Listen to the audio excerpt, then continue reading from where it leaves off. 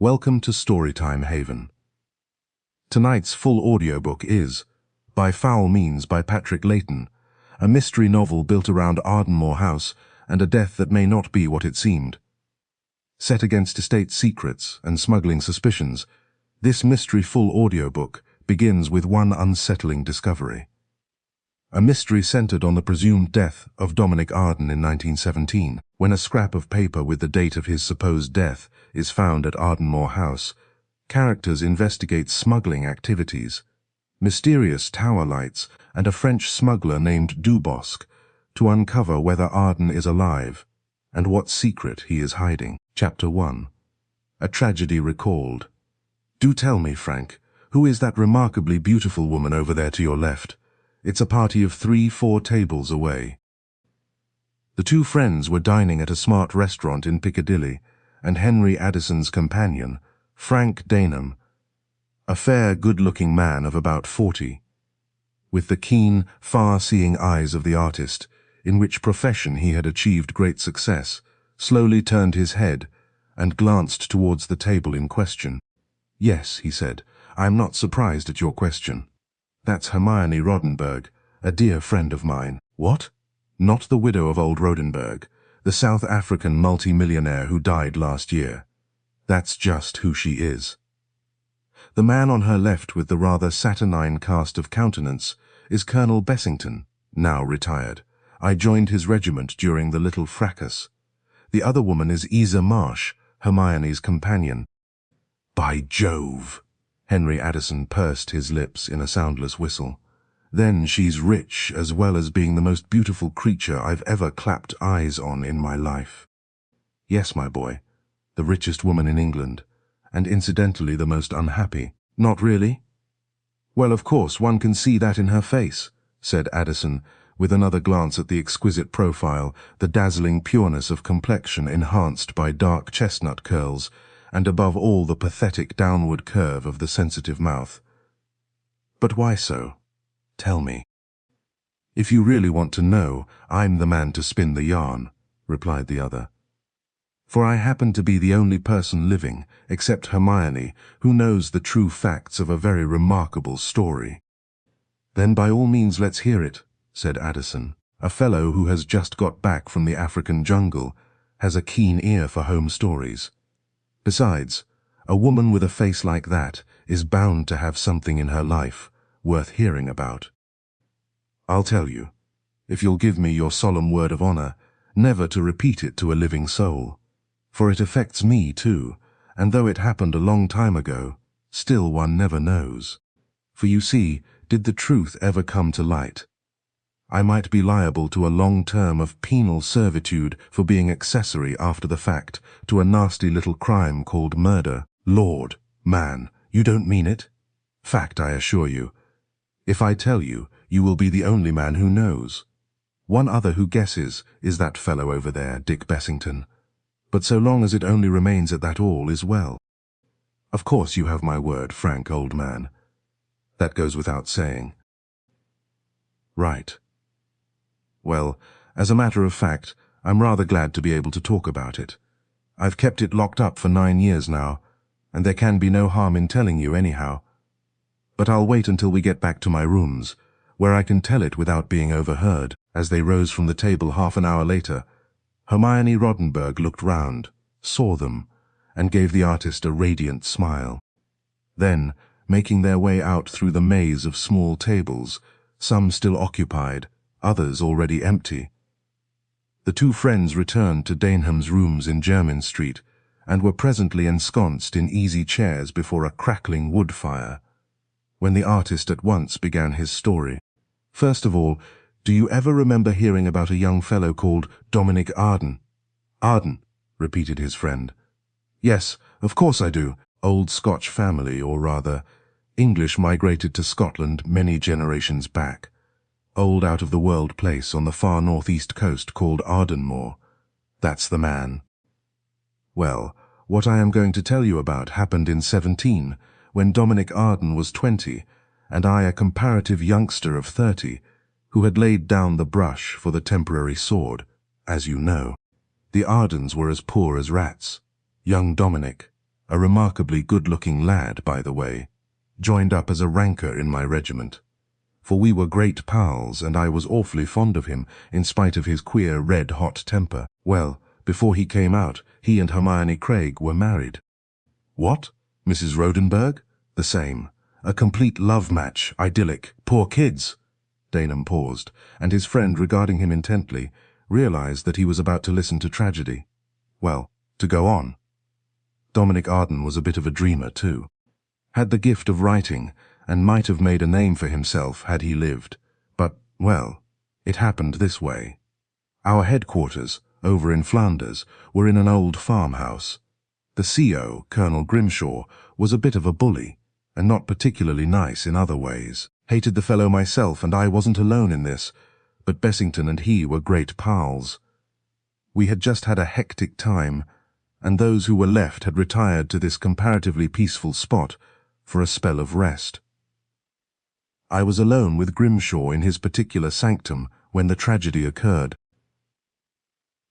Dominic Arden had just come in with a message for me, and at the moment old Grimshaw happened to be talking about different women he had been mixed up with, and girls whom he would like to have been mixed up with, and among them he mentioned Hermione Craig. He had no idea, of course, that Dominic was her husband, and that was his only excuse, where there was none for what he said.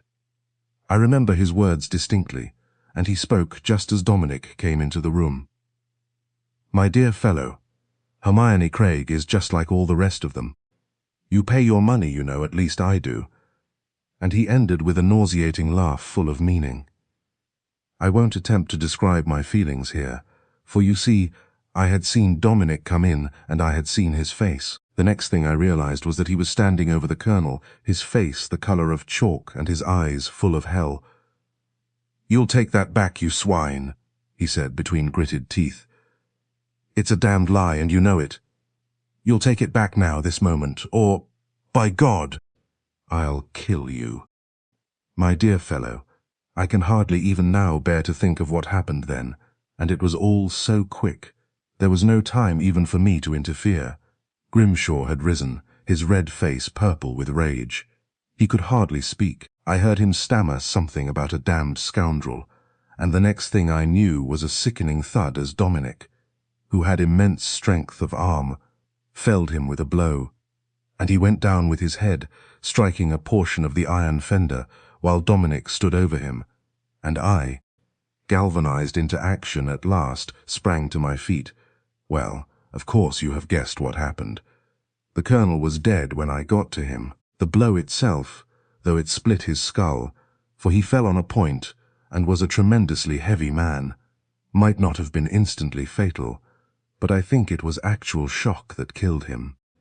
Anyhow, he was dead, and there was I, a witness to something that, if not actual murder, which in point of fact it was, if you take the intention into consideration, could only be paid for by death. And there was Dominic, the lad whom I loved almost as a brother, and there also was my duty. "My God, how ghastly!" ejaculated Henry Addison. "And what actually did you do, old man?" "What I actually did no one save Dominic, Hermione, myself, and now you will ever know." Dominic was still standing over his victim when I looked up from where I knelt beside the body. "He's dead," I said. "I'm glad to hear it," said Dominic. "I meant to kill the swine." His voice was loud, and a couple of Tommies alone in the next room heard the words through the thin wooden partition which served as a wall, and are still alive to give evidence, were it ever necessary. I got up then and faced him. "You know what this means, old man," I said, and he replied quite quietly, "Yes, I know. But after all, one more murder out here, judicial or otherwise, is of little account."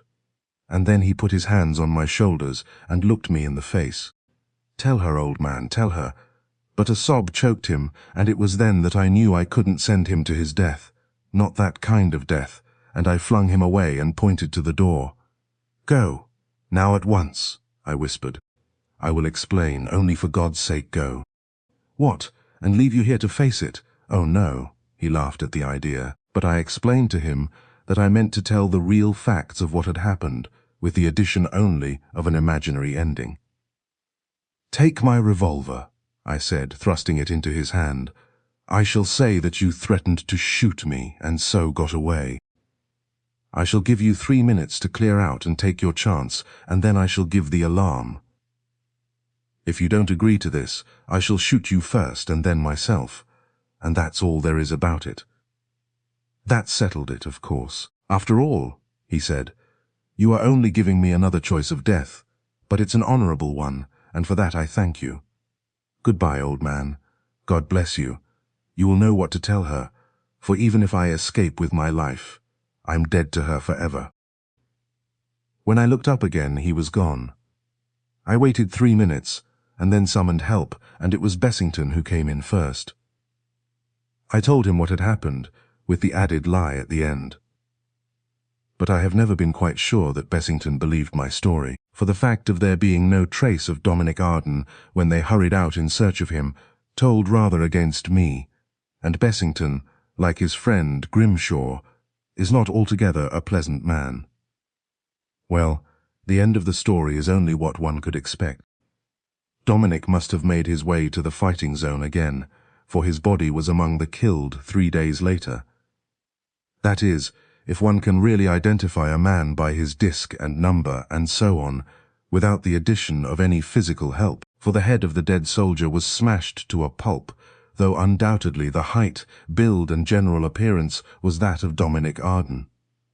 All the same, Harry, I have a queer feeling that he is not dead, and that one day— well, of course it's ridiculous. He could never show up again in any case. "What a horrible tragedy," said Addison. "And what happened to her, the wife? As you see, she is still living, by some miracle, for she and Dominic were twin souls. At the time I could not think why a merciful providence allowed her to live. After she had searched in vain for traces of him, she finally believed in his death. And then, 2 years ago, to my complete amazement, she married old Rodenburg, is now once more a widow, and Bessington is head over ears, in love with her, and God knows what will happen in that quarter. What interests me most at the moment is that she has just bought Ardenmore, the loneliest, most God-forsaken place you can imagine, and where she swears she is going to live. Did the Ardens sell it then, or what? As a matter of fact, there are no more Ardens left. The old folk sold the place soon after their son's death, and then died, broken-hearted. Then the new owner got tired of it, never lived there, I believe, and very gladly sold it to Mrs. Rodenburg. She, poor soul, was extremely badly off, went out as a companion, until she married Rodenburg, who of course left her everything he possessed. I often wondered, and then Daneham broke off and stared across into vacancy. What? Tell me, I am tremendously interested. Well, I wondered if actually she married him in order to buy the place back, for you see, Dominic worshipped every corner of it. And now she's going to live there, presumably. This is what she gives out to the world generally, in order to escape from the money grabbers, begging letters, and all the things which make life a complete hell to the rich, I believe. Well, personally I could put up with a taste of that kind of hell, observed Addison dryly. You think so, but I doubt you're sticking it for long. However, there it is. Ardenmore is a gloomy house, hundreds of years old, standing in a dense forest, with a queer old tower on the coast, once a smuggling base, and, if rumour is right, repeating itself historically now. There is also a secret connected with that tower, which Dominic discovered, but never lived to tell. The place is 20 miles from the nearest station, no telephone, no anything. Hermione goes there directly with her companion and any heavily bribed servants who are willing to go. Of course, she knows her own business best, but, well, I wonder. It makes one wonder a bit, agreed his friend. Does she still believe that Dominic Arden died, out there? That I am unable to tell you, for she never speaks of it now, though in other respects she treats me as a true friend. What she really thinks about that is locked away in her heart, known only to herself and God. But she has bought back Ardenmore. Why?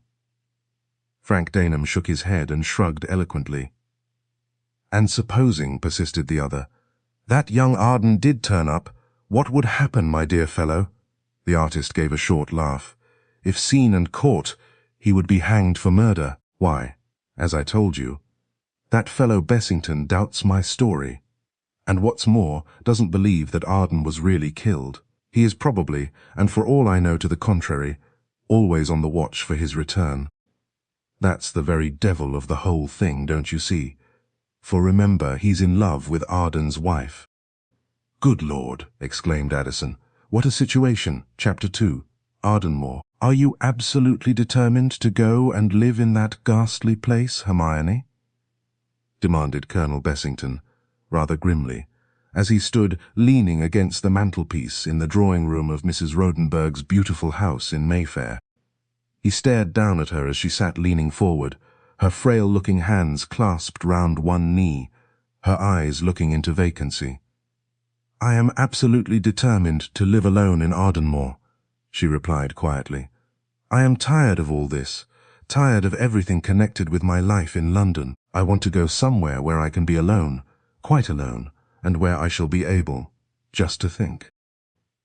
Well, from all accounts you appear to have selected the one place in the modern world where thought will be your only entertainment, observed the other dryly.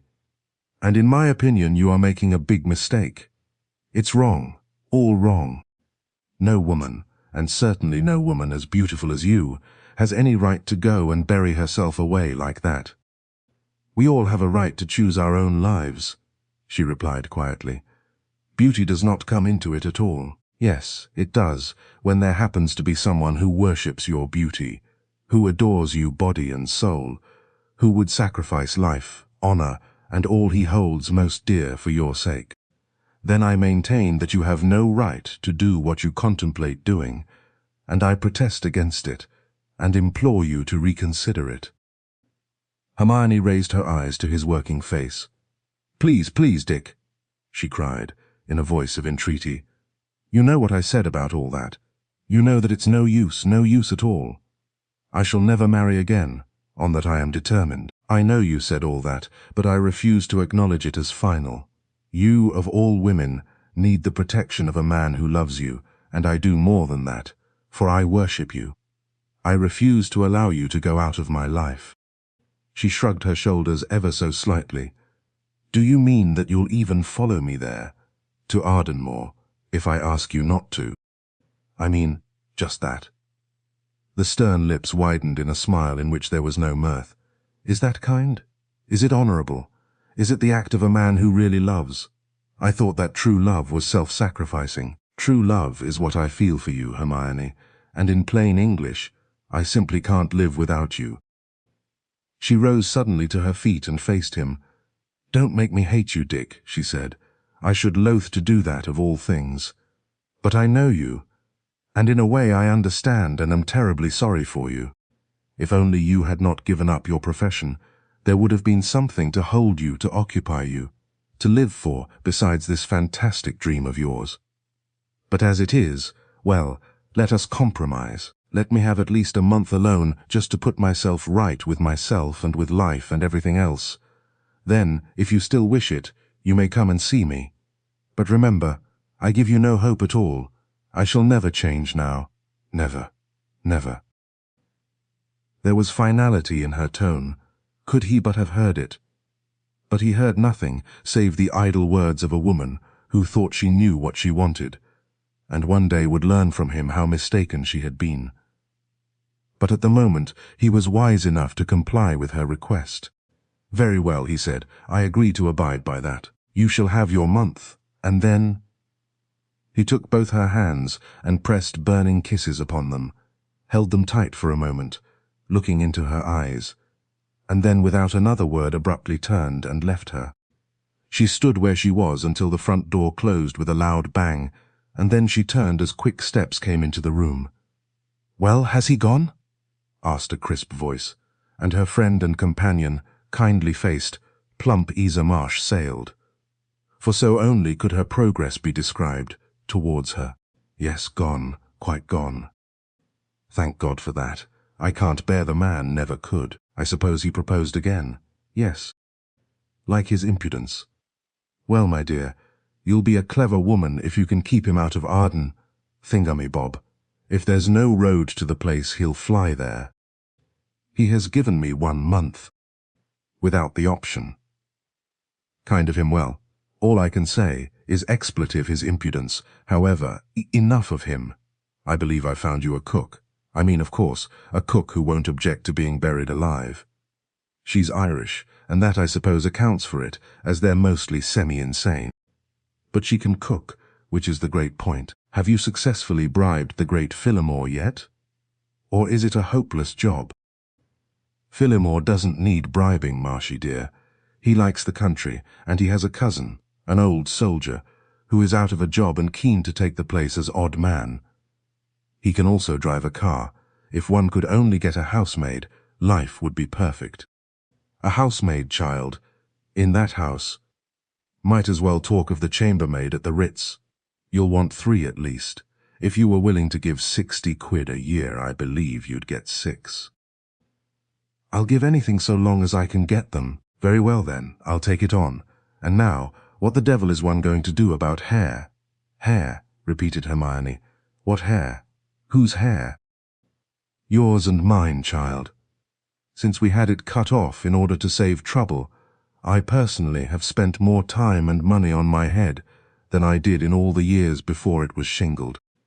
There are no hairdressers in Ardenmore Glen, you know. So the only solution to the problem that I can think of is to lie on the floor at night and let the mice gnaw it. The place is sure to be swarming with them. You silly old thing, said Hermione, laughing. Lokarby is only 20 miles away, and is quite a big town, and in any case, what does it matter? I shall love to be untidy for once. You, yes, it'll suit you, my dear, but what about me? My style of elusive beauty requires a French maid and a Parisian coiffeur to make anything like a decent show. To me you are perfect, darling, whatever you look like. And suddenly Hermione's arms were round the elder woman's neck. Oh, Marshy, I'm just longing to be there, alone with you, and with my dear ghosts. Poor child. Iza Marsh held her very close for a moment. But we must have no ghosts, my dear. No ghosts and no memories. Enough that you have got the old place back, and that your boy will know it is being cared for. That, after all, is what matters, and what you, in fact, went through 2 years of hell for. Yes, I suppose it was wrong of me to marry him only for that, but at least I tried to make him happy. And no one knows that better than he did, my dear. You have nothing to reproach yourself with.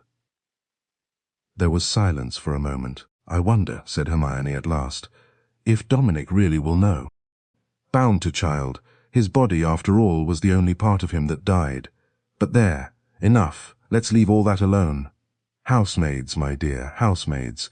Far more important than souls. And so it came about that 10 days later there was an exodus from one of London's great termini, comprising 2 ladies, 1 butler accompanied by male relative, 2 buxom and middle-aged housemaids, both well bribed and corrupted by Iza Marsh, and 1 Hibernian cook, who had a hazy notion that they were all on the run and making for shelter among the Wicklow Hills. And on the late afternoon of the following day, just 28 hours later, they all disembarked from a local train onto a siding which boasted a hoarding on which the name Ardenmore was emblazoned in somewhat worn-out letters.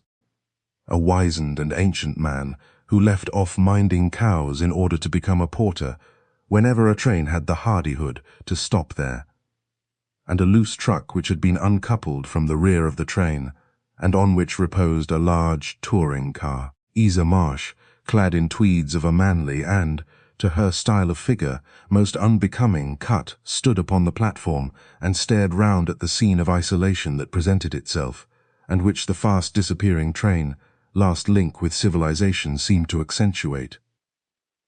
God help us all, she ejaculated. The only extenuating circumstance in the whole insane situation is the fact that your overworked secretary, John Bray, appears to have achieved a miracle when he was up here a fortnight ago. For how on earth he managed to discover even an ancient crone who knew her job as a char beats me. Why, I can't see a butt or even a ben. The village is at the other side of that hill, said Hermione, laughing, and it appears that old Betty Mackay worked for the Ardens years ago. At least, we can be assured of a clean house and well-aired beds. The coal was taken up a month ago, and after all this is May, and we have quite 5 months of fairly warm weather before us. Isn't it lovely, Marshy? Lovely, no, my child. Grand, yes. Weird if you like. Romantic. It's all that, and I can imagine it's growing upon one.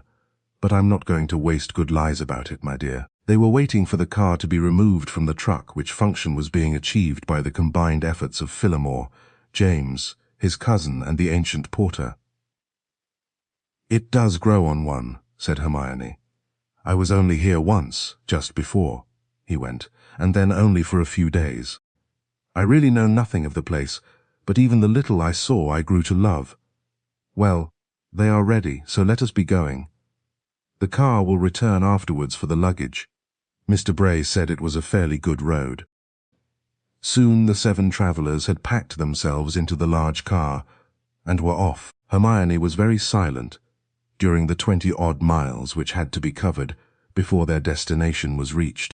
Only once before had she traversed the winding road, and that had been in an old-fashioned 4-wheeled dog-cart, propelled by 2 sturdy moorland ponies, and driven by the one man who had been, and who still was, all the world to her.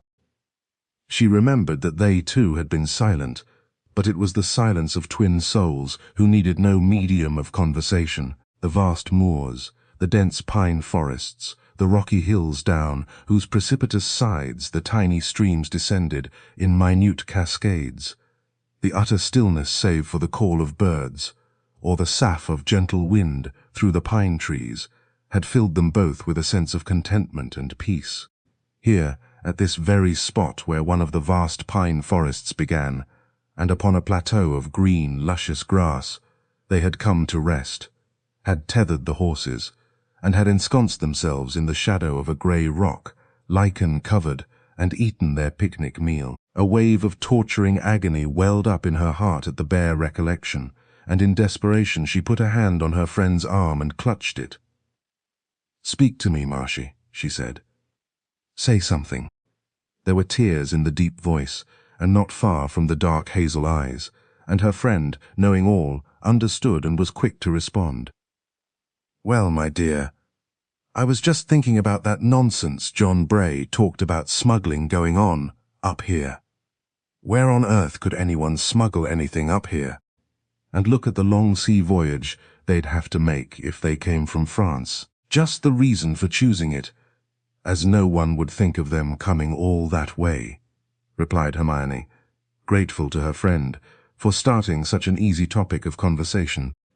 "The sea, you know, is only half a mile away from Ardenmore, and in the old days I believe lots of odd things happened connected with Ardenmore Tower.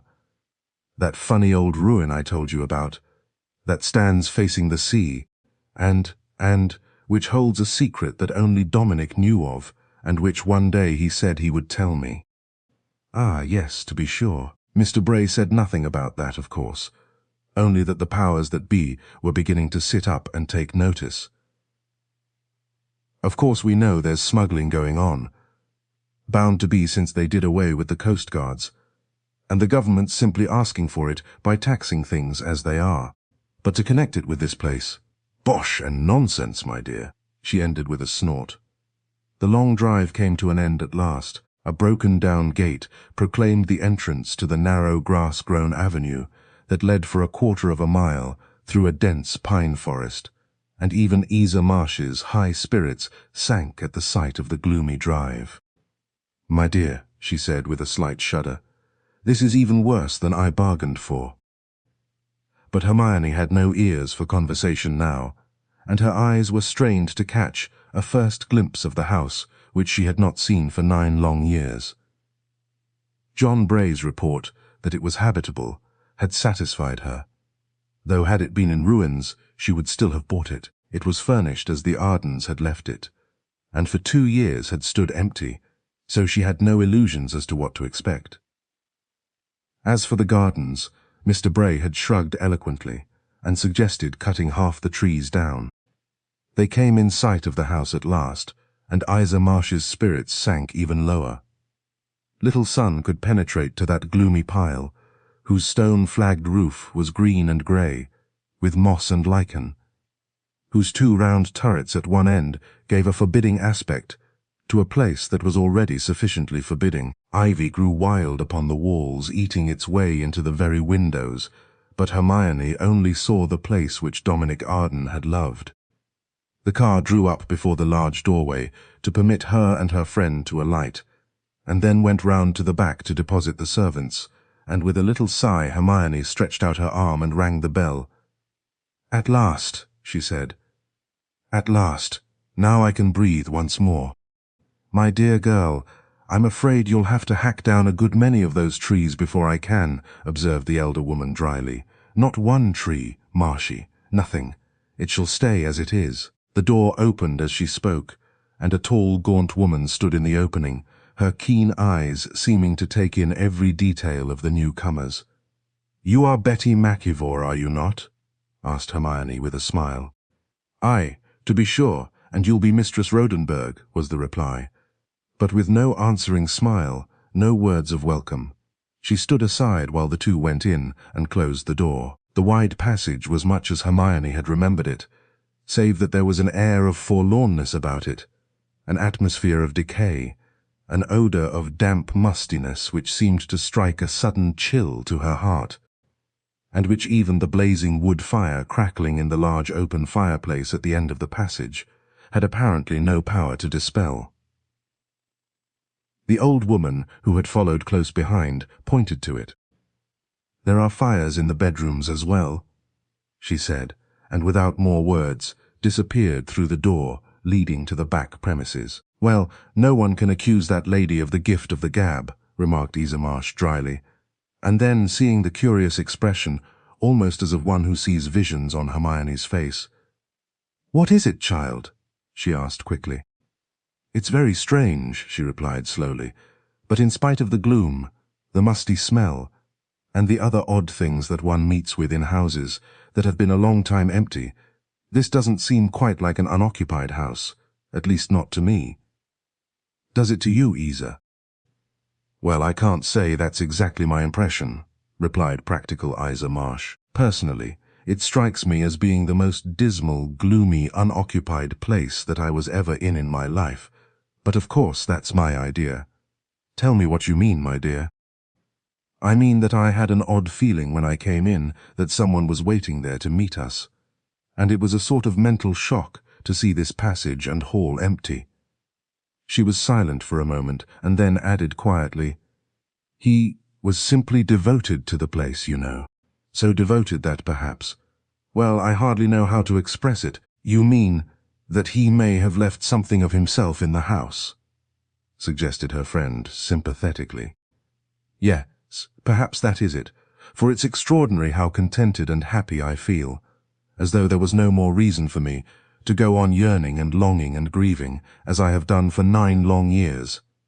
I can't explain it, and I don't think I want to. But there, enough of me. Come upstairs and let's see our rooms." Betty Mackivor is certainly not communicative, and didn't seem over-pleased to see us, but she knows how to keep a house clean, and that's all that matters. Alone at last, Hermione, after leaving her friend, sped quickly downstairs, and along a rather dark and narrow passage, until she came at the end to a closed door, hesitated for a moment, and at length turned the handle and entered a circular room lighted by 2 narrow windows, and once more on the threshold she paused. This turret room, dark and gloomy though it was sacred ground to her, for it had been Dominic Arden's particular sanctum.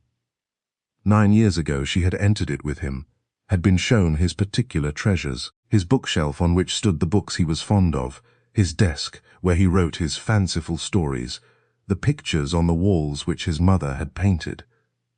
She looked round with a spasm of fear in her heart at what she might find to be missing. And there was so much that was missing. The bookcase was there, but empty. The desk was there, empty also. The paintings were no longer on the walls. They were all gone save one, a watercolor printing of the old tower, a solitary stone structure, built, so tradition said, by a Scottish chieftain as a lookout over the seas, standing half a mile from the house and never used by anyone, save Dominic, who had turned the lower room into a study where he could write undisturbed. Why had this picture been left and the rest taken? And when had they been taken, and by whom? If they were in the house, they should be returned to their original places. His room, at least, should be as he had left it.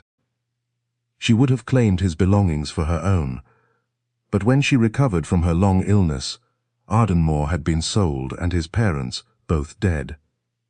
They had not known of their son's secret marriage. They had never approved of Hermione Craig. Yes, she would return his things to their rightful places. But where were they?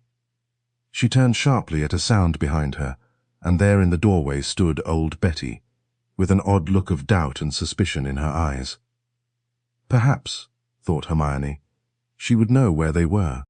Where are the other pictures, Betty, and the books that used to be here? The old woman shook her head. I canna say, Mistress Rodenburg. I have no set eyes on them for long annish. But who moved them? Who took them? I dinna ken, Mistress Rodenburg, was the reply. Are they still in the house? Asked Hermione. Nay, nay, not in the hoose at a'. And then Betty pointed a skinny finger to the only picture that hung there. 'Tis no place for a body to see the new. Not a man nor a lassie dare gang by there. Why? Asked Hermione in some astonishment, but the old woman only shook her head, and Hermione saw quite clearly the fear in her eyes. I dinna ken what like it is that scares puir folk awa, she muttered, but there's that there that has no the richt to be there, and there are times when I feel that even here. She stopped suddenly and gave a quick glance once more round the room. Come awa, Mistress Rodenburg, come awa. She moved backwards through the door, and Hermione, a sudden chill at her heart, turned and followed. There was something there, an odd sensation, as though the room had just been occupied, and yet common sense told her that no one could have dwelt in that bare, unfurnished, and most dismal room. It must, therefore, be the echoes of her own heart that had longed to find someone there. And only when the door was shut behind her could she shake off that uncanny feeling and begin to think clearly. Why had those pictures and books been taken when nothing else?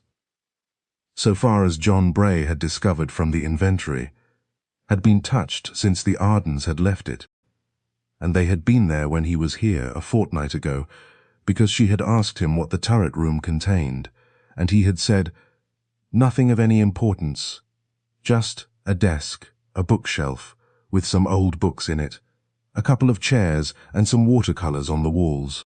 Someone, therefore, had taken them. Then again there was another odd thing. What was it that scared every man and woman from the old tower by the sea, and which was even too fearsome to be spoken of?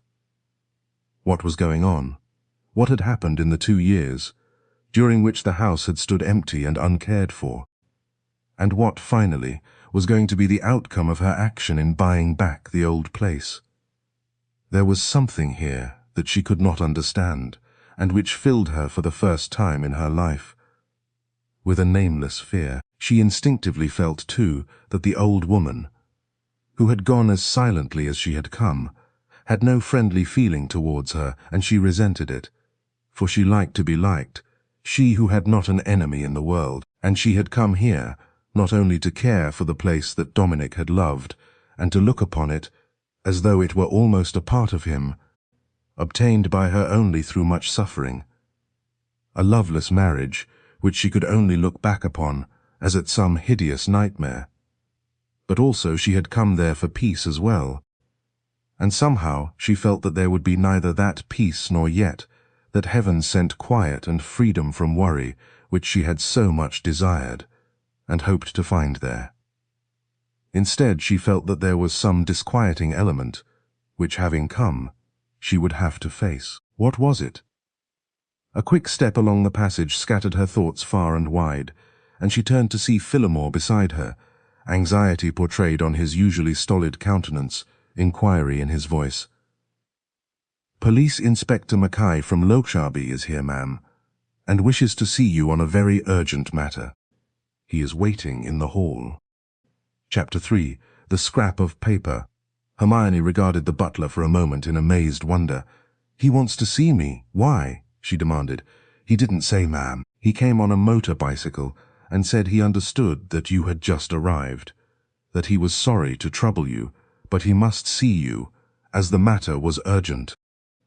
Still puzzled, Hermione made her way down the dark passage towards the entrance hall, and as she went it suddenly occurred to her that this urgent matter might be in connection with that ridiculous story of smuggling that Mr. Bray had mentioned, and her friend Iza had commented upon during the drive there. But even were it so, what on earth had it got to do with her? She found the inspector, a well-built, intelligent-looking man, pacing to and fro in the wide passage, his peaked cap under his arm, his blue puttees bespattered with mud, and a general appearance of disorder about him which suggested much climbing among sand and rocks, while his highly coloured, rugged face wore an expression of puzzlement. "Will this be Mistress Rodenburg?" he inquired, as Hermione came to a stand before him, and his eyes appraised the perfection of her beauty. "Yes. I understand that you wish to see me. I have only just arrived after a rather tiring journey."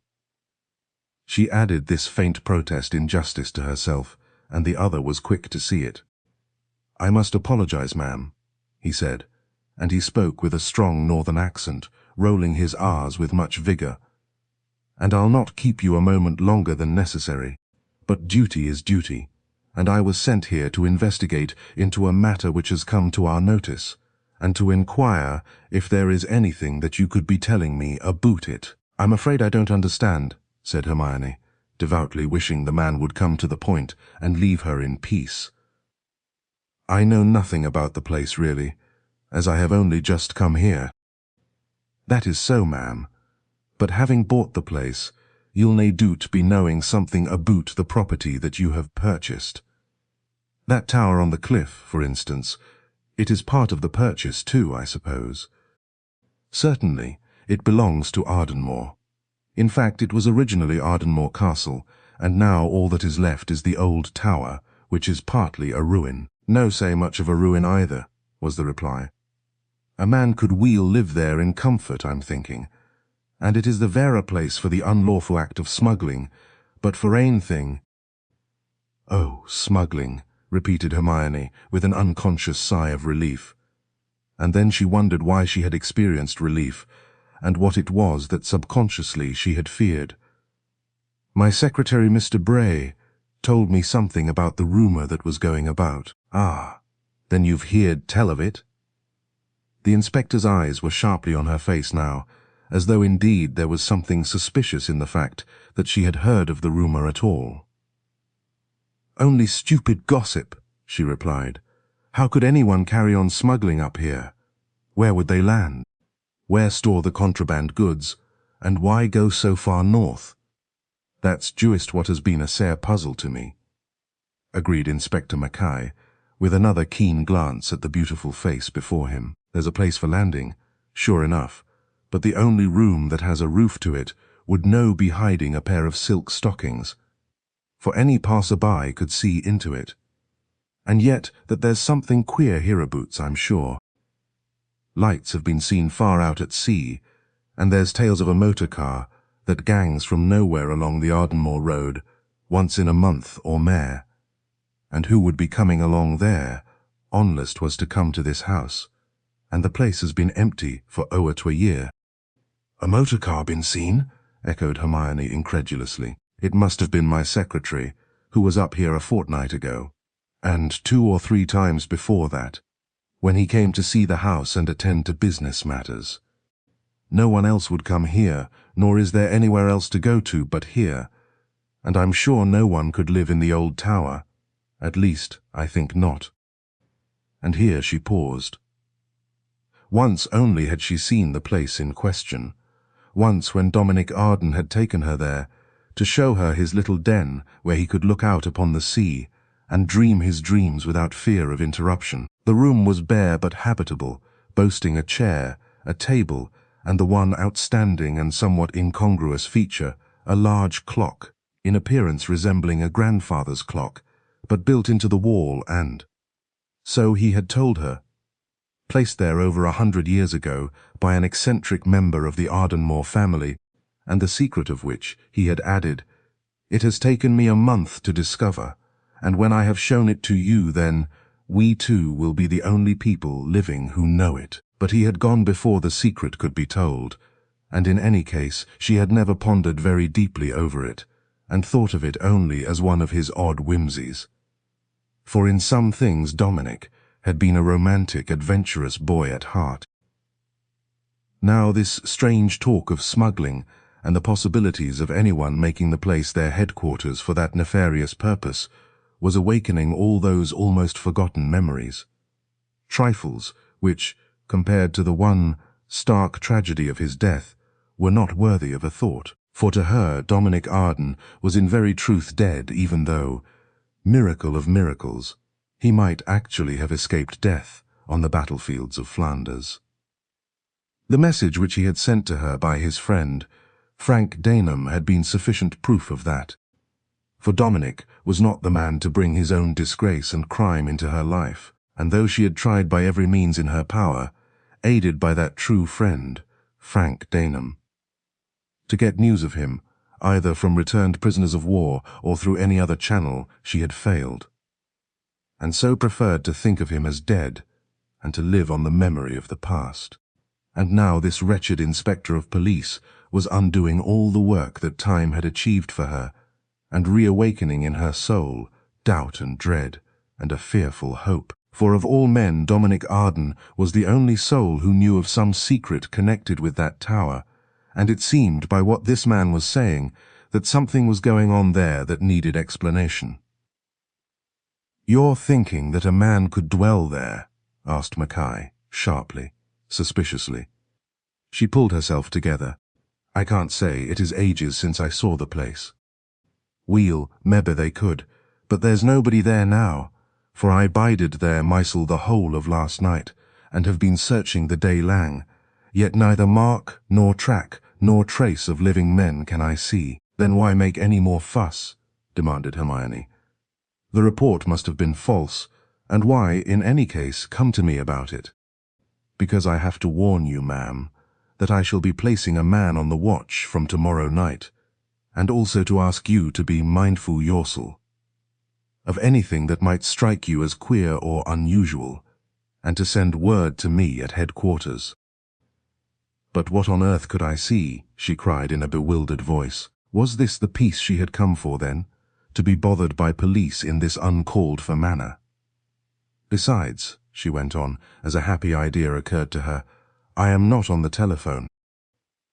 "No, ma'am, but you have a chauffeur and a car, and a note from you would bring me at once, which would be quicker than driving the 20-odd miles to Ardenmore post office, where you could send a telegram.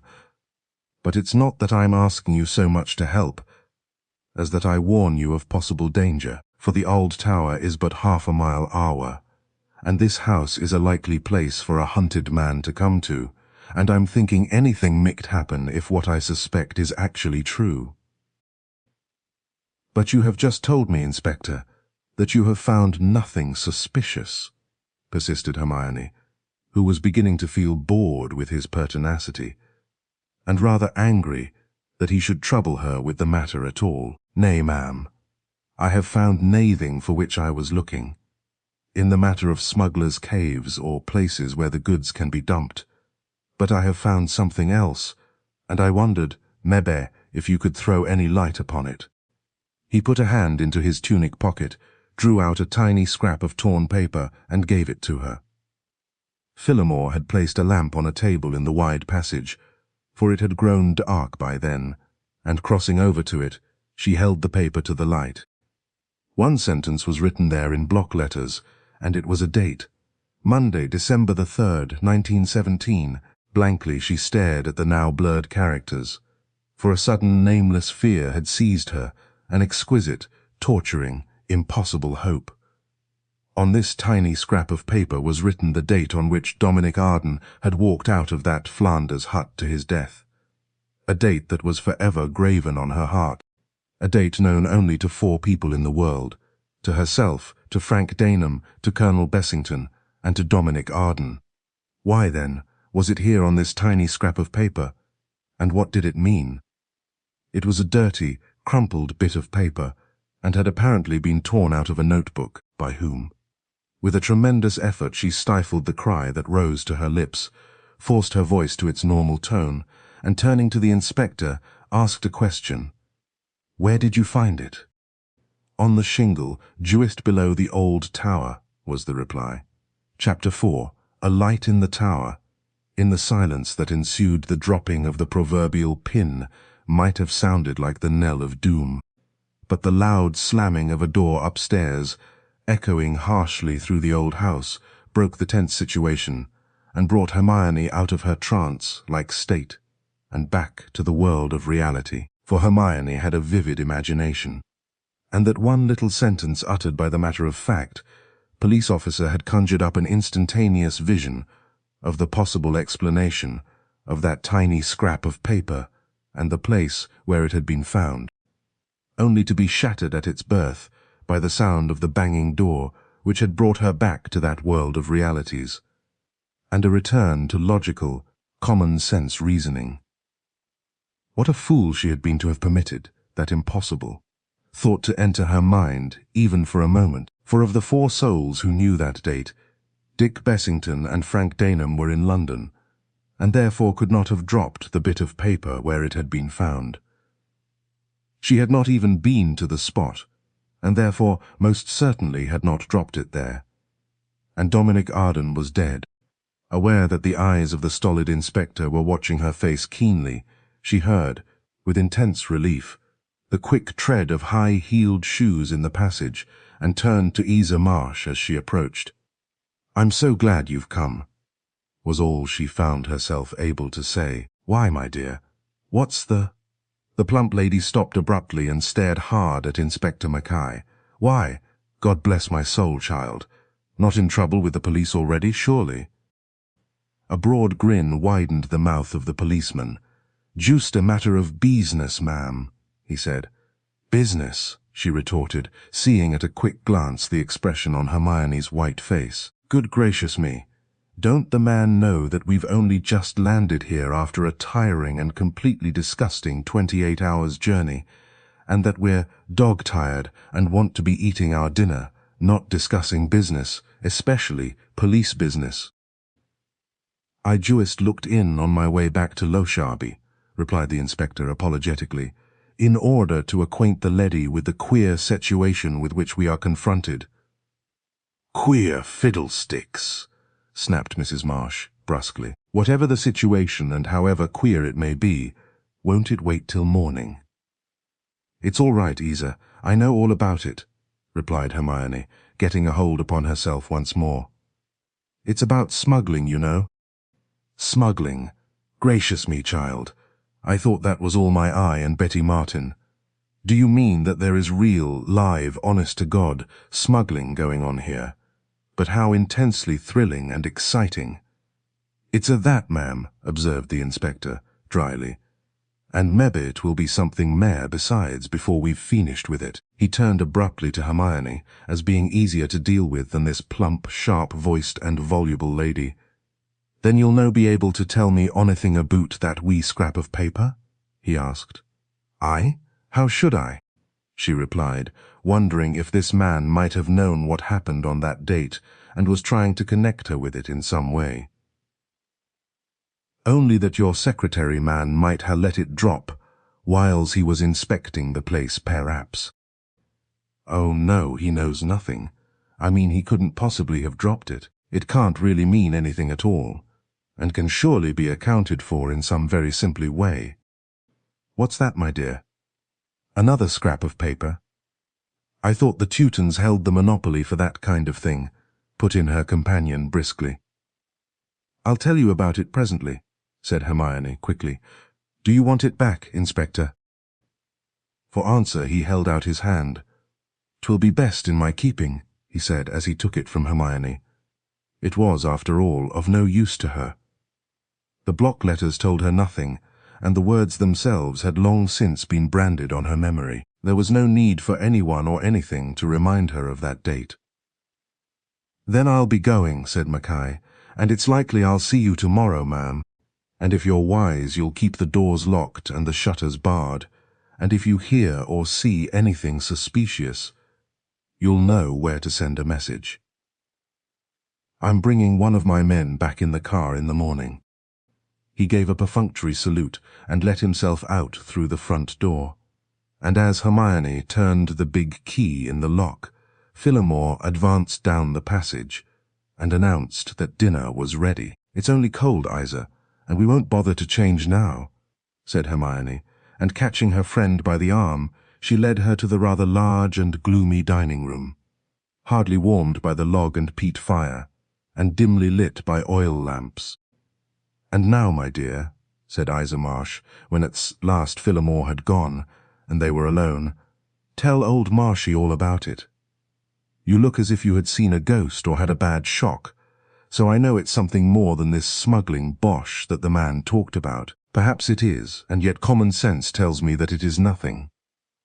"Just an extraordinary coincidence," replied the other.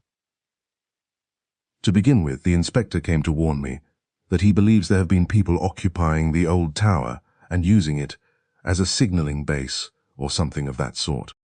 But as he can't find any place where contraband goods could be hidden or stored, he is naturally puzzled and intends putting a man on guard to watch. Of course, he had to see me about that. Of course, indeed, and so I should think. Planting a beastly policeman on your grounds without by your leave or with your leave would have been a bit too thick. But you can't deceive me, child. It's not that which has turned your cheeks so white, my dear. Come, tell me." "He found something," began Hermione, and suddenly choked. Instantly Iza Marsh was by her side with an arm about her. "There, my dear, never mind if you don't feel like telling me just now. Later on, any time." "Oh no, I'll tell you, but it's ridiculous," cried the girl with a sob in her voice. "Of course it can be explained. But it gave me a terrible shock for a moment. For you see, what he found was a tiny bit of paper lying on the shingle below the tower, and on it was written in block letters the date that even you don't know of. The date when Dominic went out to his death. Monday, December the 3rd, 1917. Just that, nothing else. And there are only we four, he and I, and Colonel Bessington and Frank who know. You see now what I dared to think, to hope for a moment. For once, Iza Marsh was completely silent, knowing, as she only could know, what Hermione must indeed have thought, have even hoped. And the tragedy of it shocked her into silence. She just held the girl, whom she loved as her own daughter, in her warm embrace, and, with a violent effort, restrained the hot tears that welled up into her eyes. "My poor dear child," she said at last, and further words completely failed her. But it was enough for Hermione. "I see you understand," she said, and bless you for your sympathy, Marshy, but I was a fool, of course, I see that now, for the thing is utterly impossible. There must be some other explanation. There must." "And there is, I'm afraid," agreed the elder woman as she resumed her seat. "After all, there were many hundreds of other men who died on that date, and then again it may have nothing to do with the date of death. It's just the queer coincidence of it that is, well, so queer. Words fail me, my dear. I can find none adequate in which to express myself, except in curses on the head of that damned policeman for coming here and upsetting you like this." "Oh no, Marshy, that's hardly fair. After all, it was his duty to come and see me about it." "Duty? Yes, I suppose so. What a beastly upsetting thing duty can be. And if it comes to that, generally is," grumbled the elder woman. "But seeing that he's done it, and come and upset us all to his heart's content, what are we going to do about it?" You can't allow smugglers to go smuggling all over your grounds, you know. What the deuce are you laughing at, child? That's a fact, isn't it? Of course it is. It was only the way you put it, Marshy. I imagine that if there is smuggling going on, they'll confine themselves to one spot. Only, somehow, I can't believe it's true.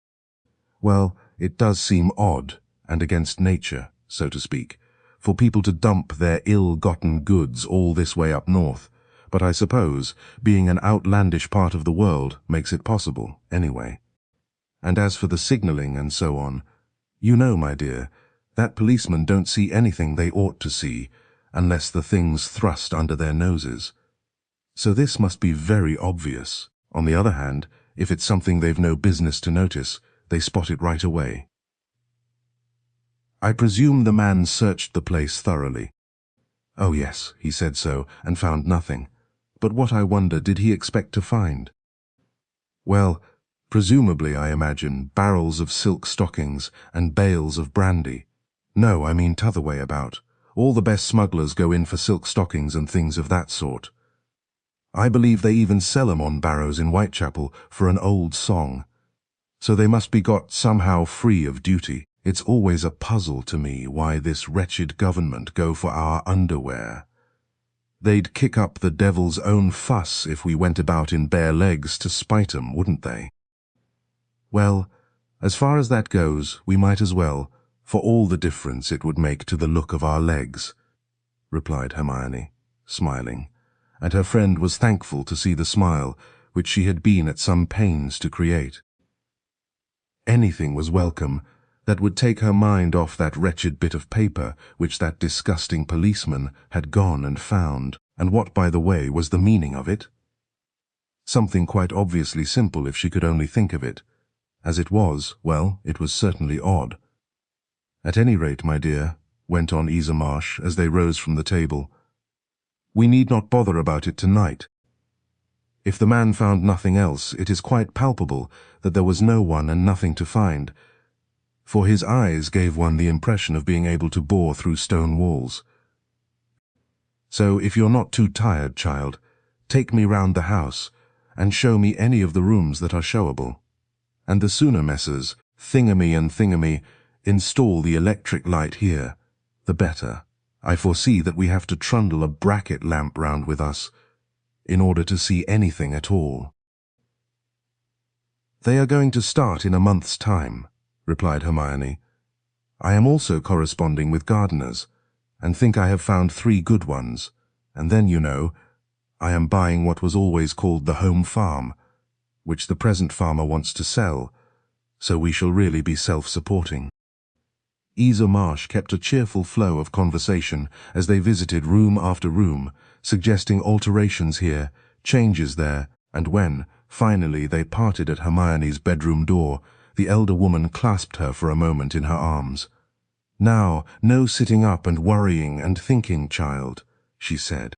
Forget all about this, and remember only that if you worry you make fat old Marshy miserable, and you have no earthly right to do that.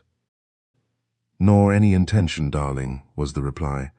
My one worry is that you may not be comfortable. Trust me for that, said Mrs. Marsh with a fat chuckle.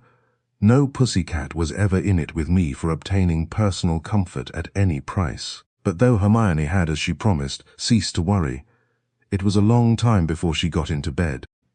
For her window looked out on to an opening into the dense mass of fir trees that more or less surrounded the old house, and at the end of this opening, half a mile away, she could, she knew, in the daylight, catch a glimpse of the top of the ruined tower. In consequence of this, ever and anon as she undressed, she found her steps going towards that window, attracted by something she could not define.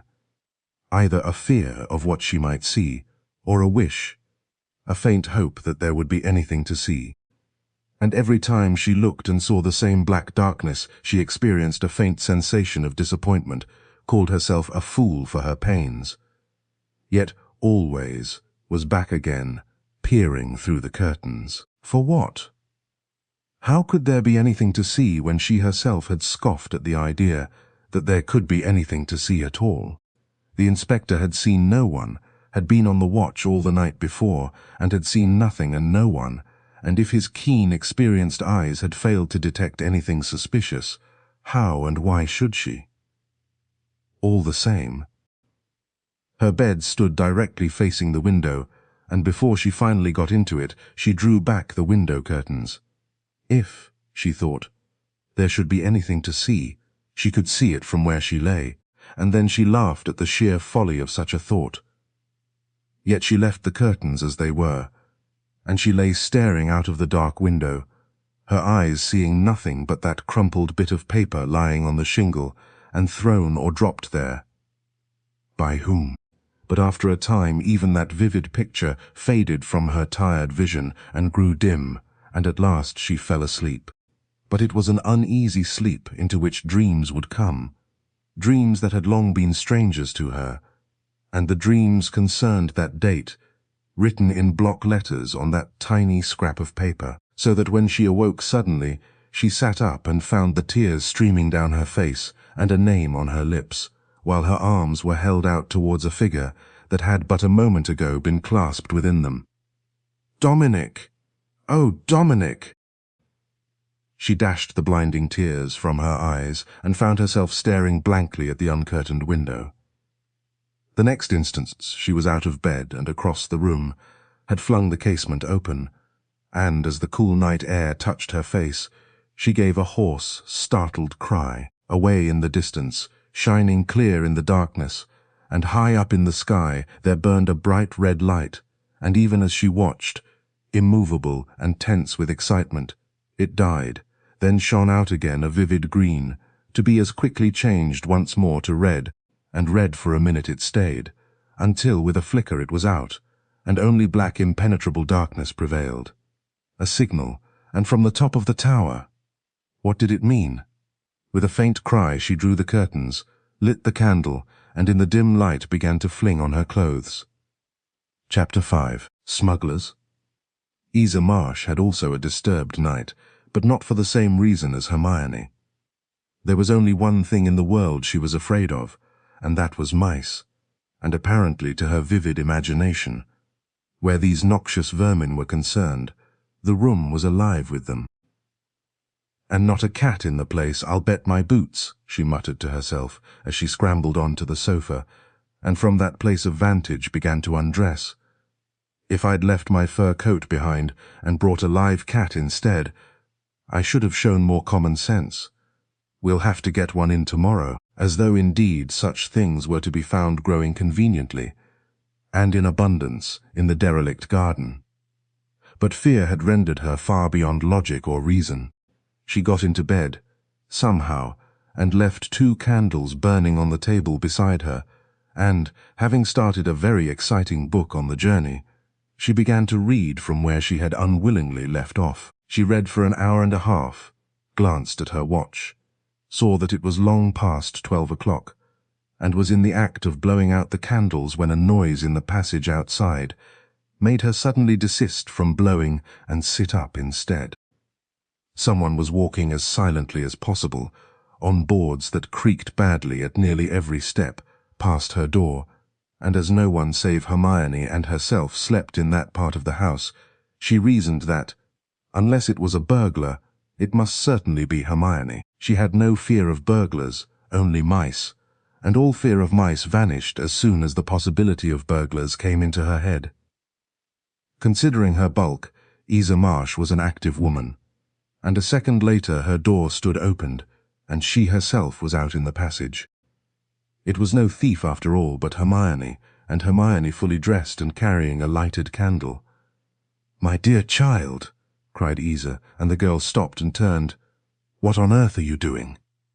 "Hush! Don't make a noise," said Hermione in a whisper, and in another moment had joined the elder woman. "I have just seen red and green lights flashed from the top of the tower, and I'm going to find out what it is."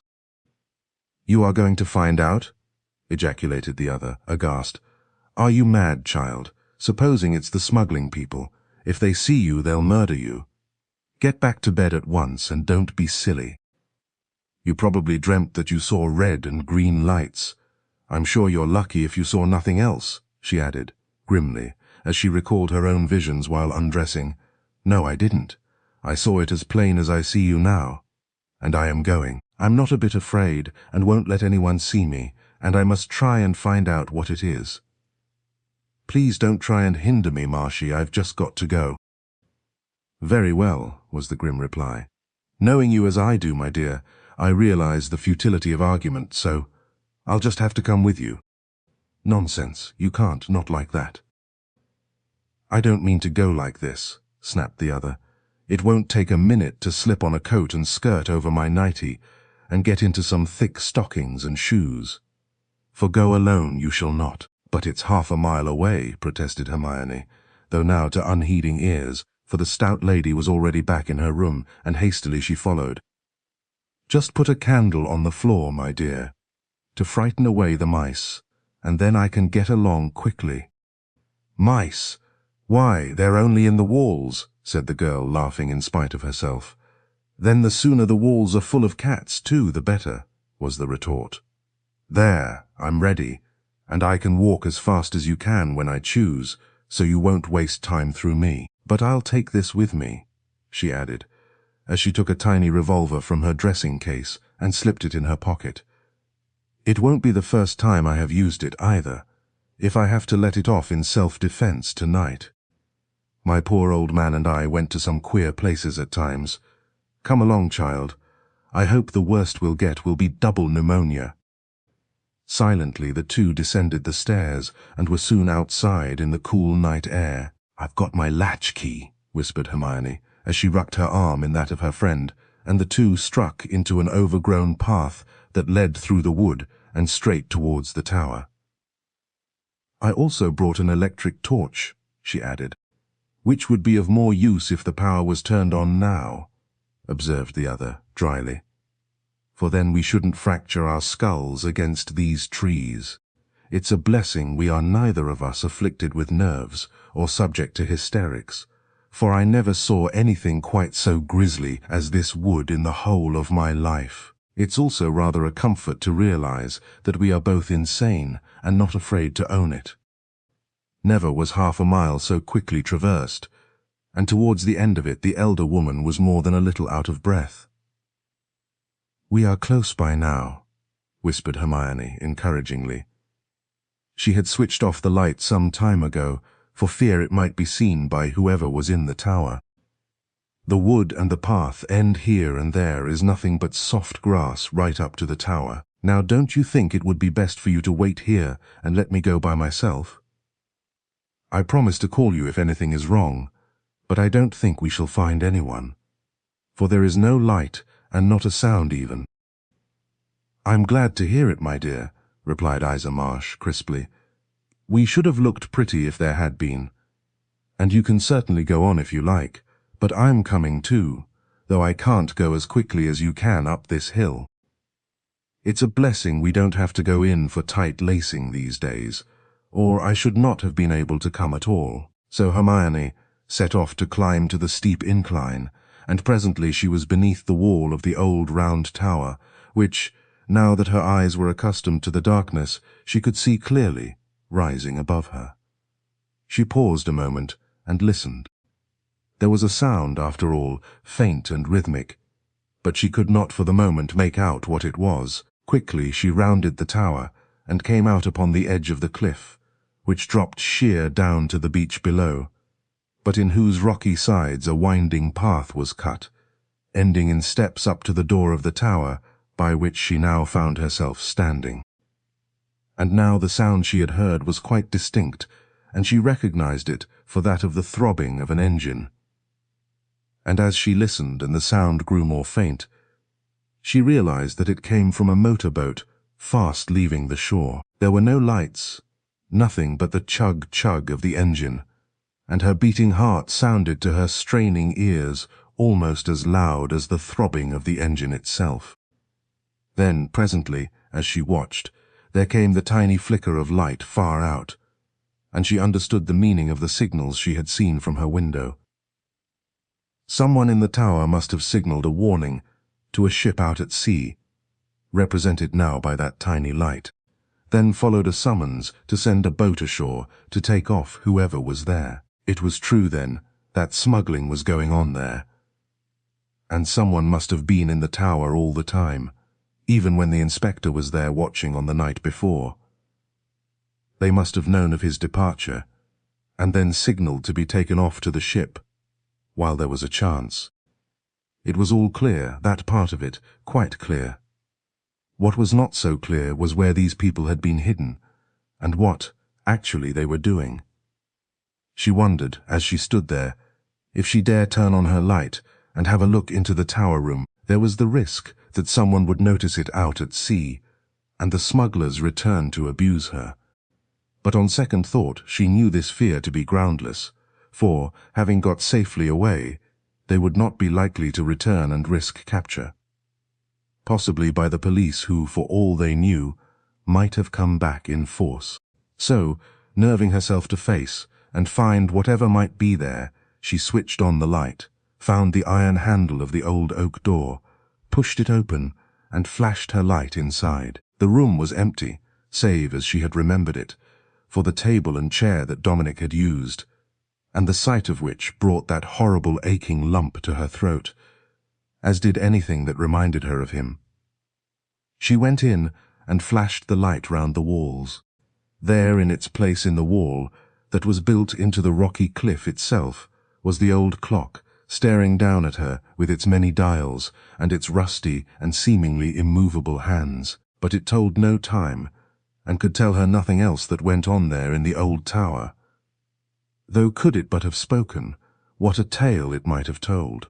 So, with a sigh for that day, when Dominic Arden had shown it to her and hinted at a secret connected with it, and which now she could never learn, she turned away, gave a hurried glance at the little door, which opened on to winding steps leading to the top of the tower, and wondered if she should go up. As she hesitated, she heard footsteps outside, and presently Iza Marsh was with her, panting and almost speechless. "No one, of course?" she gasped. "No, not a soul, nor a sign of anything," was the reply. "But now that you are here, I'll just go up to the top of the tower and see if there is anything to be seen there." "Gracious child, don't do that," exclaimed the other. "Supposing there is someone up there." "I think they've all gone," said Hermione.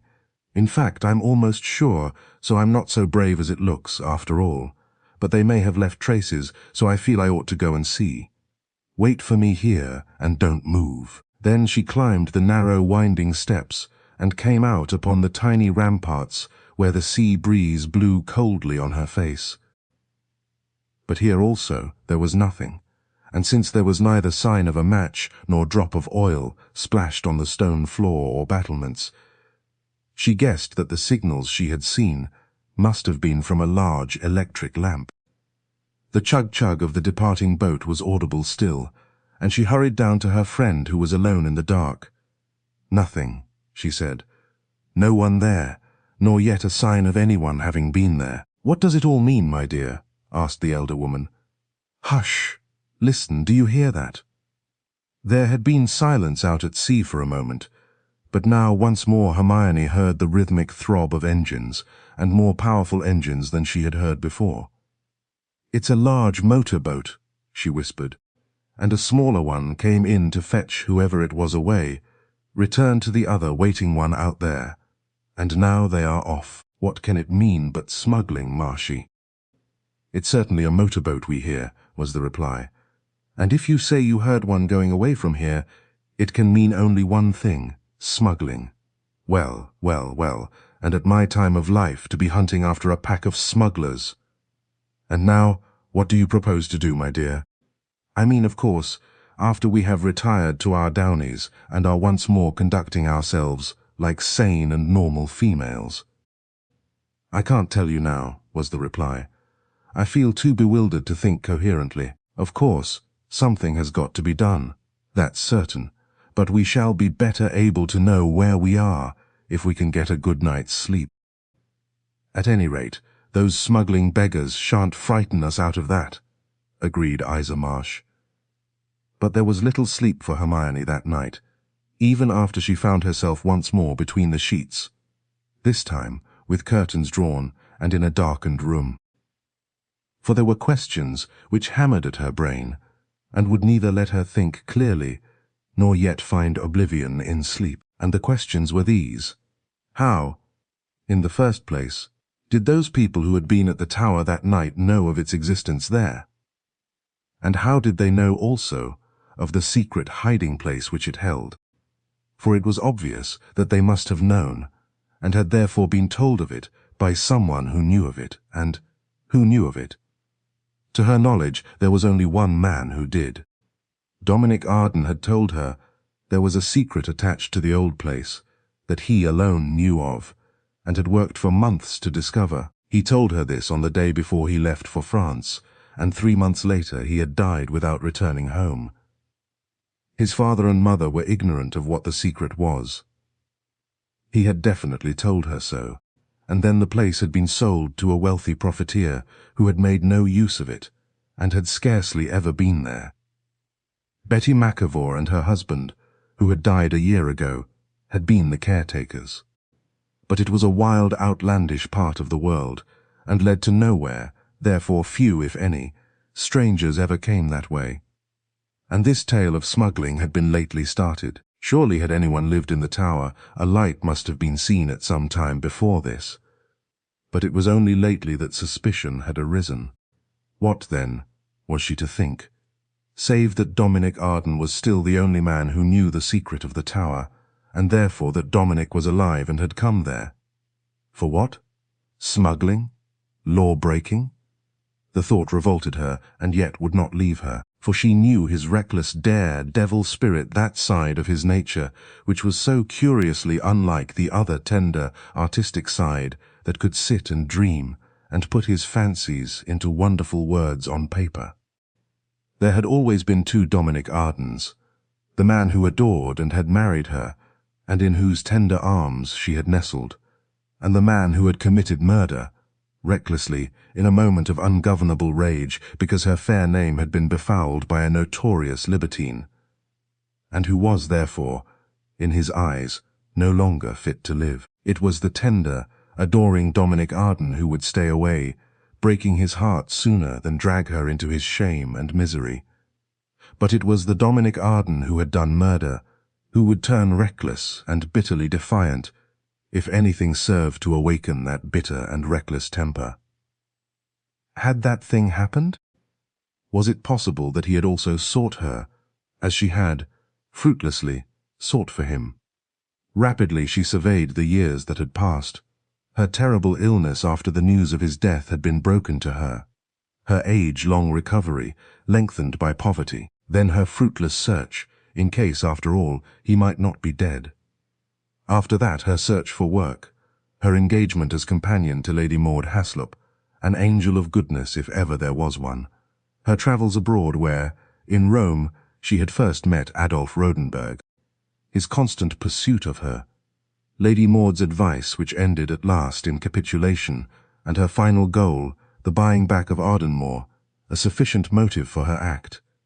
And then at long last, release and her journey here. Was it possible, reviewing all these past events, that Dominic too, if alive, had been seeking her, and without daring to return to his home, had heard of her marriage, had believed she had forgotten him, and, in utter recklessness and anger, had indeed returned, but this time to flout the law of the land which would hang him if it could, in the only way he knew. It seemed, on the face of it, the only possible solution. And if it were so, she could not find it in her heart to reproach him. It would explain so many things too, for if he had heard that the place had been sold once more, he would return, perhaps, to get possession of those pictures and the books he loved. Would it explain, too, that scrap of paper? Had he dropped it there knowing who had bought his home, in order to remind her of something she had perhaps forgotten? No, that was too cruel. He would never do that. He could not know who had bought his home. He might not even have heard whom she had married. In any case, there was some other explanation for that paper, and, finally, and after all, was she not quite mad even to suppose that he was alive at all? That was her last thought, before, Finally she fell asleep in the grey hours of the morning. But when, at breakfast, her friend asked if she was going to send word to Inspector Mackay about the occurrences of the night, her reply was decided. "No," she said emphatically. "I am not going to tell him a word about it. But I am going to wire to Frank Daneham and ask him to come here at once." "And that, my dear," replied the elder woman, "is the most sensible thing I have ever known you do." After which enigmatical reply Hermione was singularly thoughtful and silent. For did it mean that Iza Marsh, in her heart of hearts, believed what she once more was striving not to believe? If not, for a law-abiding woman like Iza, it was a singular way of helping Inspector Mackay in his investigations. Chapter 6. A Friend in Need. When Frank Daneham got into his sleeper at Euston Station, Henry Addison was standing on the platform seeing him off. "If it had not been that my wife's been by her lonesome all these months while I was away in the wilds, I'd have come with you and begged the hospitality of your lovely Lady Hermione," he said with a smile. "As it is, I'm a fixture here, and can only beg for frequent letters." "Right, old man, you shall hear anything that happens." "Of course I know nothing. Only got that wire asking me to go to her at once, that she was in trouble and needed me. And so, of course, that was enough for me. I just wired for a day's grace to put my house, I mean my studio, in order, and here I am, going into goodness knows what. For you can take it from me that if Hermione says there is trouble, then trouble there is. And she is far too unselfish to drag me away from my work, unless there is good cause for so doing. But for the life of me, I can't imagine what it is, unless my queer dreams or imaginings have come true, and she has found traces of young Arden." "But would she call that trouble?" "It would of course depend on what the traces are," was the reply. "Halloa, there's that confounded bore Alec Crosby, and he spots me. Do you know him? Not I. Who is he?" "He and his brother made a cartload of money in the war, tinned stuffs or something, pushers, and got in with people. The brother's not a bad sort. Straight, I believe. Both bounders and this one a bore." As he finished speaking, a rather stout, florid-faced man in light tweeds came towards them, stopped at sight of Daneham, and came up to the window. His tweed cap was pushed into a voluminous pocket, and the fair, rather curly hair was blowing about in a slight evening breeze. He grinned as he leant across the open window. "You off salmon fishing too?" he inquired. "No. That is yes, of course. Where are you going?" Daneham's manner was not cordial, but the other appeared not to notice it and continued to grin vacuously. "Stayin' with my brother John. He's got a tidy little place not many miles from Lockharby, and about 20 miles from Ardenmore. You know Ardenmore? Place the rich widow Rodenberg bought lately. Never heard such a rummy go in my life. What a woman of her sort wants to go and buy a rotten old tumble-down barn of a place, for like Ardenmore beats me hollow. Not got a telephone even. Burn candles and live on grass. Must have gone dotty." "I don't think so. Besides, she is a friend of mine, and I happen to be going up to stay with her."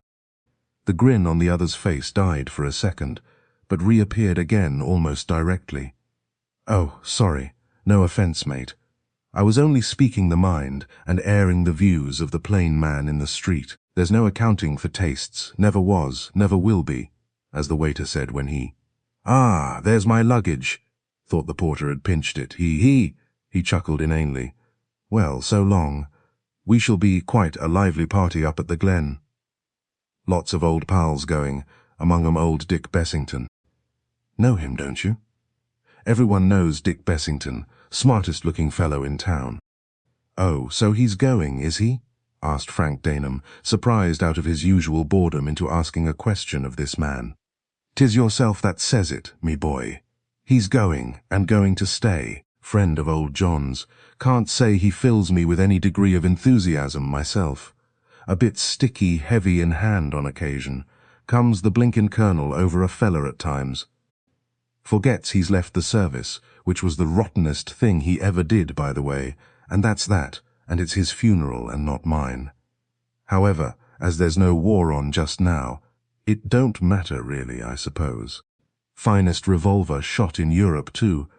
I wonder he lets his talent go rusty living here, and don't go out to the USA for a bit of practice. Well, time goes, and I see the folk busy scrambling into their little nests. So goodbye, see you at our next changing place, and in the meantime to dine, to drink, and then to sleep. And with a wave of his stick he walked down the platform. Damnation take the fellow, said Daneham. What's he going there for? Who, Crosby? No, Bessington. Well, I suppose salmon fishing too. No, I mean... Well, you know Hermione told me before she went north that he had promised to leave her alone for a month, and now it appears he is going to stay 20 miles away from her. Addison smiled. You've got a bee in your bonnet, old man, he said.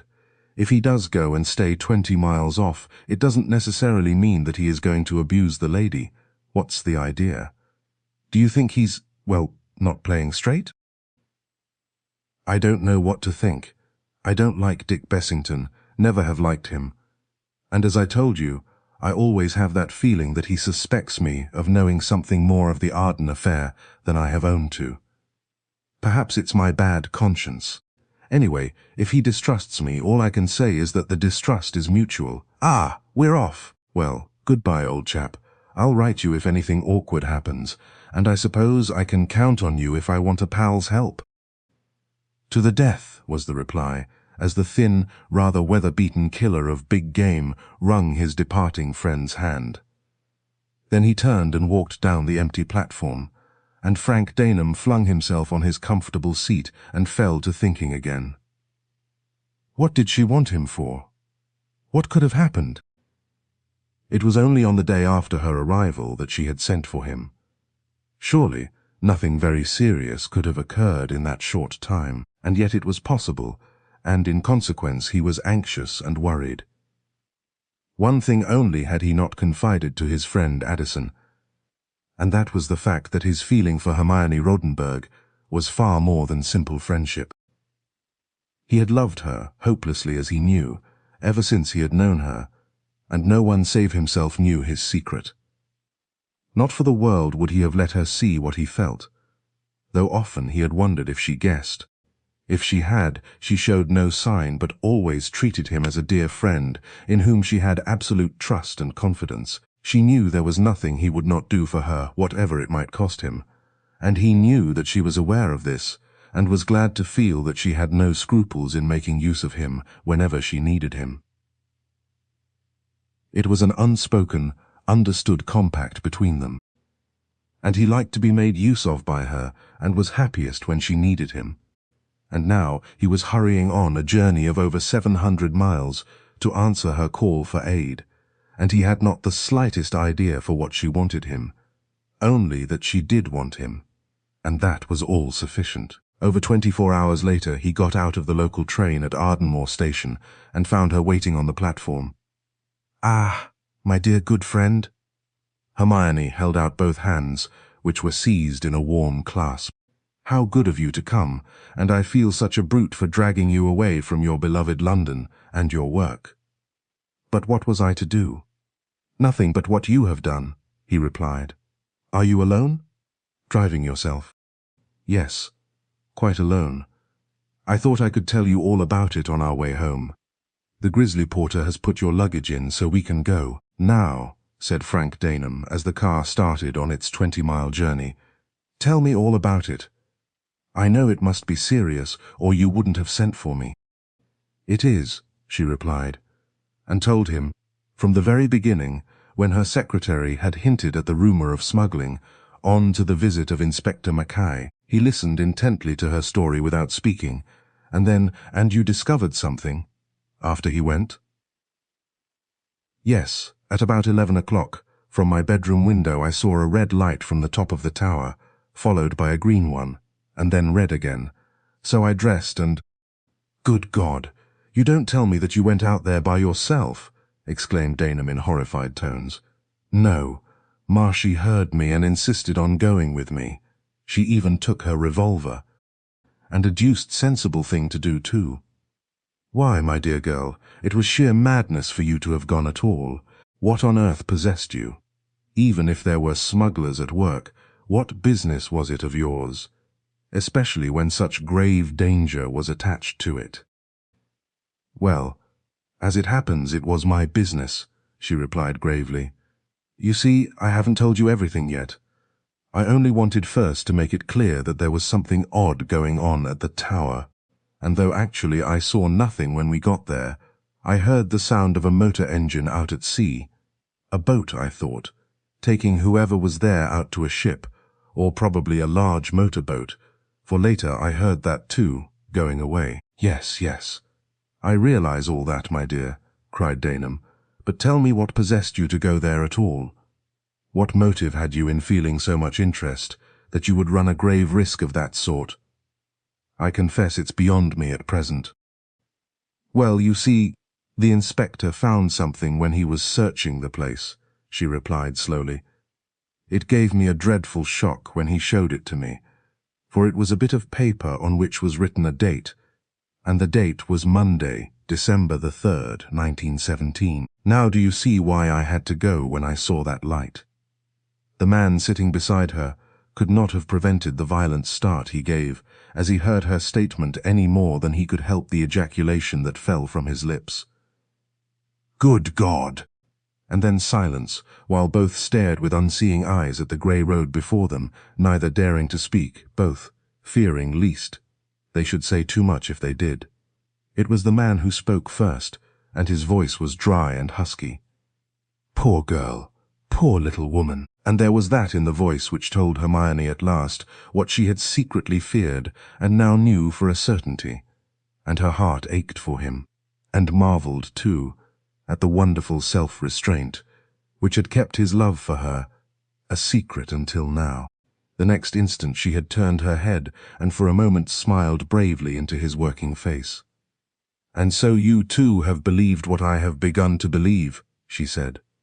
Silence again, while he chose his words. "If I said yes to that," he began, "I should convict myself of a grave crime in not having told you of my belief before you married Rodenburg. But I cannot truthfully say that I did, not at least until lately. For some utterly unaccountable reason, and even now, after what you have told me, reason and common sense tell me that such an idea is impossible, and that this written date, extraordinary coincidence though it may be, has nothing to do with poor Dominic Arden. Yet I understand how you must feel about it, and knowing this now, I can't conceive of your doing anything else except what you did in going out to investigate that night.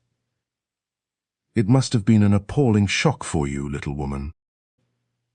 And it wasn't only that," she went on. "You see, before all this happened, I had gone into the turret room at the house, the one he used as his den, and I missed the pictures from the walls and his favourite books from their shelves. They were all there down in the inventory, for Mr. Bray showed it to me, and I knew that the old Ardens had let everything go when they sold the house. They kept nothing even of his, and you know I was ill for so long, and had no chance to ask for them for myself, and it was an added joy to me to think that I was buying them all back, and a great shock when I found them gone that evening." "Yes, I see that, and you account for it. How?"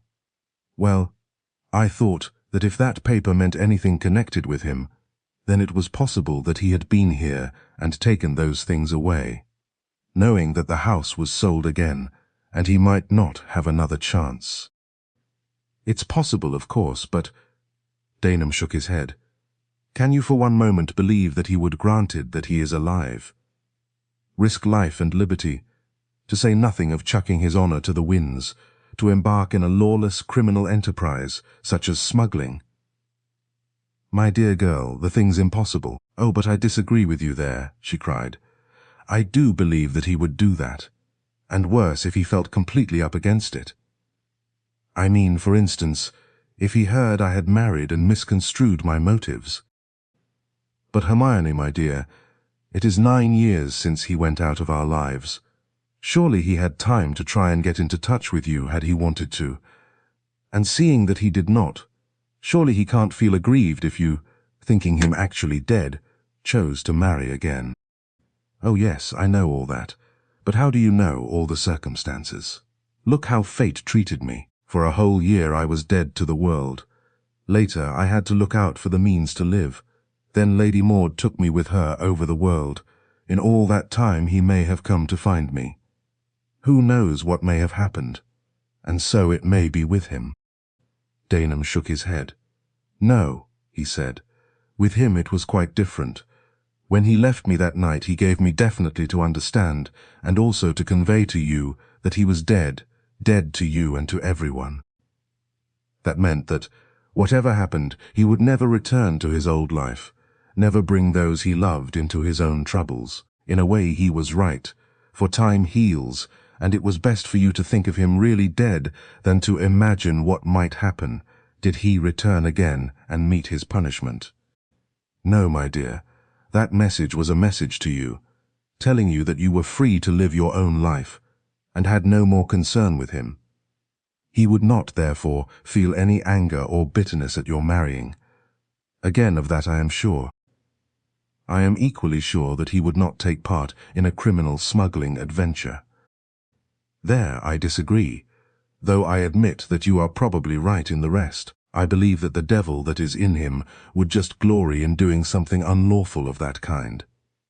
Who knows what he may have been doing in all these years? Besides, I can't look upon smuggling as a crime somehow. It seems to me quite permissible to try and outwit the law, if the law puts such heavy taxes on things as to almost strangle trade. I should just glory in doing it myself. Daneham laughed.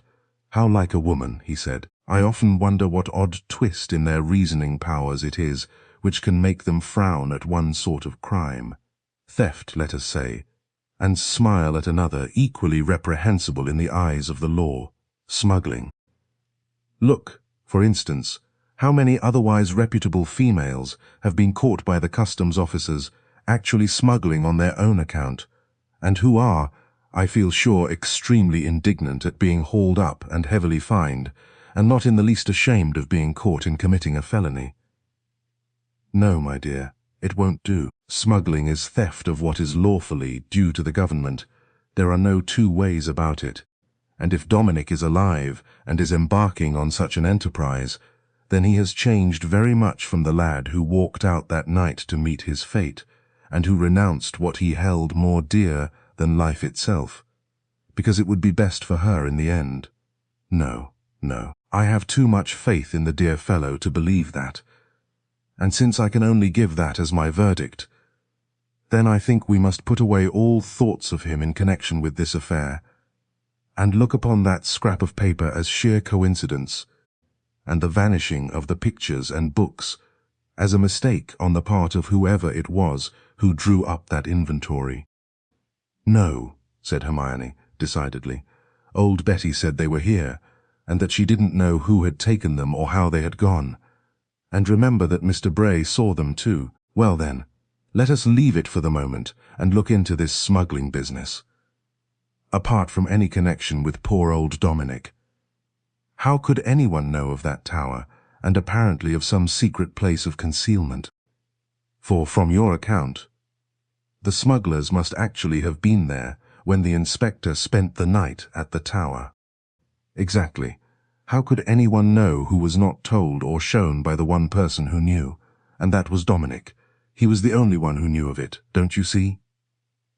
Yes, I see that, but let us leave it for the moment. Now here again, how could they know when to come? I mean, know when the house was empty or the field clear? They couldn't know unless someone here, that is, actually on the premises, was giving secret information. Do you suppose then that they have all cleared out, or is one of them left behind? Or, which is probably more likely, is there someone living here who is in league with them? That we shall have to find out, she replied. At present there is a policeman on the watch, and of course, since they have gone, frightened away by the inspector, I suppose, he'll have his watch for nothing. Exactly. Well, we can see as to that. We might, in fact, set a trap. That is, get the police fellow off the place, and then see if they return. If they do, we shall know that they are helped by someone in the place." "Unless one of them is still in the tower," suggested Hermione, but to this Daneham disagreed. "No, no, that's not possible. He would have to eat and drink, and could not possibly come out, if a watcher was actually in the tower. I think for the present, my dear, our best plan is to eliminate all thought of Dominic from our minds, and treat the matter as a common criminal enterprise by a set of smugglers who will have to be trapped and punished. I am extraordinarily glad that you have sent for me, because I shall enjoy the excitement of it immensely, my only fear being that the fellows are scared off for good and all. I wonder, by the way, how they get the goods away after landing them." "In a car. I believe one has been seen going along the Ardenmore road and apparently vanishing into space." "In that case the car may be there now," said Daneham gravely, "but where on earth do they keep it?" "Well, that is for us to investigate. I suppose you told nothing of your night's experience to the inspector?" "Nothing. I simply couldn't." "I see, and for the time, until we know more, I don't see how you can, but it looks rather like being accessories after the fact, doesn't it? However, there it is, and now for a bit of news from me, which I must tell you because you ought to know. I hear that Dick Bessington is going to stay at the Crosbys' place, about 20 miles from here." The car swerved suddenly. "Oh," cried Hermione, "why is he going there?" "Presumably for salmon fishing." But she shook her head. "I don't believe that. Somehow I had a sort of odd feeling that he would follow me in spite of what he said, and— Do you know, Frank, that I am rather afraid of him?" "Afraid? Nonsense. Why afraid?" "I can't explain. It's all mixed up with Dominic and his Bessington's connection with it. Oh, sometimes I feel that something dreadful is going to happen, and that Dick Bessington will have something to do with it. Don't laugh at me, Frank." But he was very far from laughing, for that in very much the same words was what he feared himself, though he would have died sooner than tell her so. Chapter 7. A Talk with Inspector Mackay. John Crosby, the proud owner of the glen, had just been seeing 2 of his fishermen guests off in the car that was to take them to the river for a day's salmon fishing. And as it was a very fine day, with an exhilarating breeze blowing straight from the sea, John Crosby, who was affected by the weather, was feeling in fine fettle and very pleased with himself and life generally, and on the occasion, when he felt like that, he generally took a stroll round the extensive grounds, gardens and glasshouses, which latter, had they been extended in a single line, would have covered nearly 1/4 of a mile in length. And while he thus strolled, he congratulated himself on the possession of all these things, and the fact that it was solely owing to his own and his brother Alec's hard work that had made it possible for him to possess them. It was extremely gratifying to feel, as he looked around him, that whereas the old aristocracy had merely inherited their possessions, he and his brother had actually worked for them. True, the war had materially helped to increase the profits in double-quick time, and so shortened the years of toil and enabled them to retire with immense wealth at a comparatively early age. But then, so much the better. So much more could he and old Alec appreciate and enjoy the good things of life. Their money also had made for them many friends, or rather acquaintances, among a class which, once exclusive, was now only too glad to take the goods the gods gave, even if they were handed out by retired traders, or, as they preferred to term them, profiteers of the stamp of Crosby brothers. And, knowing that such a class liked to catch salmon, shoot grouse, and stalk deer, free of expense if possible, the elder Crosby had chosen for his home the sort of place in the kind of country that would supply all these things in abundance, full measure, and running over. And he was lucky in that he found, after purchase, that the supply did indeed equal the demand, for he had the best fishing, the finest grouse moor, and the largest and best stocked deer forest in that part of the country, and, In consequence, his house was usually filled with the best people, his happiness being finally crowned on the day when two titled heads walked through the massive portals of his dwelling house. On this occasion, however, titles were lacking, but, nevertheless, his party consisted of some of the best blood in the land, among whom his brother, Alec, was the only jarring note. But even that note ceased to jar when it became apparent that Colonel Bessington, the ultra-smart man about town, had, or seemingly had, taken a fancy to him. As far as John Crosby was concerned, Alec was welcome to the Colonel's attentions, if they could be termed such. He was glad of Bessington's presence there, because it gave to his party a certain cachet, in his own words, classy tone. But he did not like the man himself, and was even accused by his wife of showing his dislike. "Sorry, my dear, don't mean to, but I can't help it, I suppose," he replied. "When I likes a chap, I shows it, always did and always shall, and when I don't like him, I don't want him near me. Only we've got to have him, 'cause it'll give a blinkin' tone to the show, and I do my best to bottle up my feelings." "There's something about him." "Fiddlesticks," snapped his wife sharply. "His manners are perfect, and his style, well, there. If you had his style, there'd be nothing to complain of. But that's just it. It's born and bred in him, and you'll never be like that, not if you live to be 100. What's your grouse about him?" she went on, rather exasperated at her husband's silence, which was unusual. "It can't be his looks, because he's said to be one of the best-looking charmen in London. And he is, too. There's something really distinguished about him. His figure, for instance. Tailor's dummy, cut in her husband. Not at all, John. It's just perfect. As for his face, why, he's right down handsome. Wouldn't have to make much if he ever played Old Nick," said John Crosby with a dry chuckle. "What do you mean?" demanded his lady tartly. "What I say, my dear. Not that Old Nick ain't considered a very smart-looking chap, so there's no offence meant. But it isn't his looks, which are well enough in their way. It's that he don't talk enough, not what you might call entertaining. No smart repartee, as you might say, no funny stories, and all the better for that. I'm sure some of the stories you gave me that Lord Harlington told at dinner last year were enough to give you a permanent wave without the expense." "Ah, he's a sport, if you like," said her husband with a chuckle. "The sort of chap that does one credit to Ave in the 'ouse." "Have in the house, John, please," remarked his wife, emphasizing the aspirates in determined fashion. "Yes, of course, my mistake, but you get my meaning all the same, don't you, my dear?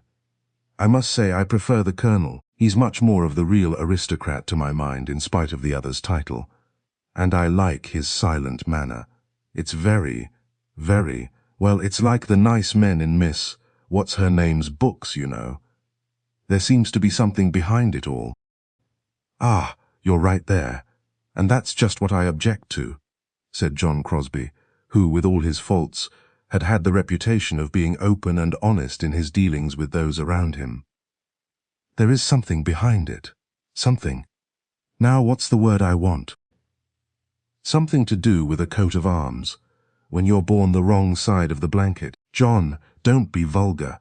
You mean sinister, the bar sinister, but I'm sure he's all right in that line. There are no vulgar stories connected with the Bessingtons, I'm sure." "I'm not alluding to what his father may have done, Jenny. It's about himself I'm speaking. Sinister's the word I wanted, and it ain't connected with bars or blankets. It's just himself that's wrong, somehow, and yet I can't lay my finger on anything particular that is wrong. It's just my feelings, same as I used to have when engaging a clerk for the office. I'd size him up quick-like, something about him what didn't seem straight, and yet he appeared right enough. And I was right too, for when I engaged young Joe Blake, you remember him, against that feeling which told me not to engage him, what happened? Why, the accounts were wangled, of course, and he got away with— "Never mind all that now, John," snapped his wife. "That part of our lives is over and done with, thank God. We are gentry now, and must behave as such. There, go away and see Mr. Miles Transon and Captain Leslie off in the rolls, and see that Bennings has put in all they want, the champagne and all the rest of it. And remember that that police person, Mackay from Lokabi, was coming to see you about that young gardener you were asking about, and that he'll be here at 11 o'clock. So you had better go and meet him, as we don't want policemen seen about the house. It gives a bad tone to a place. And with that she left her husband to fulfill the duties she had mentioned, and went off to undertake her own. So John Crosby saw his two guests off, and then went for a stroll round his domain. Interviewed the head gardener, a dour individual, who, if he lacked for polish, was second to none at his own particular job. Returned to the house, looked with possessive admiration at the nobly turreted structure, and nearly cannoned into Richard Bessington as he came round the corner onto the drive. "Beg pardon, I'm sure. My fault." "Wasn't looking where I was going," said John Crosby apologetically. Bessington showed an upper row of gleaming teeth in a smile. "Don't mention it," he said. "I was going to ask you if I might put in a bit of revolver practice at your targets. Of course, if you want to. But I thought you were such a dab hand with the little automatic that it wasn't necessary." "One gets rusty and out of practice in this country," was the reply. "You should join a gang of up-to-date crooks, Colonel," said Crosby with a laugh. "That'd keep you busy. Or a Wild West show." "Hardly in my line, either of them, I'm afraid," was the reply, and there was a hint of annoyance in the tone. No, course not. Only my joke. Go and practice all you want, Colonel. I'm just off down the drive to meet Inspector Mackay from Lokabi. Don't want the police going up to the house, you know. So I thought I'd kill two birds and have a walk as well." "Not any trouble, is there?" inquired the other, mildly interested. No, nothing of that sort. I wanted another gardener, and heard that a chap I was after wasn't quite the right sort. So I asked Mackay to find out if there was anything against him, and he's coming over today to see me. Care to come for a walk, or perhaps you'd rather go to the targets?" "No, that will do later. I'll certainly come. I have met Mackay before, you know." So the ill-assorted pair set off together, the one good-looking, lean, clad in light tweeds of perfect cut, the shapely legs seen to advantage in woolen stockings to match. The other, under medium size, stout, ungainly, in homespun, whose check was just too loud, and the +4s just too baggy. But the ugly face was retrieved from real ugliness by the kindly expression in the eyes, which was sadly lacking in those of his companion. He did not particularly want Richard Bessington's company, but it did occur to him that perhaps the inspector's manner, which had struck him as lacking in respect, might improve at sight of such a distinguished-looking guest as was Colonel Bessington. The two had not gone many yards along the high road, after passing through the lodge gates, when the blue-clad figure of Inspector Mackay was seen approaching on his motor bicycle. "Morning, Mackay," said Crosby, as the officer dismounted and saluted. "Morning, sir." He left his machine near the stone wall which bordered the road and came towards the two, his sharp eyes fastened upon the good-looking guest. "You have met before, I think, Mackay," said Crosby. "Colonel Bessington, you know, who is staying with me," he proceeded unctuously. "Aye, to be sure." "Good morning, sir," said Mackay, with appraising eyes still on the handsome figure. "It's a fine day for the fishing, sir." "Splendid," agreed Bessington. "Well, have you found out about young Finlay?" asked Crosby abruptly. "Anything wrong or not?" "Nathing whatever, sir. You can safely engage the lad. The person who gave you the information was mistaken. It's Finlay's brother, who is the good-for-nothing Jock Finlay, not Robert." "Ah, I'm glad of that. It's not often I'm at fault in the judgment of a man's character by his looks. I'll take him then." "I'd have him Meisel, sir, if I could get him," said Mackay. "But I can't." "A sufficient recommendation, I should imagine," observed Bessington, showing his teeth once more in a smile. "Just so, Colonel. "I suppose it must be pretty dull for you fellows up here," went on Bessington, taking a cigarette case from his pocket and selecting one from it. "I mean, nothing much doing in the shape of crime and so on." "Ah, we're no say badly off for crime, sir," replied Mackay, seemingly with pride in the statement. "You'd be surprised if I were to tell you half the goings-on in Lockerbie. Indeed, you amaze me, such an out-of-the-way, unsophisticated part as this." "Extraordinary." Bessington lit his cigarette. "You're wrong there," put in Crosby with a grin. "The more innocent-looking the hamlet, the greater the immorality. Ain't that so, Mackay?" "Ah, to be sure you're richt, Mr. Crosby," agreed the inspector. "Though juist the new I may say that we were looking for a job, so to speak, and might still be looking so far as Locharby is concerned, if it hadna been for the smugglers." "Smugglers? What up here?" asked Bessington in astonishment. "Here or anywhere where there's a convenient landing," replied Mackay darkly. "And where better than the old tower over yonder?" He waved a vague hand northwards. "Put me wise, Inspector," drawled Bessington. "This sounds devilish intriguing. Smugglers, you say?" "Well, I'm damned," commented bluff John Crosby. "Where from? And what goods are they landing, Inspector? Brandy, eh? Ah, if I knew that, sir, I wouldna have to be telling you aboot them. I've had a man on watch in the tower for ower a week now." "What tower's that?" asked Bessington slowly. "Why, the old Ardenmore Tower, sir, that stands out on the sea-coast, half a mile from Ardenmore House." A sudden glint came to Bessington's eyes. "Ah," he said, "yes, I think I've heard of it.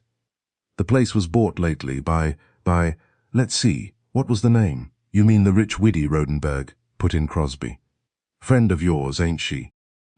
"Yes, of course. For the moment I forgot it was she who had bought it." Bessington puffed at his cigarette and glanced at the inspector. "Tell me about these smugglers," he went on. "You say they are landing the goods at the tower there?" "Well, look here," interrupted Crosby, glancing at his watch. "If you'll excuse me, Colonel, I'll just go on to Finlay's cottage, about a mile down the road. If you're interested in this stunt, I'm not, and so I'll leave you and Mackay to get on with it." "Quite," agreed Bessington. "Don't bother about me." He watched the stout, ungainly figure set off along the road, and then turned once more to Mackay. "I'm interested in a crime," he drawled, "and this smuggling business sounds intriguing." "It would be if I could lay my hands on them, sir," was the reply. "A queer business, and no mistake. We got word that lights were seen signalling out to sea, and that a motor car was heard on the Ardenmore road later nights. And you see, sir, that road ends for all practical purposes at the house Itzel. And the wee bit lane that goes on goes only to a field. So I spent a day and night at the tower, Mezelle." "And did you find anything? Nathing at her, except no, sir, nathing of any importance." "You did find something, then?" insisted the other, quick to hear the hesitation in the man's words. "Weel, I'll no be saying that I found nathing at her, and there can be no harm in telling it to you, sir," said the garrulous inspector. "For meb you might be able to throw some light on it. I showed it to the leddy at Ardenmore House, and though she couldn't gie me an idea as to how it came there, she seemed—" He hesitated as though for a word. "Yes, she seemed upset?" suggested Bessington. "Aye, that's it, sir, upset. But here for yourself, what I found was a wee bit paper, maybe torn from a notebook, and on it was written in block letters the date. Monday, December the 3rd, 1917, and as he spoke, Inspector Mackay eyed the good-looking face keenly. "Ah?" said Bessington at last. "A date?"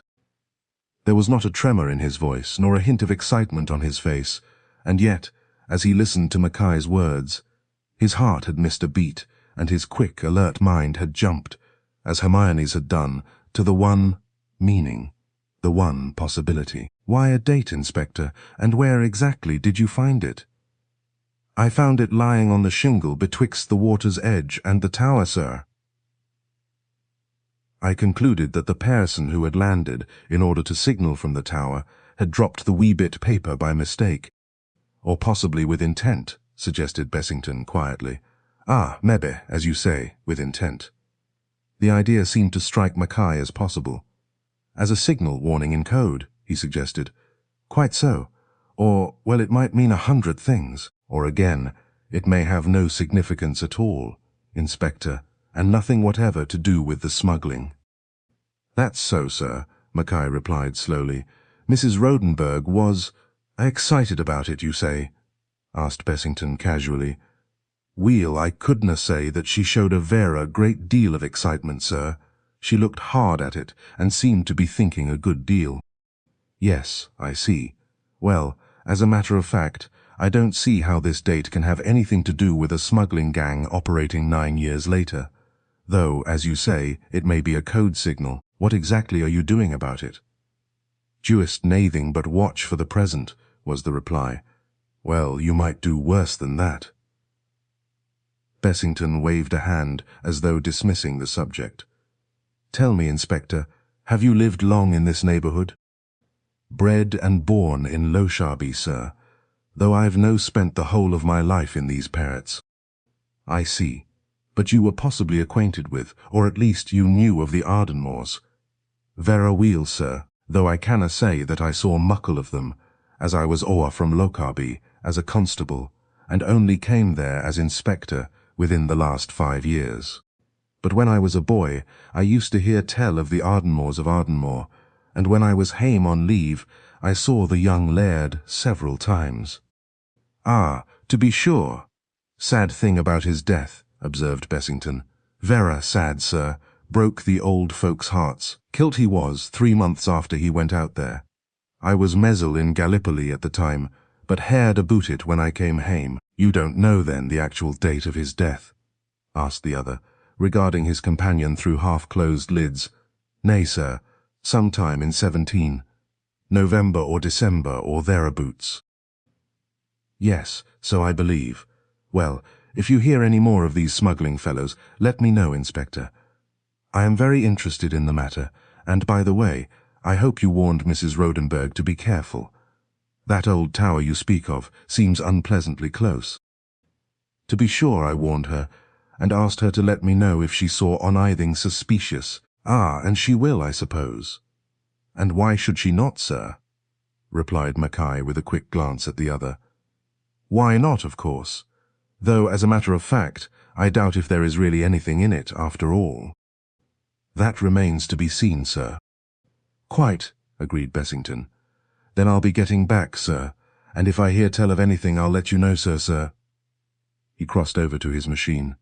Do, said Bessington. In deep thought he retraced his steps to the glen, and once in his own luxurious room he stood at the window, staring out towards where, 20 miles away, he knew the sea to lie.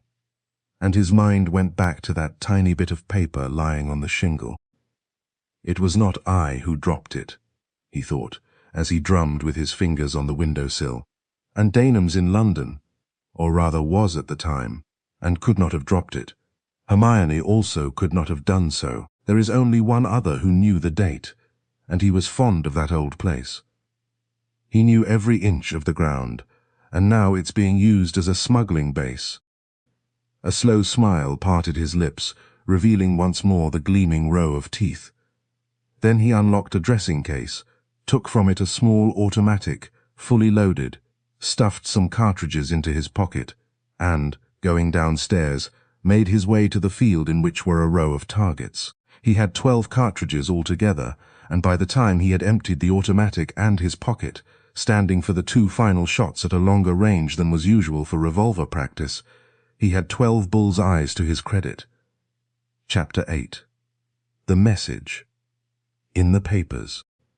An uneventful 10 days passed slowly by, and found Hermione and her 2 friends as far off knowing the truth of matters, either regarding the smugglers or their connection with the tower, as they were before. The watching police officer had made his headquarters in the tower room, and, being a dour, sour-tempered man, had refused admittance to anyone save the relief, who came every 3 days to add to his store of food, and take his place for a spell of 24 hours leave. He expressed his conviction that to stay there at all was a waste of time, that the tale of smuggling was bunkum, and that if there was any going on at all it would be farther south, and not so far from the French coast, which supposition appeared to be justified. For soon after a gang was caught in the act 150 miles south and hauled off to summary justice.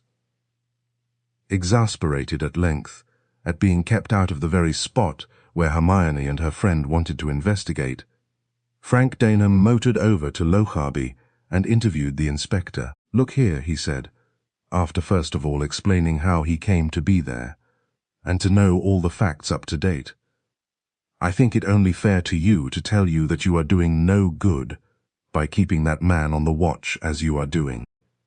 I am firmly convinced that secret information is forthcoming from some individual on the premises, and that as soon as the coast is clear, and not until, or very soon after, your friends, the smugglers, will appear again, and if so, we who are on the spot and unsuspected by them can send you word and you will have a chance to catch them." The inspector eyed his visitor for a moment in silence, seeming to ponder over what he had heard. "Ah, so that's what you are thinking, sir, are you?" he said at last. "Weel, I'm nae say sure, but what you may be rished. I've thought so, Mezzle. But I suppose you'll be having no idea as to who will be giving the information." "How can I? I don't even know if it is a fact. It is only theory after all, but I thought it worthwhile trying out and seeing what comes of it. At any rate, it can do no harm, and surely anything is better than letting that fellow eat his head off in that God-forsaken tower. And so I thought the best thing I could do was to come over and see you about it. And I'm vera grateful to you, sir. But as a matter of fact, headquarters have just sent word to recall him, as they think the gang that has been caught further south is the one that has been here, and there'll be no need to watch any more. All the same, I'm glad you came, for you may be rished in your supposition. There is still that queer piece of paper I found on the beach that has to be accounted for, and I canna help thinking that something's going to occur connected with it."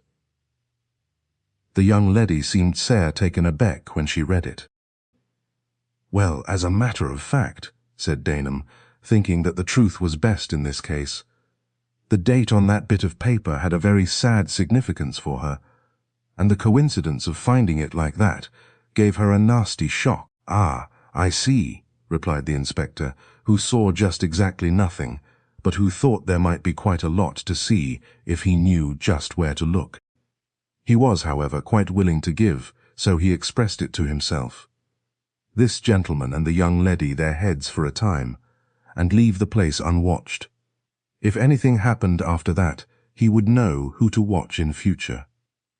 At present his policy was to appear open and confiding, and ready to talk. "I was o'er at the Glen, Mr. Crosby's place," he went on, "a day or so ago, on a matter of business, and the gentleman there was vera interested in the matter of the smuggling.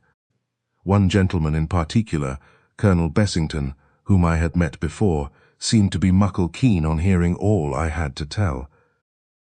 "Oh," Daneham gave an imperceptible start. "And did you? I mean, what exactly did you? That is, I suppose, you told him all about your own experiences." "I did, sir, just the whole business, and I told him aboot the scrap of paper." "Did you?" said Daneham, and swore under his breath. What a damned gossiping fellow this fool policeman was. There could be no possible doubt as to the construction Bessington would put upon that date. Connected, too, as it was, with Ardenmore, it would not be difficult for one already suspicious to suspect what he, Frank Daneham, and Hermione were beginning to believe was a fact.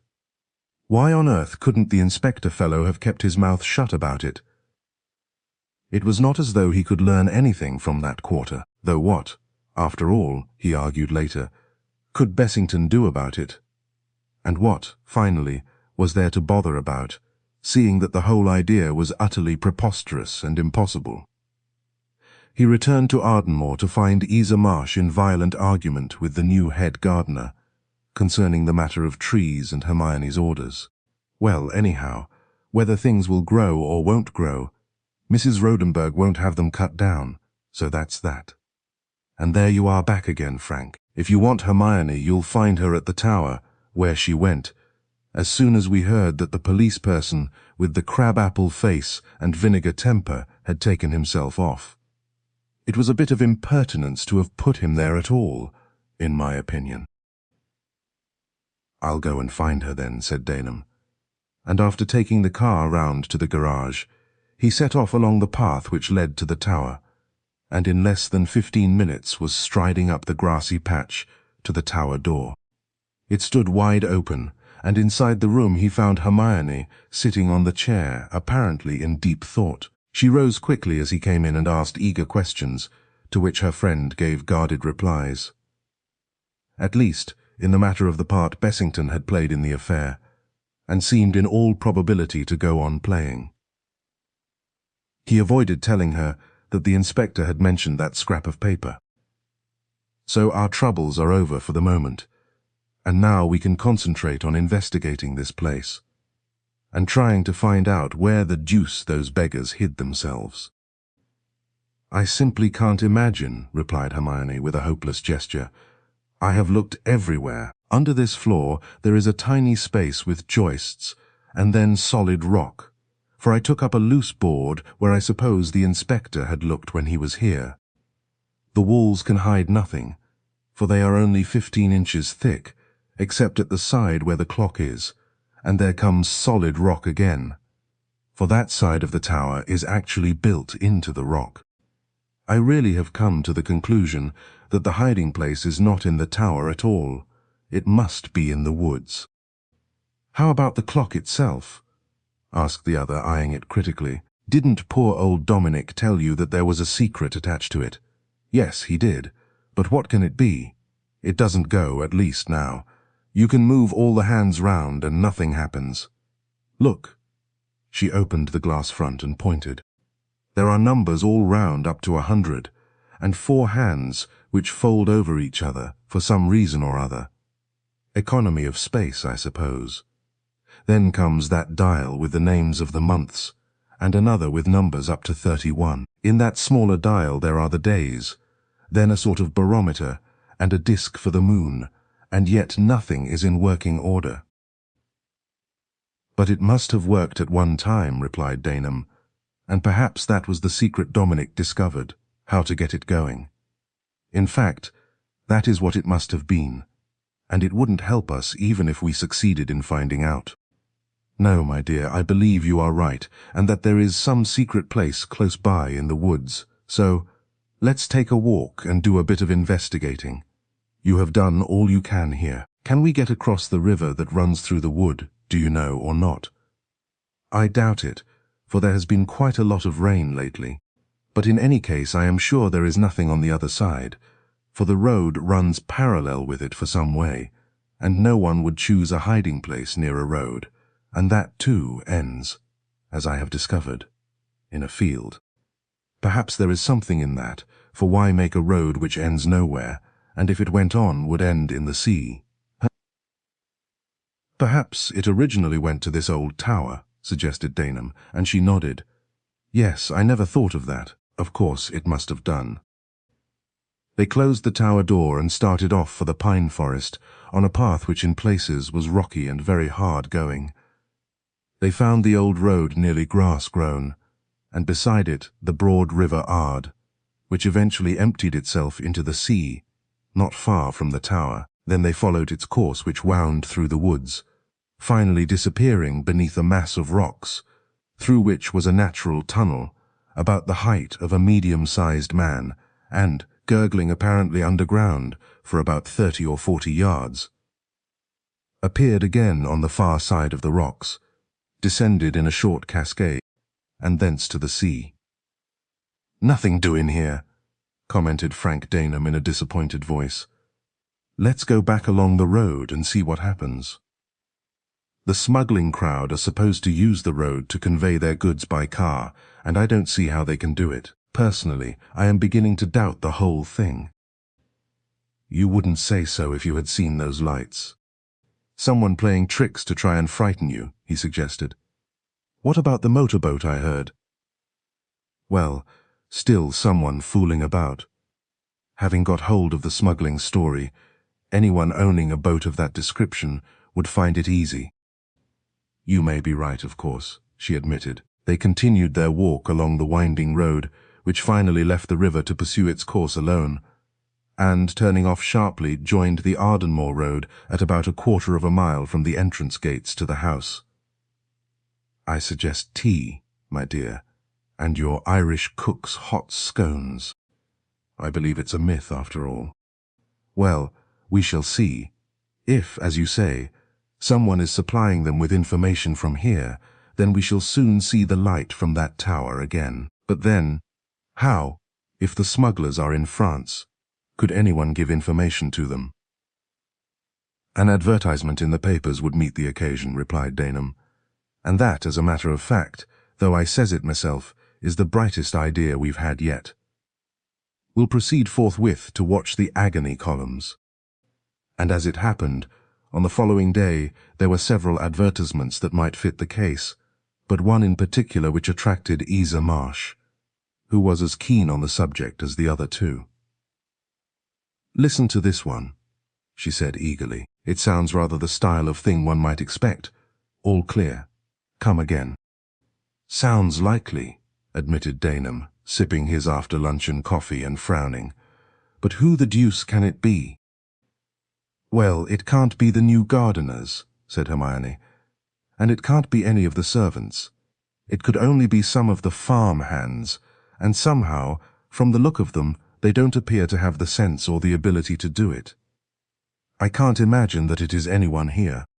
And then, after all, that advertisement may not be for that reason at all. But whether in answer to that particular advertisement or not, the fact was that 3 nights later, Hermione, lying reading in bed, and happening to take her eyes from the pages for a second, had, the next instant, flung the book down beside her, extinguished the reading lamp and, looking towards the open, uncurtained window, become aware of a sudden tingling sensation in her scalp, as a way through the opening in the pine wood, and clear as she had seen it once before, there shone high above, and seemingly suspended in the sky, a vivid green light, which, even as she watched, flickered and went out, leaving her wondering if she had ever really seen it at all. The next instant, also, as once before, she had flung on her things and run down the passage, only this time towards the room in which Frank Daneham slept. She rapped loudly at the door. "Frank, may I come in?" There was no answer. She called and knocked again, but still no reply. Then, with a feeling of intense uneasiness, she opened the door and crossed over to the bed. It was empty and had not been slept in, and yet he had gone up to his room over 2 hours ago, for at that moment she heard the clock in the hall strike 2. Chapter 9. An engaging young criminal.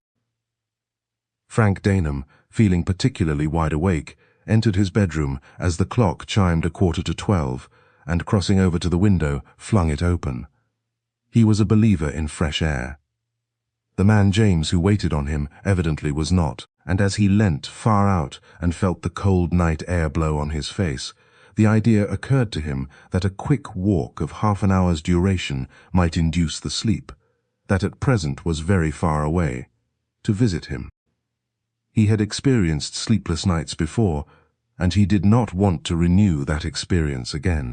So, going softly downstairs, for he did not want to disturb the 2 ladies, he flung on a coat, pulled a tweed cap well down over his head, and let himself out of the door. First of all, making sure that the latchkey with which Hermione had presented him reposed in his pocket. Once outside, he took a deep breath of the invigorating air, and was on the point of turning down the avenue, when something caught his eye. He was then standing directly opposite to the break in the trees, which Hermione could see from her window, and away in the distance he caught the glimmer of a tiny red light high up in the sky. It was there for a second, and then had disappeared. A red light. Just what Hermione had seen, and 3 days ago that advertisement had appeared in the paper. The conjunction of occurrences was too obvious to be ignored. He set off at a run down the path, which by now had been cleared, and was, moreover, quite familiar to him. Hermione had walked on the night that she had seen the light, and had arrived in time to hear the motorboat going away. Perhaps by running and with luck he might get there to see it come in. He ran, therefore, as he had not run for years, and before he reached the grassy slope which led to the tower, he had to pause in order to get his breath. There was no light now and no sound, not even the chug-chug of the boat. Perhaps, after all, he also was too late. He strode up the grassy slope, rounded the tower, and found the door shut as Hermione had done. But he had no electric torch and had to feel, so that it was a minute before he could locate the handle. And then he turned it quickly, pushed the door open, and waited. It was dark inside, and there was not a sound. Empty, of course. He took 2 steps through the door, and the next instant found himself seized by both arms, while a rough hand clutched his throat in a strangling grip. Completely taken by surprise, though he struggled desperately, he was helpless and could do nothing. His 2 assailants, for he recognized that there were 2 of them, had not spoken a word, and presently a sharp kick under the knee from a heavy boot sent his legs from under him, and he was sprawling face downwards on the ground, and firmly held by strong hands. A mellow voice, educated, refined, and speaking in French, broke the uncanny silence, and a bright white light was flashed on from an electric torch. "Gently, you miserable son of a sacred pig. You are not dealing with the condemned police. Can't you see, imbecile that you are, that he is a gentleman of the old noblesse? Otherwise, sacred name of a dog. Would he have been such a complete fool as to have come alone and unarmed?" This was so humiliatingly true that Daneham, amidst his futile struggles, found occasion to wince. A gruff, uneducated voice replied in the same language. "How was I to know in the dark, master? Is it then possible to feel by a man's clothes if he be a gentleman or a damned customs officer?" "It is if you use your intelligence, always provided that you have it, bien entendu," was the cutting reply. "You have some rope in your pockets, I believe, even though you have no sense in your head. Therefore give it me. And you, monsieur." A gentle tap on Daneham's head indicated that the next remarks were addressed to him. "Keep still, if you please. Otherwise, I shall be under the unhappy necessity of hurting you, for which I have no desire. Voyons, Marcel, place your fat carcass on his legs, while I make fast his arms." Frank Daneham, realizing at last his complete helplessness, took the advice offered him and lay still. He then felt his arms being drawn back, his wrists crossed, and a stout cord wound and knotted tightly round them. The same ceremony was then performed on his ankles. "1,000 pardons, monsieur," said the amiable voice again. "I am desolated to inflict this treatment upon you, but in my calling necessity knows no law." "You speak French, monsieur?" At these words the light was switched off, and Daneham felt strong arms raise him and place him in a sitting position against the wall. Then once more the light was renewed, but as it was directed straight into his face, he could see nothing whatever of his assailants, and could only blink, and, in his angry impotence, give vent to a fine exhibition of honest English swearing, directed at his unseen captors, and which, if it did nothing else, at least relieved his feelings for the moment. "Ah, bon!" There came an infectious laugh. "Monsieur has taken no harm. He can at least speak good English, whatever he may accomplish with the French. Enfin, I speak it too. For when one is in a foreign country, it is, for example, only good manners and polite to speak the language. And toujours la politesse, is it not so, monsieur?" The voice, that of a young man, was pleasant. He spoke English, too, with hardly an accent. There was a quality also in the voice which appealed to Daneham in spite of his humiliating position, appealed to his good nature, and therefore completely disarmed him, took the anger from him, and left him morally as defenseless as he was physically so. "I'd like to know who the devil you are, how you came here, And what the blazes you are doing," he exclaimed, and at that the other laughed again. "No doubt you would, monsieur, and you are not the only one in your charming country. Charming, I assure you, in spite of its most damnable climate. Who would like to know as well? But one cannot please everyone. Heedless that it should be so. I who would be friends with all the world, I who would even love the customs officers. If they would let me, it is understood. But no, there are unfortunately certain things between us that keep us from mutual affection. Charming things too, monsieur. Silk stockings for your most exquisite ladies' sylph-like legs, pearls necklaces for their swan-like necks, many other things. Enfin, it is, if you prefer it, the very devil between us, monsieur." "Well, anyway," said Daneham, shifting uneasily in his bonds, "as on your own showing you want to be so friendly and pleasant to everyone, and as you appear to be two to my one, supposing you start the good work by cutting me loose, monsieur, whoever you are. Hélas, my friend, I am desolated, but I fear that I cannot do this. You are not too uncomfortable so, are you? I did not tie monsieur so as to hurt him, and after all, it is not for long, for we must be away soon, and your friends can come then and find you. Monsieur is alone, I presume." "That's for you to find out," was the reply. "Bien, I think I need not trouble too much about that, Marcel." He spoke sharply in French. "Go get the brandy for monsieur. He is thirsty, and I am thirsty, and we have work to do, you and I. Go quick, my friend. I will wait for your return." Daneham heard the sound of the man's retreating footsteps, and presently the crunch of shingle far below. "So you admit that you are smuggling here?" he demanded. "Admit," echoed the other.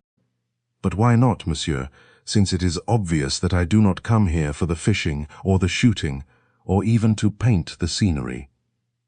Look, I will even show you, and thereby proclaim my good will and trust in you." As he spoke, he flashed the light across the room, and Daneham saw to his amazement that it was crammed with bales of tightly packed silken goods. Stockings, underwear, thousands of things, and all easily transportable by car. There were also boxes which the Frenchman affirmed, with a note of pride in his voice, contained the works for watches and pearl necklaces. "Imitation, it is understood, and all for sale in your country, monsieur, and from which I make a profit that is more than satisfying. I have indeed carried on the good work for over a year, but now that your police, for whom I have a profound admiration and respect, have awakened from their chrysalis state of somnolence, and arrived at the knowledge of my activities here, mort Dieu, I finish, I go, I evaporate. Also, the big house being occupied is not to my taste, though, if the lady who owns it is willing, I would gladly purchase from her this tower which has an interest for me, and for which I would be willing to give a fair price. You would perhaps, monsieur, suggest it to her, when next you have the felicity of seeing her? Is it not so?" Daneham laughed outright at this. The sheer impudence of it was too much for his composure. "Well, I'm damned," he said. "For cool cheek, you'd take a lot of beating, young man. Who, by the way, put you wise about the tower in the first instance? Here at last he might get the answer to that one great puzzle." "Ah, for that it was a friend who told me some time ago, and I profit by the knowledge," was the reply. "The same friend, perhaps, who wrote that date on the bit of paper that was found, and which you dropped over a week ago on the shingle near this tower," suggested Daneham, taking a shot at a venture. The flash lamp jerked, almost imperceptibly. "Ah, you found that, did you? My faith, it was grossly careless of me to have dropped anything," admitted the engaging young criminal. If only Daneham could have seen his face. "But it is of no consequence. It was that I have a bad memory." "Oh, a memory of the very worst, monsieur. And my friend wrote the words down for me, so that I should not forget. That is all. It is nothing, I assure you, a bagatelle. But perhaps it is better that you ask no more questions, monsieur. Presently I have to remove these goods by car. A friend will be here with his automobile to help me, and, during that little process, monsieur will be sound asleep, I hope." I have neither inclination nor intention of going to sleep, was the reply. Strangely enough, he had felt no fear all through. He had no thought of danger to himself. His engaging young captor, by his manner and his personality, had dismissed the element of fear from the situation. Nor was there, to his mind, a possibility of rescue either. All at Ardenmore would believe him to be in bed and asleep. No one would possibly guess that instead of being between the comfortable sheets at home, he was lying in the tower room securely bound hand and foot. "The inclination will come, monsieur. Believe me," said the Frenchman. "The intention will be all on my part, and I hear my man returning now." "Then you won't tell me who told you about this tower?" asked Daneham. "Do you, by chance, know a man called Dominic Arden?" The question was rapped out quickly, but if he had expected to see the light jerk again, he was disappointed, for it remained perfectly steady. "Non, monsieur, I do not know even to whom you refer," was the reply. "And once more I advise you to ask no further questions. Enough that I tell you this is my last visit to the tower. After that I retire, I operate, as you call it, no longer on this coast. It becomes unhealthy if one returns too often. Marcel, is that you?" A gruff voice replied in the affirmative. "Then haste, my cabbage. One supposes that you have returned to La Belle France for the cognac. For me, I could have journeyed to Paris and back in the time. Come, you have a glass, I hope. Monsieur is not accustomed to drink from a bottle as you are, mon vieux." "Yes, I have a glass, my master." "I don't want any brandy. Thanks all the same," said Daneham shortly. "It is, I fear, not what you want, monsieur," was the reply, "but what I wish. In this instance, I demand that you drink some of this brandy, and if you are wise, monsieur, you will comply with my demand." "And if I refuse," began the other. "In that case, monsieur, you force me to take measures which we shall in after years both of us regret most deeply. For I shall be under the necessity of placing you on your back and pouring the brandy down your throat, monsieur, and I execrate the idea, I assure you. Be advised, therefore. Drink quickly, and make no resistance. It is good brandy, and, being an honest man, though your customs officers dispute this fact, I will tell you that it is also drugged, and will keep you quiet without doing you any harm, during the time that I propose to remove my goods. For assuredly the good God knows that monsieur must not see how that is done, bien entendu. Now, my friend, what is it to be?" There was nothing for it but compliance, for Daneham had no wish to be man-handled again. "Very well," he said angrily. "Give me the damned stuff." Monsieur is wise, but then, since monsieur is English, I knew that he would be. There came the gurgle of liquid poured into a glass. "Monsieur will pardon me." The engaging young smuggler held the brimming glass towards Daneham. "Monsieur has been amiableness itself. It has been a pleasure to meet him, to show him my goods, and to engage in conversation with him. He will forgive this little harmless precaution, will he not? We part on friendly terms? N'est-ce pas? Hang it all, yes," he cried with a sudden laugh. "Devil take you. Get on with it, man." "Monsieur, I thank you. May we meet on a happier occasion. I would drink this toast with you myself, but, hélas, I must keep my faculties clear for what I do.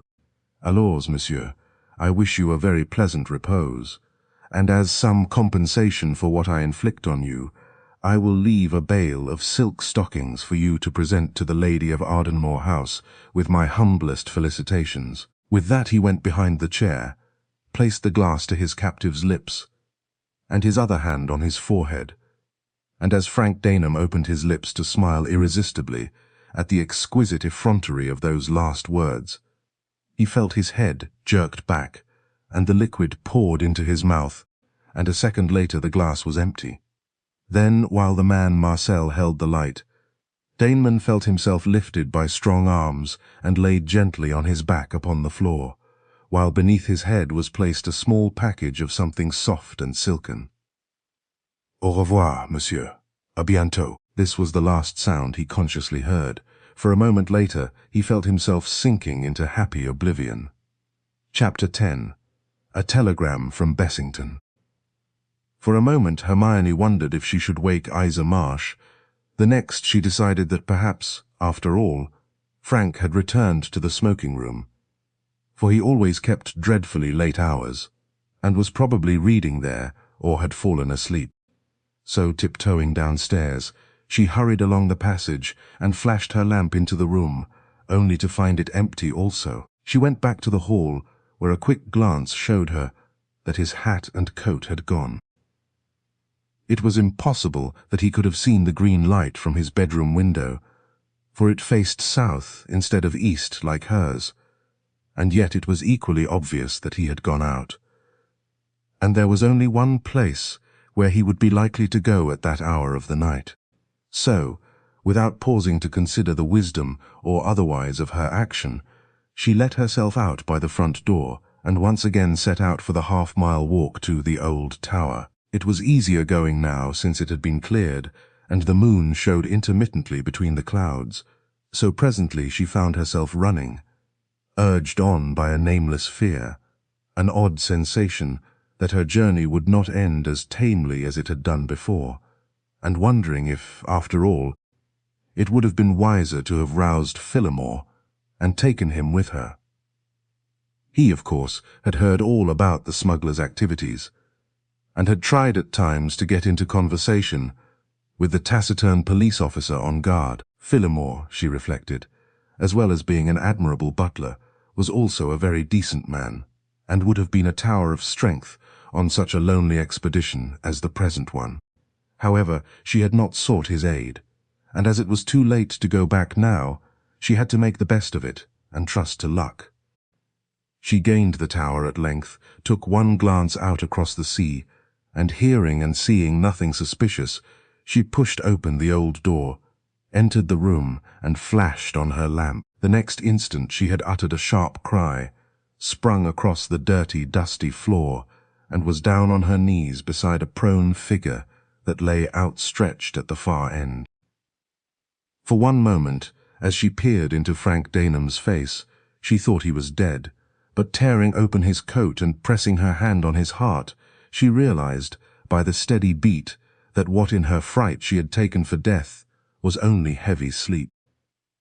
She had even failed to hear, for fear had numbed her faculties, his rather stertorous breathing. Reassured at last, she called his name, and getting no response, placed a hand on his shoulder and shook him. That also proving unavailing, she tried to think what she ought to do, for it was obvious now that he had been drugged. Moreover, for the first time she saw something unnatural in his position. He seemed to be lying on his arms and hands, and a glance at his feet showed her a stout cord tied tightly round his ankles. Fear took hold of her. Why on earth had she not brought Phillimore, or even Iza Marsh? And what would happen if the brutes who had done this to him should come back and find her? She would be utterly at their mercy. However, there was not a sound in the place, which seemed to be deserted, and there was no throb from a returning motorboat. Yet she did not like to leave him there while she ran back for help, and to sit as she was doing, idle, was out of the question. A slight movement from the prostrate man gave her a sudden hope. Perhaps the drug was working off. She bent quickly over him. "Frank!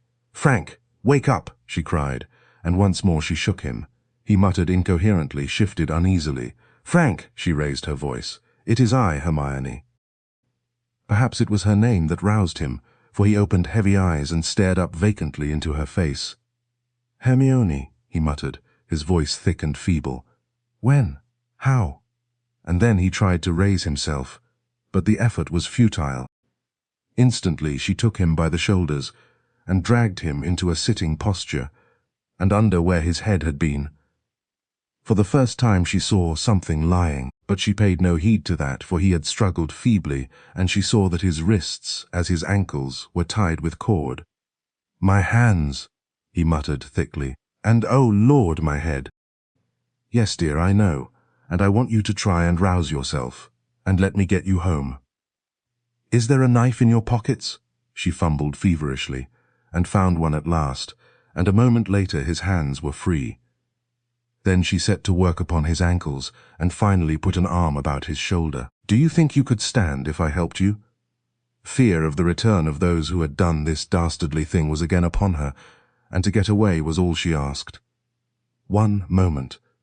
He tried to put a hand to his throbbing head, but his arms were numb and useless. She saw the effort and at once set to work to restore the circulation. "You poor dear," she said tenderly, as she saw the swollen wrists. "What brutes! What infamous brutes!" "No," he muttered. "It's all coming. Back, good fellow. Tell you, never mind that now, Frank," she urged. "You can tell me about it later. All I want is to get you home and to bed. I'm terrified that they'll come back and find us." This seemed to penetrate to his fuddled understanding.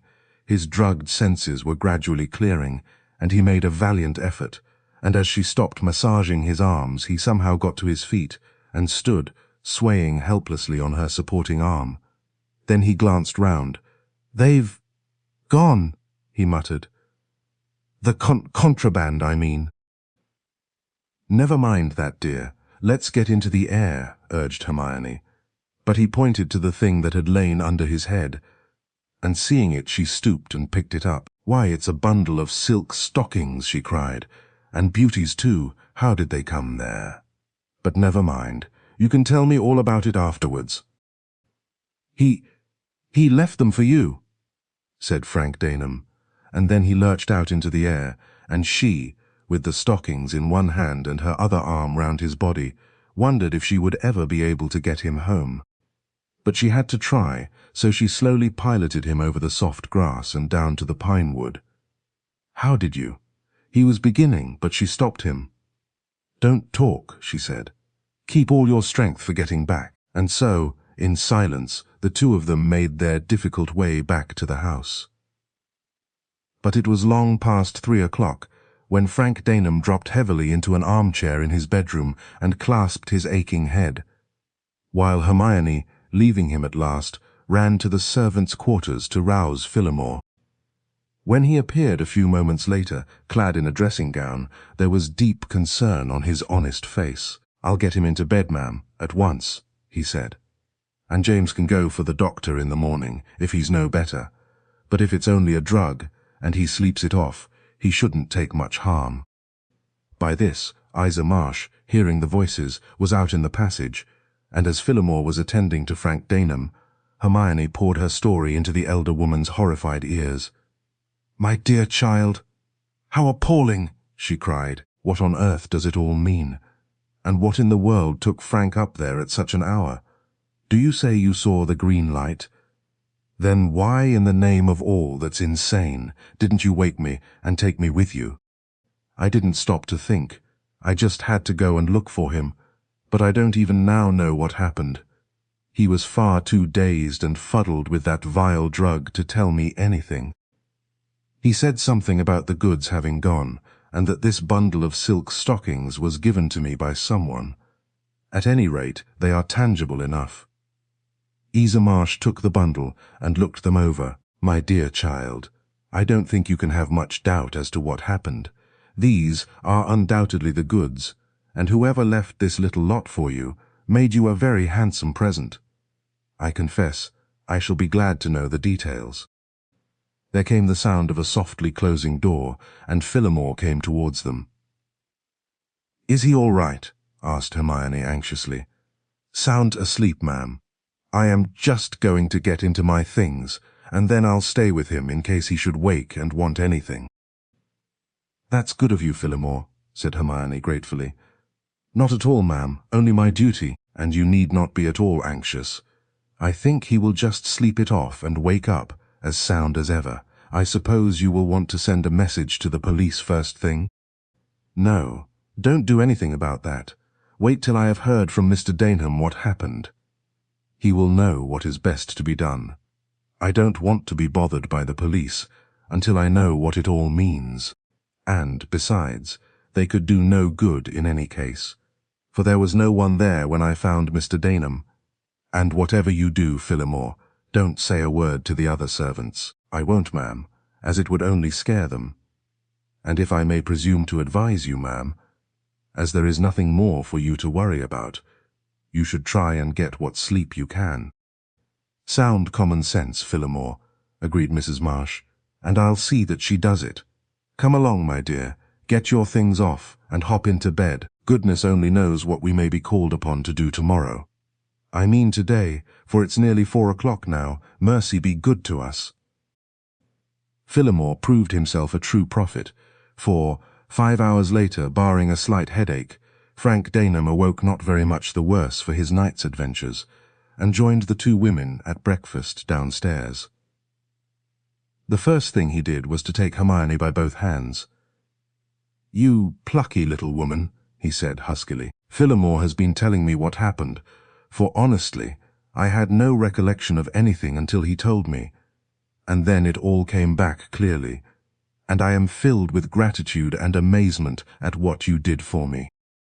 When all the time she deserves a sound whipping for her crass folly in going by herself and not taking Phillimore, or at worst me with her," struck in Iza Marsh, with, however, a glance at the girl that utterly belied her words. "Oh, never mind about me. Tell us what happened," cried Hermione. "I am more thankful than I can say that you are all right, Frank. But what on earth made you go there last night, and when did you go? No, drink this coffee first before you speak. It is the very best thing for you, I know."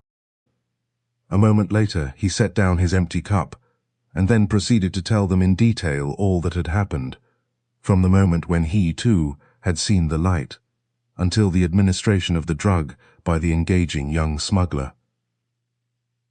And to it all the two women listened in enthralled silence. "A remarkable chap, really," he ended musingly. "And even now I can't say whether we are on the right track with regard to that bit of paper or not. He dropped it, certainly, owned to it. But when I asked him outright about poor old Dominic, he denied all knowledge of him." "He may have lied," said Hermione bitterly. "After all, he treated you abominably and may be capable of anything." "No, in fairness I can't say that he did that," objected Daneham. "He had to make himself safe, and he might have knocked me out instead of drugging me. There was nothing to prevent him once he had me tied up, but I'll admit that, even in the drugging, he took no chances.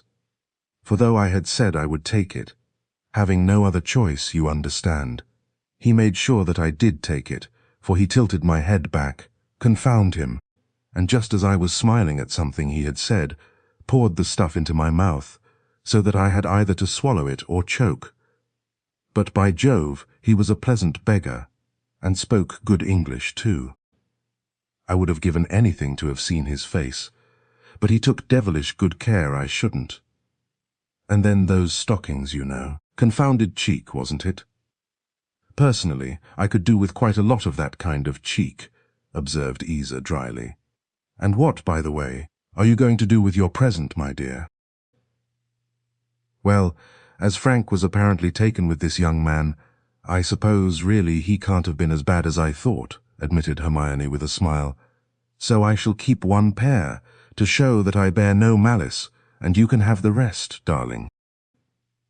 "Well, I'm sure that's very generous of you, child," said the other, "and I'll make a point of wearing 'em whenever I go abroad. It will give me the greatest pleasure to sport them when I go through the customs, and I'll wear a new pair at every port in the British Isles. That'll teach 'em to put a heavy tax on indispensable clothing. Drat 'em. I take off my hat to that young man, I'll tell you that. The only thing that puzzles me is how he got all that contraband, which you saw, out of the place." "Ah, you may well say that," agreed Daneham. "How indeed? It was on that account, of course, that the young beggar drugged me, so that I shouldn't see his dodge. I have a hazy remembrance of hearing a car, but it is too hazy to be of any use." "But there was no car there, or any signs of one," said Hermione. "I know. I asked Phillimore if he heard one, and he said he certainly heard what he thought was a car going rapidly along the road to Ardenmore station at about 1 o'clock. But he certainly did not hear one going in the opposite direction before that. However, we shall know soon, for he is going over to the farm to ask there. They know of all the cars or carts that pass along the road, for, situated on that hill as they are, nothing can escape them." "They might not have been looking at the time," suggested Iza Marsh. "Oh, yes," replied Hermione. "I was over there only yesterday and saw Mackenzie's old mother, who sits in her window all day and never misses a thing.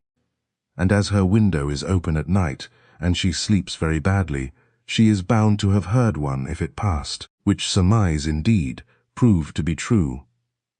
For Phillimore announced shortly after that, having gone to the farm himself to make inquiries, he was informed that old Mrs. Mackenzie had heard the car pass at about 1 o'clock, going towards the station, but that she was certain no car went the other way either before or afterwards, and she wondered where it came from, for she did not think it would be the Ardenmore House car at that time of night. "Did she say if she had ever heard it before?" asked Daneham eagerly of Hermione.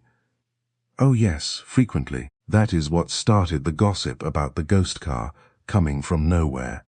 But of course no one really believed her for, as Mr. Mackenzie pointed out, if it came back, it would either have to go right into the sea in order to disappear, or else it would be found somewhere on the premises, and no one has ever found it. That being so, it looks as though we shall have to wait some time for its return," said Hermione, "for it is only periodically that the old woman hears it. Therefore there is surely no necessity to tell the police yet." To this Daneham agreed, and gave instructions accordingly to Phillimore. When they were once more alone, Hermione turned impulsively to her two friends.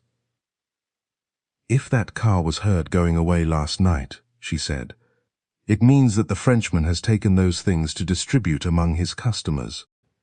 It also means that he will be coming back to hide the car, wherever he does hide it." "Not if it's true that he has done with smuggling here," objected Daneham. "He would simply take it by sea over to France." "But do you believe that?" "Not for a moment. It's too paying a game to drop so lightly. I believe that was merely a blind, to try and induce me to give up watching for him. I don't believe a fellow of his type could voluntarily give up his criminal career and live quietly on the proceeds, whatever the inducement. When he does, it will only be when he's caught and lodged in jail. My own opinion is that we shall probably meet again, as he suggested, under happier conditions for me anyway. That is, if in the meantime he doesn't make the acquaintance of Madame Guillotine." "Good gracious, Frank," exclaimed Iza, "is he as bad as that?" "Who knows? He is, I should say, capable of any extremes. A fellow like that can be as good a friend as he is a bad enemy. Personally, I'd sooner be his friend, for I have an odd sort of feeling that he would go to any length for a pal. However, this is all surmise. What I believe to be fact is that one day he'll be back again, for his hiding place is so secure that with a confederate to warn him, he will feel perfectly safe to carry on. So it's up to us to discover that hiding place. I honestly think it is far more important to find out who is keeping him informed here," said Hermione, and to this Iza Marsh emphatically agreed. It seemed also to all three that unless a miracle happened, the mystery of that date on the scrap of paper would in all likelihood remain a mystery. An hour later a telegram arrived for Hermione, the advent of which altered the course of events for all of them. She tore it open and read aloud to her two friends the message written there. "May I come over and see you? Staying at the Glen, Lockarby. Dick." She looked appealingly to Frank. "Hang the fellow, what does he want?" he growled. "Better let him come," advised Iza. "There's some reason, or he wouldn't break his compact." "I agree," said Frank with a frown, as he thought of the bit of paper which had been shown by Mackay to Dick Bessington. Better to know what he is doing than shut him out, and live in ignorance as to his movements. So the reply was dispatched in 2 words only. "Yes, Hermione." Chapter 11. Suspicions. Mr. Alexander Crosby and Colonel Bessington were alone together in the large, comfortably furnished smoking room at the Glen. They had just had tea, and, hearing that the other guests were pairing off for bridge, and feeling comfortably tired after a day on the river, had retired in good order where they could rest. Before rejoining the party at dinner, they were both lounging in armchairs, both enjoying a well-earned pipe, and both engaged in reading the papers. Crosby was, as usual with him, the first to break a long silence. "I say, Bessington, what's all this claptrap about smuggling? I see they've bagged some fellows on the East Coast, down south somewhere, caught 'em in the act, so to speak. Can that be the same lot who are supposed to be operating up in these parts that John was telling me about?" The other laid down his paper and stared for a moment into the brightly burning log fire. "I think not," he replied at last, slowly, and as though weighing his words. "I believe that is another lot altogether. I have been going rather closely into the matter, as it interests me considerably. Yes, I saw you hobnobbing the other day with that inspector fellow. I was crossing over a field with Mrs. Leslie, who likes long walks. Deuce take her! For the sake of what she calls her figure, and I call her blancmange shape, and I spotted you." The police chap seemed to have a deuced lot to say for himself. "He talked." "Oh yes, certainly he talked," admitted Bessington. "And you listened, eh, what?" "Bet you did, and took it all in too. Did you glean anything from all the chatter, or was he just giving a minimum of information in a maximum of wrapping?" "And no, what he told me was quite interesting. I saw him again the next day. He said that they were taking off the man they had put on to watch at Ardenmore Tower, as it was considered no longer necessary. Personally, I think it was a mistake. On the other hand, when I saw him yesterday—" "Oh, so you saw him again yesterday, did you? What for?" "Same subject, I take it." "You may," was the quiet response. "Yes, when I saw him yesterday he told me that a suggestion had been made to him by, well, in point of fact, by Frank Daneham to the effect that—" "Ah, old Frankie. Staying with the lovely widow, I suppose. Wonder if he'll pull it off this time. I beg your pardon?" Bessington looked at his companion sharply. "You mean what exactly?" "Oh, well, he and she are pretty thick. Eh, what? Always about together in the gay city. All that sort of thing, you know. People will talk, my dear chap. Can't stop 'em." "They are good friends, I believe, but nothing more," was the cold reply. "More like brother and sister." The other exploded in a loud guffaw. "Oh, come off it," he said. "You don't put that sort of stuff across me, my lad. The brother and sister stunt cuts no ice here. Well, I'm afraid it will have to, because one day I hope to make the lady my wife," said Bessington quietly, and Alexander Crosby, with crimson face, remembered his newly acquired gentility and apologized profusely. "Take it as unsaid, Colonel. Never a notion of any such thing. Hope to congratulate you soon, I'm sure." "Thanks," said Bessington, and a delicate wave of the hand intimated that the subject was closed. "Well, as I was saying, Daneham suggested the advisability of calling off the watch in order to see if the smuggling, which had stopped, would start again, and if it did, it would mean that a friend on the premises was signalling the all clear." "Ah, to be sure. Bright idea. And do you know if anything happened? I saw an advertisement a few days later in one of the papers with, oddly enough, just those words. All clear. Come again. So I saw the inspector and told him about it. He got into touch with the newspaper and found that it was sent from this part of the country, though they had no knowledge of who had sent it. It was paid for in the ordinary way and duly inserted. So I shall be keen to know if anything happens, though the inspector, I thought, rather laughed at the idea. Well, I don't, and that's flat. By Jove, this is rather more interesting than fiction. Why not go over to Ardenmore and investigate? Incidentally, kill two birds with one stone, eh?" "I'm afraid I don't get you. How do you mean?" "Oh, well, hang it all.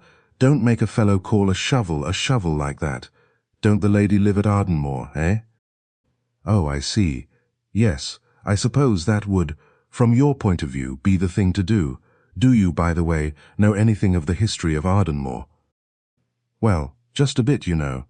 Old people, last of the name, died in 18, year after that son of theirs went west. Lucky for him, he did too. Of course, everyone heard all about that little stunt. At least the story went round.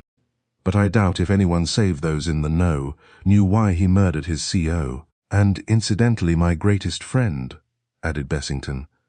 Colonel Grimshaw, though few people understood him, was a fine fellow. Queer-tempered, I own, and he had other faults. Who has not? Granted. I should hate to let anyone into my confession box, if I ever thought fit to tell a few things, agreed the other with a chuckle. This is news to me, though. I hadn't realized you were in it.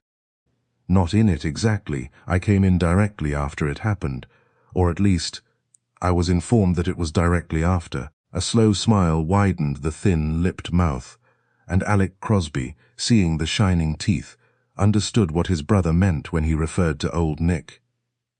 Was there a doubt of that, then? There may have been in my mind at the time. There may be still, for it seems that there was sufficient time between the blow, or rather the murder, and the summons for help, to enable young Arden to get away. And get away he did. Had he been caught, he would have been shot, of course. Had he lived and returned to this country, he would have been taken and hanged for murder. Really? But was it actually murder? I mean, you weren't there to see, only the other fellow, the witness. I don't even know his name. I know. But remember, it was done in a tumble-down cottage in Flanders, and loud voices carry through thin walls. In the room next to the scene of the crime were two witnesses, both alive today, who swore to what they heard. They didn't hear much. They were both, as a matter of fact, sick men, just brought in and waiting to be taken elsewhere, and they both heard young Arden when accused of having killed someone, for, of course, they didn't know who it was who had been killed. Say, I know, I meant to kill him. Therefore, had young Arden lived and been taken, their evidence alone almost would have hanged him, whereas we also have the eyewitness to the scene who admitted the crime, and was, so he said, though I have my doubts as to that, himself threatened with a revolver by young Arden. But who was the fellow? That, I fear, I am not at liberty to tell you. You see, it is all over, and 9 years have gone by since it happened. But neither 9 nor yet 29, nor 99 years will lessen my horror of the deed, nor my grief for the loss of a good friend, nor yet my hatred of the man who did it, and who escaped the death that was his due. And Crosby, glancing at his companion's face, was aware of a sensation of intense relief that he was a friend of this man, and not an enemy. But surely to goodness, you had your revenge in the fact that the young fellow was killed, he expostulated. For though lacking in blue blood, he had not an ounce of vindictiveness in his nature. He died an honourable death on the field, not a felon's death on the gallows, was the reply. Well, well, and come, death is death, when all's said and done, in whatever guise it comes. Hang it all, man, he was young, a mere kid, a baby, and wasn't there some woman? Why, bless my heart and soul, I'm going dotty on the crumpet. It was a Mrs. Arden the South African married, young Arden's wife, Goulaw, what a damned mix-up it all is. You may well say so, was the grim reply. And she bought back the old place when her millionaire hubby died, too. Now that was a bit rummy, wasn't it? No, sentiment, I suppose. Most nice women are full of it. There is no reason, as far as I can see, why she should not have bought it. But Lord bless my heart, isn't the place a ruin, and she goes and lives in it? What for? Tell me that. I suppose, by the way, he went on, a sudden thought striking him. There was no doubt about young Arden being killed, was there? I mean, did she believe it? But of course she must have, or she wouldn't have married old Rodenburg and committed bigamy. Besides, if the young chap was alive, I suppose the lawyer chaps would dispute her right to the money Rodenburg left his wife. Couldn't touch it if she weren't his wife, could she? I don't think anyone would dispute that, replied Bessington. Rodenburg had no relations, and besides, What do you mean exactly by your suggestion of the doubt as to Arden's death? Bessington glanced at him sharply as he put the question. Oh, well, nothing particular. Only one has heard some rum things about people's husbands turning up again. Generally at the most inconvenient times, by the way. Here, he chuckled. After all, in that almighty hell over there, it would be some job to get a line on to every chap who was killed, and mistakes have been made, you know. That's true, admitted the other. Mistakes, as you say, have been made. No one, as a matter of fact, knew better than he that the evidence of Dominic Arden's death was very far from conclusive, and the information the inspector had given him concerning that mysterious date written on the scrap of paper had reawakened all his former and nearly half-dead suspicions, and had made him determined to investigate into the mysterious occurrences at the tower. Not for a moment did he believe that it was from pure sentiment and devotion to the memory of Dominic Arden that Hermione held out against his entreaties that she should marry him. He thought that in time he could break down the absurd barrier between them. But, seeing that he had always had a suspicion concerning the actual death of this first husband, he wanted to be quite sure that there would be no returning Enoch Arden to spoil their lives when the consummation so devoutly to be wished had come to pass. This upstart fellow, Crosby, had been right when he said that husbands had an inconvenient way of turning up. Moreover, there was the coincidence of the name Arden in connection with these same resurrecting husbands, and there was a vein of superstition in Richard Bessington's make-up. No. If Dominic Arden was alive, then Dominic Arden must be found and dealt with, and Bessington had no doubts as to his own capabilities of dealing with him when once found. Nothing and no one should stand between him and the ultimate goal of his existence, marriage with Hermione Rodenberg. He even dared to believe that it would be a relief to Hermione to know conclusively that her first husband was dead, for he had wondered many times if her constant refusal of him was based upon that very fear which he himself admitted, and which would prevent her from again tying herself to a man who might not in the end prove to be her husband at all. Was it therefore possible that she had bought this place, believing that if he was alive, it would be the one place in all the world to which he would come back? And was it for love of him that she did this, or merely out of a desire to know once and for all? In fact, to make herself secure.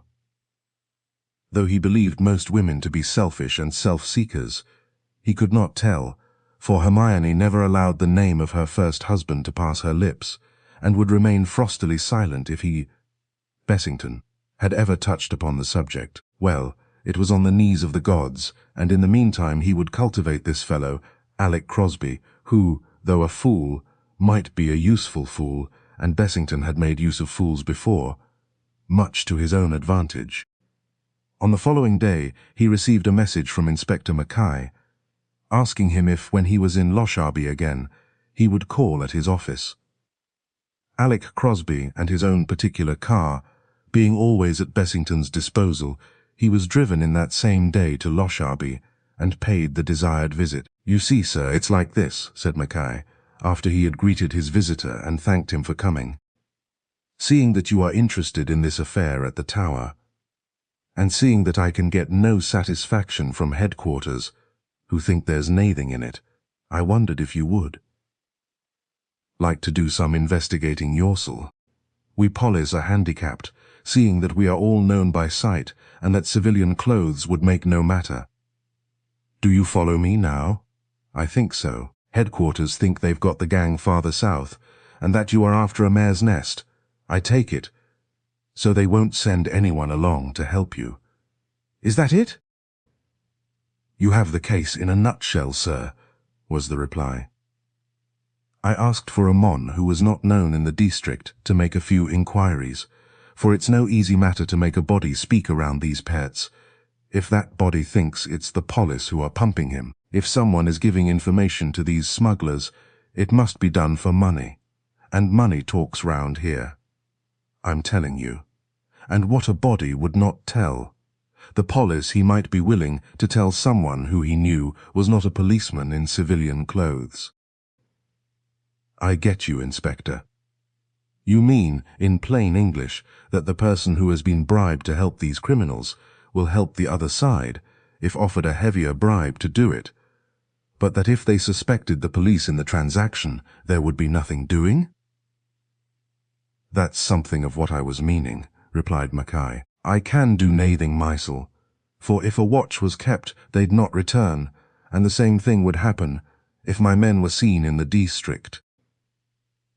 But as you are known to Mistress Rodenburg, you could get her to give you some information concerning the folk there.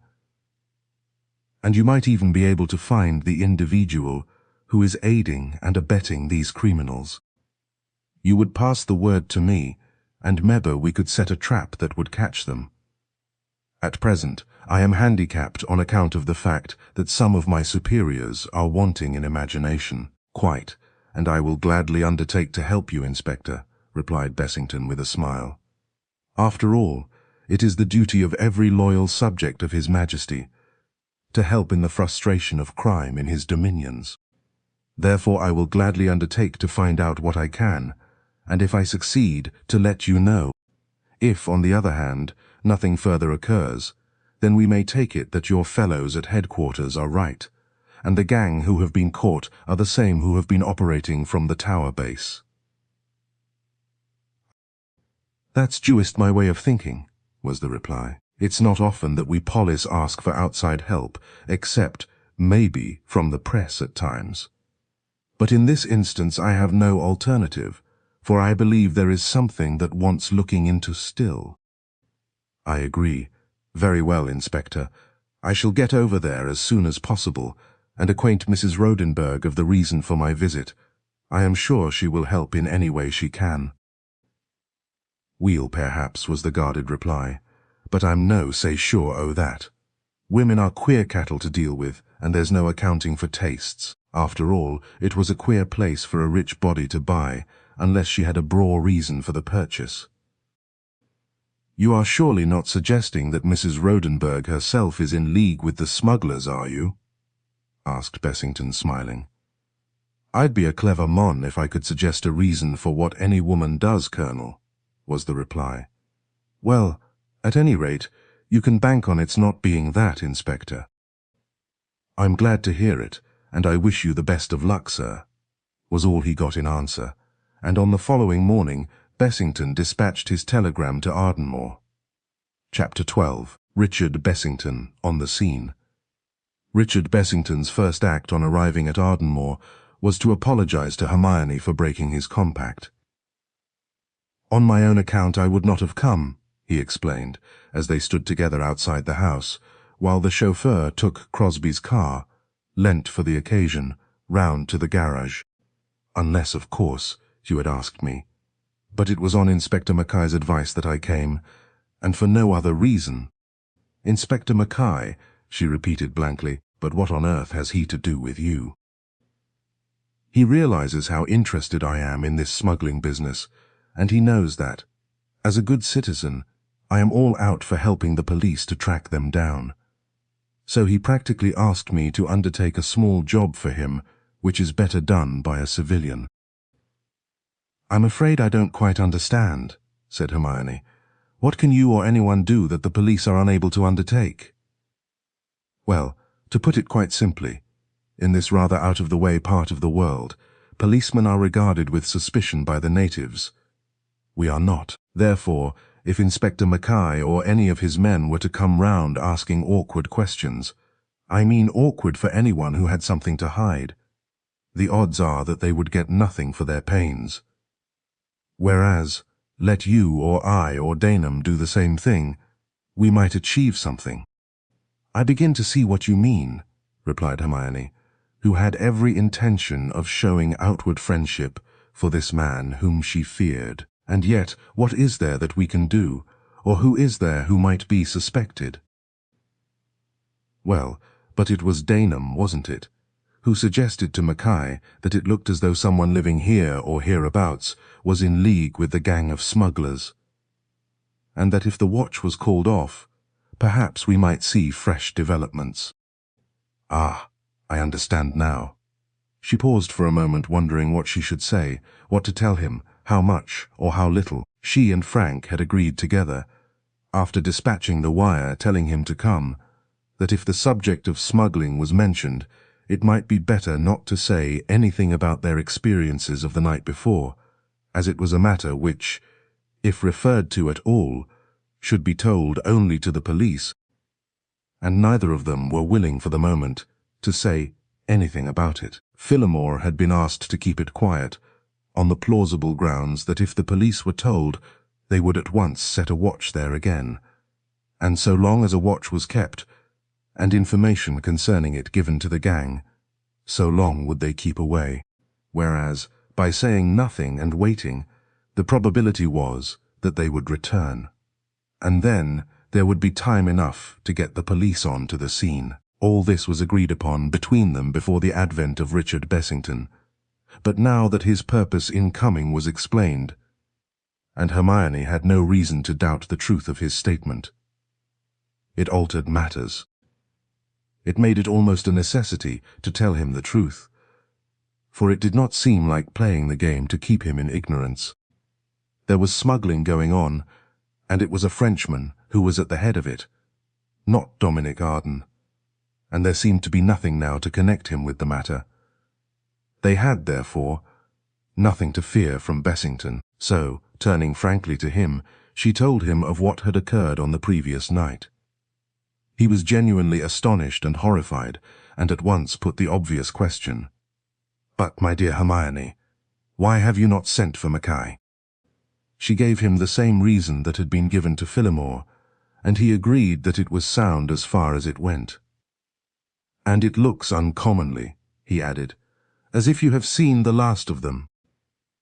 For since this Frenchman knows you are on the watch, he won't be such a fool as to come back, now that he has got safely away. It seems, in fact, that I shall do no good by making any inquiries. And yet Mackay is confident that something is wrong, and it seems that he is right, too. Frank thinks the man will come back, if not now, later, but of course he will only come if his informant here can assure him that no one is on the lookout. He will know that we ourselves can't be forever on the watch, and apparently their hiding place is so secure that he can afford to laugh at anyone who tries to catch him. Quite, so that our best plan would be to try and find out who is helping him." He smiled down at her, drinking in the beauty of her, wondering if this was at last the first step in a campaign that would end in capitulation on her part, triumphant possession for him. "You had better come in and see Frank," she said, ignorant of what was passing through his mind, eager only to play the game as it should be played, and as she could play it, so long as danger to one who might still be living was not involved.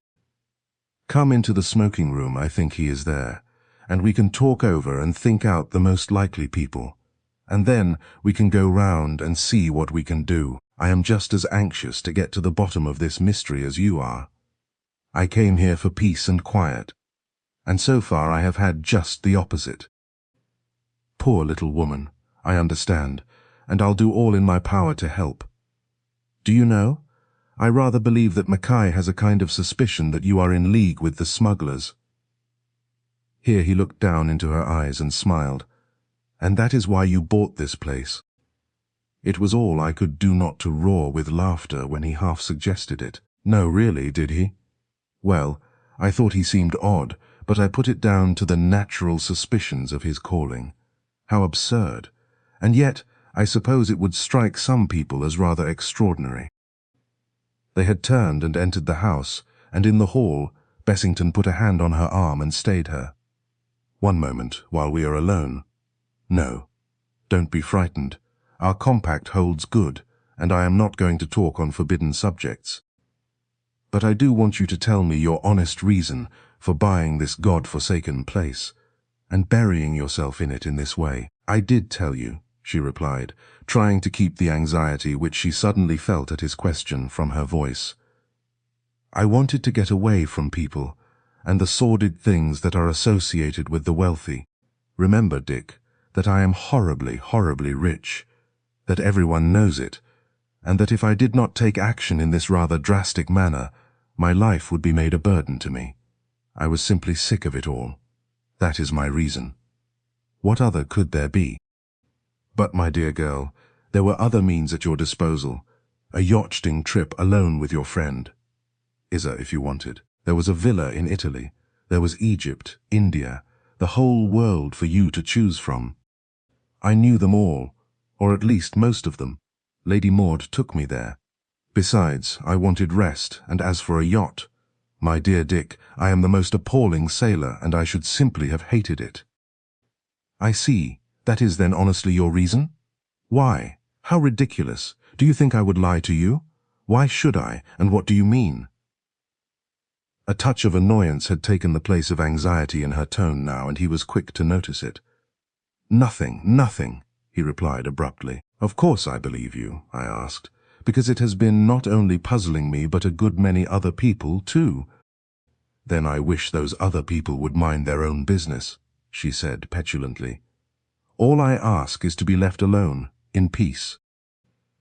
And what you get is to find yourself in the very center of a sensational smuggling mystery, he replied with a laugh. Poor Hermione. Well, never mind. We'll see what we can do to wing these beggars and ensure you the rest and peace you want. So, let us to business. His tone was natural, easy, and most friendly, and yet Hermione was not sure that he was satisfied with her answer. Also, she wondered if he had an ulterior motive in asking what he had done, and then justly considered that her own suspicion of him was fathered by the very fact of her own half-truth, and that she herself was withholding something from him, and in fact, doing exactly what she was accusing him in her heart of doing. She was honest with herself about that, and determined to make amends and to take him at his word. Nothing else on her part would be justifiable, so they turned into the smoking room, and Frank Daneham rose from the writing table where he had been finishing some letters, and greeted the newcomer, if not cordially at least, in a passably friendly manner. "What brings you over here, Bessington?" he asked, after they had shaken hands. Briefly, the other explained what he had already explained to Hermione, and she in her turn added that she had told him of what had happened on the previous night. Frank nodded, instantly guessing her reason. After all, he had no grounds, beyond the fact that Bessington had shown curiosity to the inspector, for supposing that he had come over for any other reason than the one he had stated. Certainly, it was a sufficiently good one. Mackay had asked him to do what he could, and therefore Hermione had been right in telling him of what had occurred. There were no two ways about that. "It's a rum affair altogether, isn't it?" he said. "My only fear is that the fellow was speaking the truth when he said he was finished with the job. Only, somehow, my knowledge of human nature makes me doubt it. I can imagine the danger, excitement, and risk of the adventure gaining such a hold on a fellow of his stamp and mentality that he would find it difficult or nearly impossible to give up. Also, it must be a very paying game." "Undoubtedly, you are probably right. In my opinion, if we could clip his wings, or better still, send out false information by getting hold of his accomplice here, and either bribing or threatening him into sending it. And people of that sort have their price. We shall succeed in laying him by the heels. The question is where to find this accomplice. There are very few to choose from, when one comes to think of it," replied Daneham. "So, as we have an hour before lunch, I propose that we four, I'll get hold of Iza, who has a keen business head, get down to the sifting of them." He left the room at that, and returned almost immediately with the lady in question. "A council of war, I understand," she said, as she shook hands with Bessington, "and about time we did something too. When innocent people are drugged and otherwise ill-treated, apparently with impunity, it's about time to take action, and though, personally, I have no grievance against the young man who presented Hermione and me with that bundle of priceless stockings, Still, I own that the government has a very big one, and I suppose that in honor one is bound to help. So, to begin with, you can rule me out of your possible suspects, though I can't own to a clean sheet where the Dover customs are concerned. But I draw the line at wholesale smuggling because I shouldn't make a success of it. One is glad to hear that anyway, replied Daneham. Let us take the servants first. All new, all English, except the cook, who is Irish. And old Betty, added Hermione. She is hardly to be numbered among the household, as she only comes in to help and lives outside. The Mackenzies at the farm consist of Donald, the farmer, his wife, 2 kids, and the old mother. Donald, from what I have seen of him, appears to be a staunch upholder of law and order, and is the last man to suspect. His wife the same, the mother too old for that kind of game, the kids too young. Farmhands negligible, but probably worth interviewing. Gardeners all new to the place, and therefore ruled out. Keeper's lodge at present empty, and no gillies on the place as yet. Ardenmore village. This I have discovered from the chauffeur, James, consists of a tiny kirk, a small post office whose mistress also keeps a general store, about a dozen cottages in which dwell the usual assortment of crofters. Not the kind of people to risk their liberty in a business of that kind. A pub, owned by an ultra-respectable publican, hardly, in my opinion, worth visiting. So far it doesn't sound very promising, agreed Bessington. And even if there were any suspects among them, added Iza Marsh, I doubt if you would get any forrarder if you did visit them. Also, I think you are beginning at the wrong end. Tell us, Marshy, where you would start, said Hermione. Well, who told you, or said anything in the first place, about smuggling at all? Asked the elder woman. Actually, it was Mr. Bray. But surely you don't suspect him? Suspect him? Fiddlesticks. One couldn't even suspect him of a harmless flirtation with an under-house maid, let alone an enterprising stunt like smuggling. No, what I want to get at is, who told him about it, and then on down to bedrock. I can't possibly answer that. He said there was a rumor about it, that lights had been seen and a mysterious car. Originating probably from old Mrs. Mackenzie, observed Daneham. Anyone else say anything about it? Hermione was silent for a moment, and then of a sudden her face lit up. Why? Yes, of course. Betty Mackay said something about it on the night we arrived. She told me that no one dare go near the old tower, because there was something there that scared people, and she herself was apparently quite frightened about it. Bessington laughed, and it was not a pleasant laugh. She was apparently warning you about it, he suggested. Yes, I thought so at the time. Exactly, the Colonel turned to Iza Marsh. You are right, he said. That was the end to start from. Why should this person, Betty, wish to keep people away from the tower unless she had a good reason for doing so? If she is the accomplice we are looking for, so long as the smuggling went on, she is money in pocket. Who is the woman? She was here in the Ardens' time, said Hermione, and then glanced hurriedly at Bessington. He met her eyes, and a queer expression crossed his face. Here in the Ardens' time? He repeated. Then she knows you? I saw her here once, that is all, and I don't think she saw me. She knows nothing of my former life. Again they looked at each other, and she saw suspicion dawn in his eyes. It was then that she realized that he also suspected what she had so nearly believed about Dominic Arden, and his next words confirmed it. I think we shall have no trouble in locating the go-between, he said quietly. For many reasons, these 2 words were emphasized. It is quite possible to believe that the woman, Betty Mackay, is the guilty party.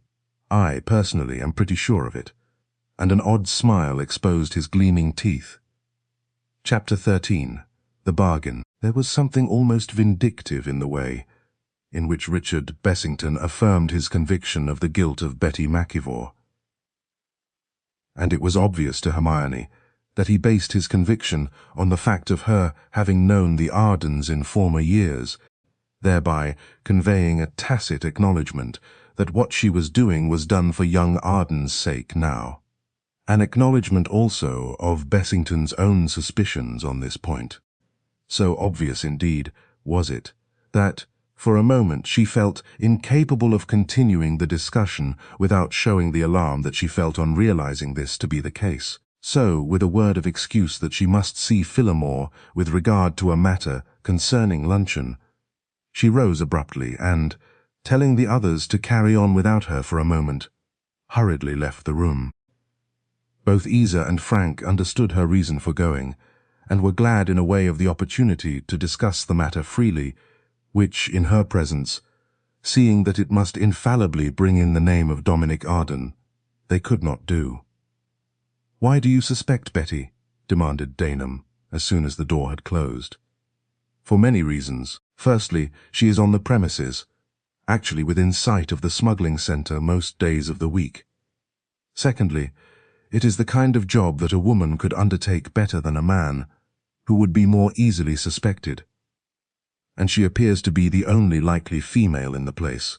Am I right in supposing that she was caretaker here when the house was empty?" "She was," replied Iza.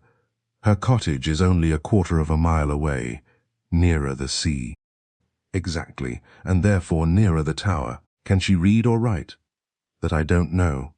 Nor yet how she could send her messages, for the post office is 20 miles away." "Well, at any rate, we can find out at the post office if she ever went there to post letters." "Is there any other reason why you suspect her?" asked Daneham, who was watching the other man's face and knew that something ulterior was in his mind. No, perhaps not." He hesitated. "It did occur to me that living with the Ardens, she might also have gained knowledge of certain secrets connected with the tower. Did she, or rather has she, at any time mentioned them to you?" "Nothing very much," replied Iza.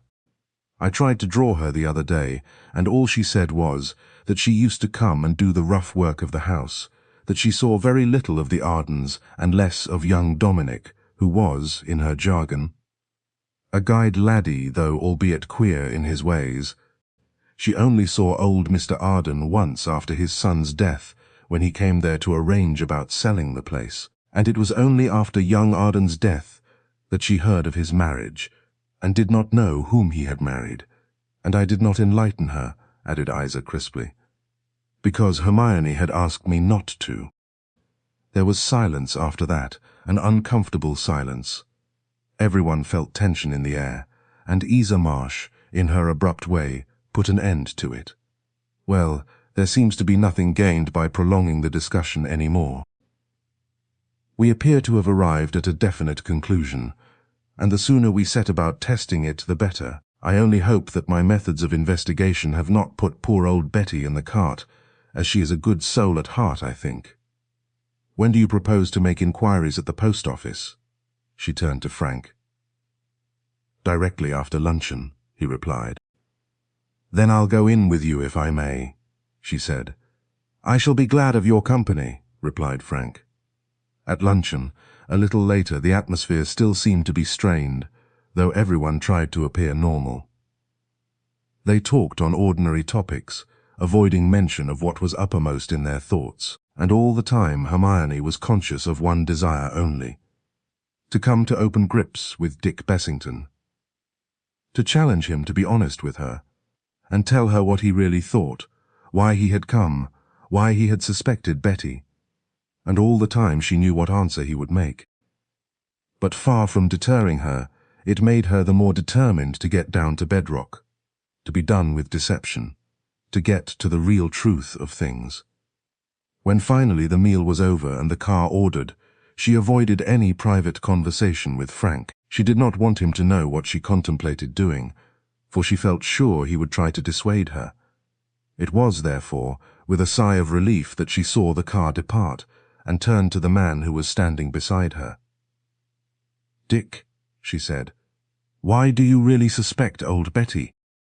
"For the reasons I have already specified to your 2 friends, which I presume they gave you," was the reply.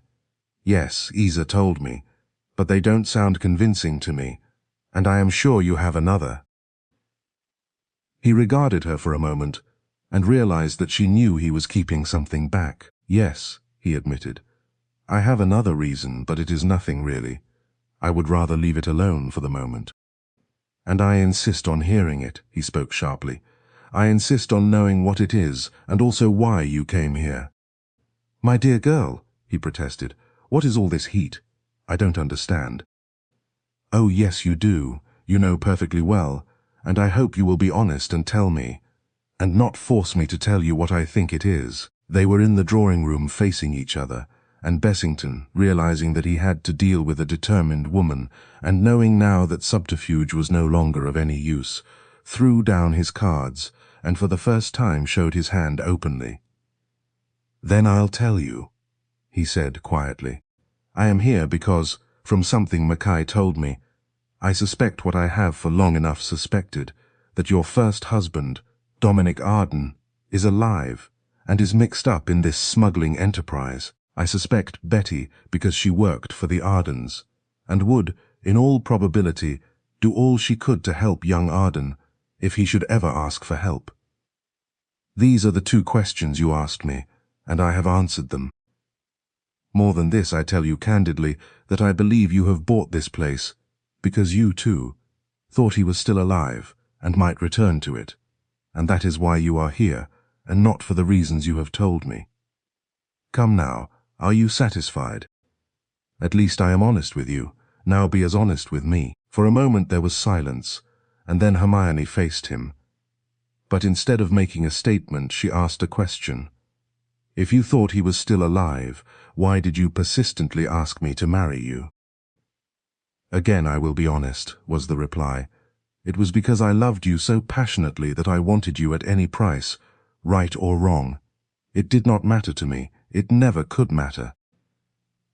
More than that, as you never spoke of him, I thought you had got over your grief, that if you became my wife, I should make you so happy that you would even forget the little that you probably remembered of him. I thought that in cherishing his memory at all, if you did, you were cherishing an idle dream from which you would awaken when you became my wife. And you would have been my wife by law. For considering all the evidence in support of his death, and the number of years that have passed, the law would certainly presuppose him to be dead. That is why I asked you to marry me, why I still ask it, and shall never cease to ask it until you comply. Oh, Hermione, don't you understand? Can't you see that you are the only thing that matters in my life? That I can't live without you?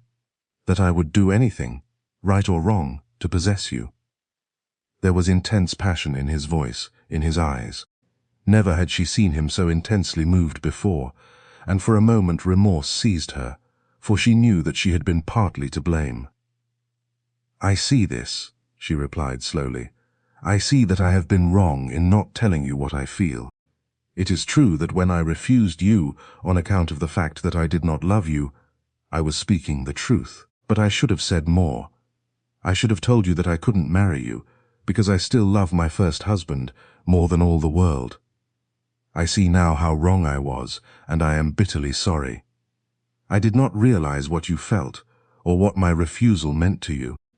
Now I see it, and I can only ask you to forgive me, and to put me finally out of your thoughts." "And that's quite impossible," he replied. "Out of the question.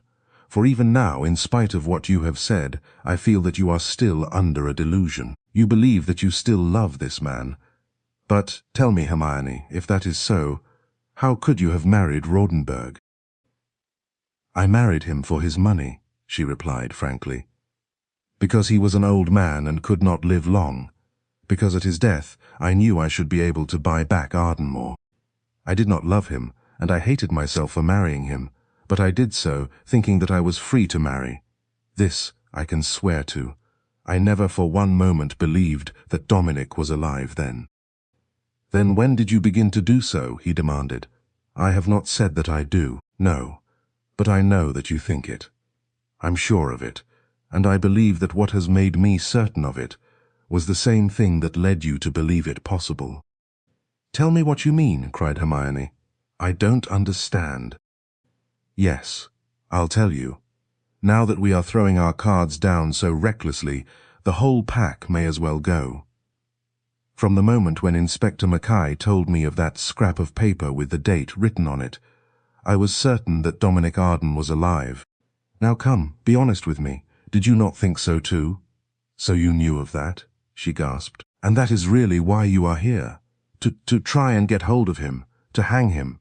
And you tell me that you love me. You! She gave a harsh, discordant laugh and turned away from him. But Dick Bessington seized her arm and swung her round. I did not say so, he said sharply. Nor do I mean it. But come, you haven't answered me. I asked you if that date that was found made you believe that he was alive. Tell me, you owe it to me to tell me. I owe you nothing, she replied proudly, never even deigning to free her arm from his grasp. But because you have been honest with me, I will be the same with you. Yes, I did believe it had some connection with him, I think, though I have tried not to do so, that I think so still. Even in spite of the fact that the Frenchman denied all knowledge of him.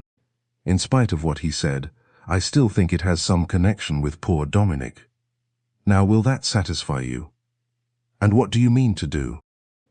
I am going to marry you, Hermione. In spite of all you have said to me, in spite of everything and everyone, was the quiet reply.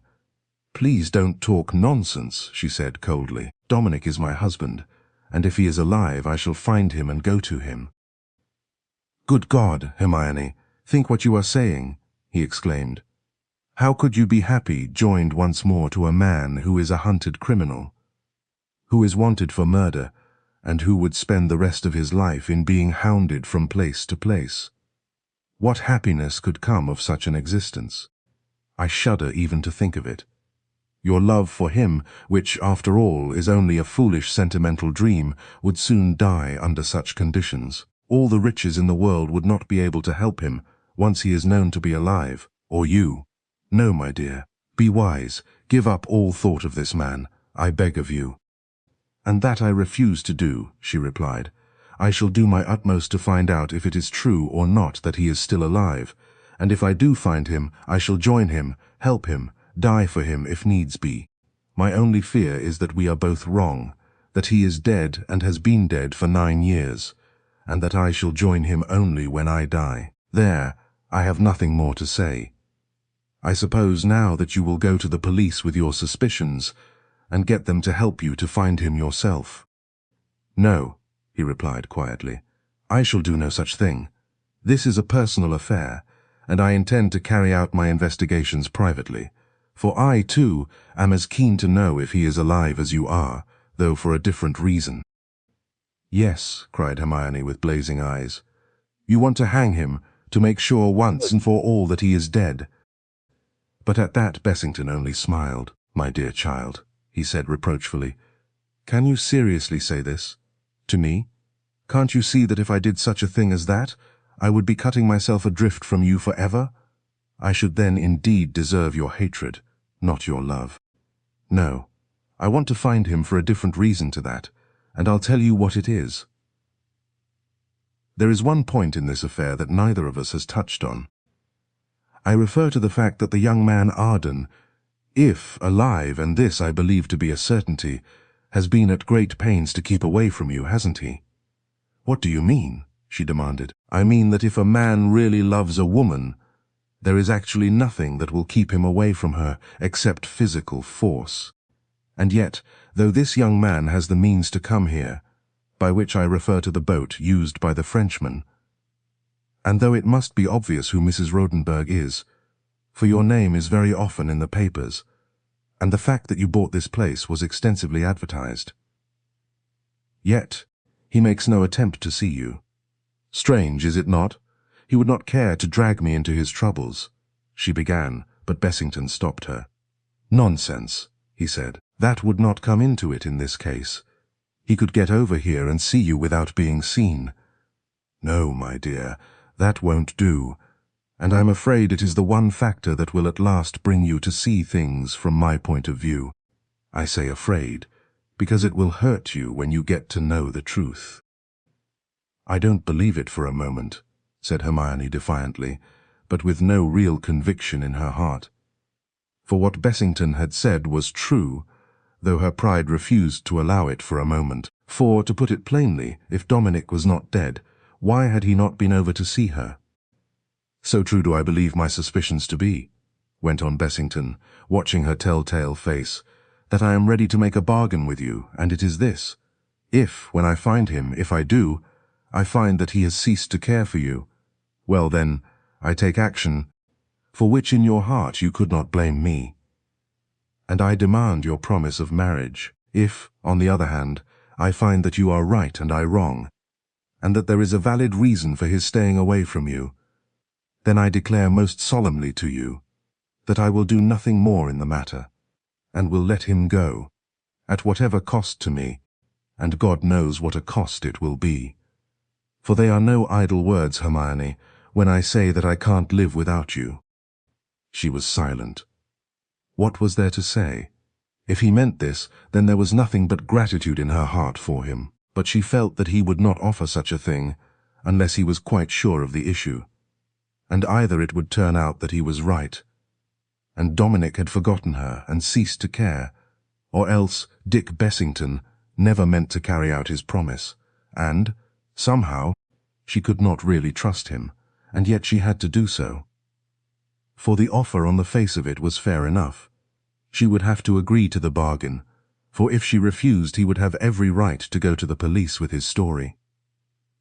"Very well," she said quietly. "I agree, of course." "Thank you," he replied gravely. "I have your permission, then, to make what investigations I like." "Of course, that is understood in the bargain." "And may I take a walk to the tower?" "Certainly you can go where you like," she replied. "You are just as likely to find the secret as I am, and I have failed. I don't think that anyone will find it." But in that she was wrong. Chapter 14. The Secret of the Clock. "Well, what do you think about things, my dear man?" asked Iza Marsh, as the car swung along the Ardenmore road. "About things?" repeated Daneham. "Meaning, I suppose, about Dick Bessington. Bother the man, of course. Is it necessary for me to cross my T's and dot my I's, or were you merely giving yourself time to think how you should answer my question?" Frank Daneham smiled. "How well you know human nature," he said. "Being very human myself and prone to subterfuge, I naturally judge most people as myself. Come, out with it. Is it to be the truth, or what you think is best for me to know?" "I think that sort of thing would hardly work with you, would it, Iza?" "No, I did honestly doubt if I should tell you my real opinion, but your subsequent remarks showed me the error of my ways. Candidly, then, I am not pleased." "And neither are we amused," added the stout lady. "In my opinion, Colonel Bessington has an amazing impudence to come and thrust himself here, interfering in something that doesn't concern him. But I'm afraid that it does, in a way that all crime concerns good citizens. Beside, he was asked to do so by Mackay. But, my dear man, why didn't Mackay come himself and ask the people living on the spot, by which I mean us, to help him, if he couldn't manage the job himself?" "For the very good reason that he doesn't trust the people living on the spot," was the reply. "And I am afraid I must admit, in all fairness, that he is perfectly right. Though he was quite polite to me when I went over to see him, I felt, all through the interview, that he was not sure of me.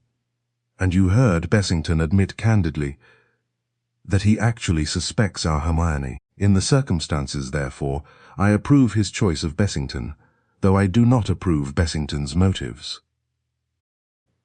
"Ah, then you think he is out for something more than to assist justice?" "I think we all feel that he suspects something more than meets the eye. For one thing, which for obvious reasons I did not tell Hermione, it appears that Mackay told him about that bit of paper and the date. And, you know, he is one of the 4 who know the meaning of that date. Naturally, he must have sat up and taken notice when he heard of it. Equally naturally, he would come over on the very slightest excuse in order to look into it. I only wish to God I knew the truth myself instead of this racking uncertainty." Iza Marsh was unusually silent for a while. "I didn't know this, of course," she said at length. "It makes all the difference. It proves why the man is here, and in my opinion makes his offense in coming the greater. Has he no heart, no feeling? If he is in love with Hermione, how does he reconcile this wish to hound down the man she cares for, or at least in whose memory she is bound up body and soul, with a desire for her happiness? Simply because, I suppose, he refuses to believe that any woman can remain true to the memory of a man who is supposed to have died 9 years ago. He will put it down to ridiculous sentiment, to a dream, to an idea that will die a natural death directly she becomes his own wife. I can sympathize in a way, for it is most unusual, I own, especially in these days, when death has not been of so much account since the war, and when sentiment is at a discount, and the hectic journey of life gives one little time for thought or remembrance. Also, one must remember the kind of man he is. Hard in a way, mercilessly unforgiving where anything touches himself, and Grimshaw was a great friend, and having only one devouring passion in his life, his love, selfish animal love perhaps, but love all the same, for Hermione. We have got to take all that into consideration before we begin to judge him. "Well, I suppose you are right," she admitted grudgingly. "But I'm not as good-natured as you, Frank.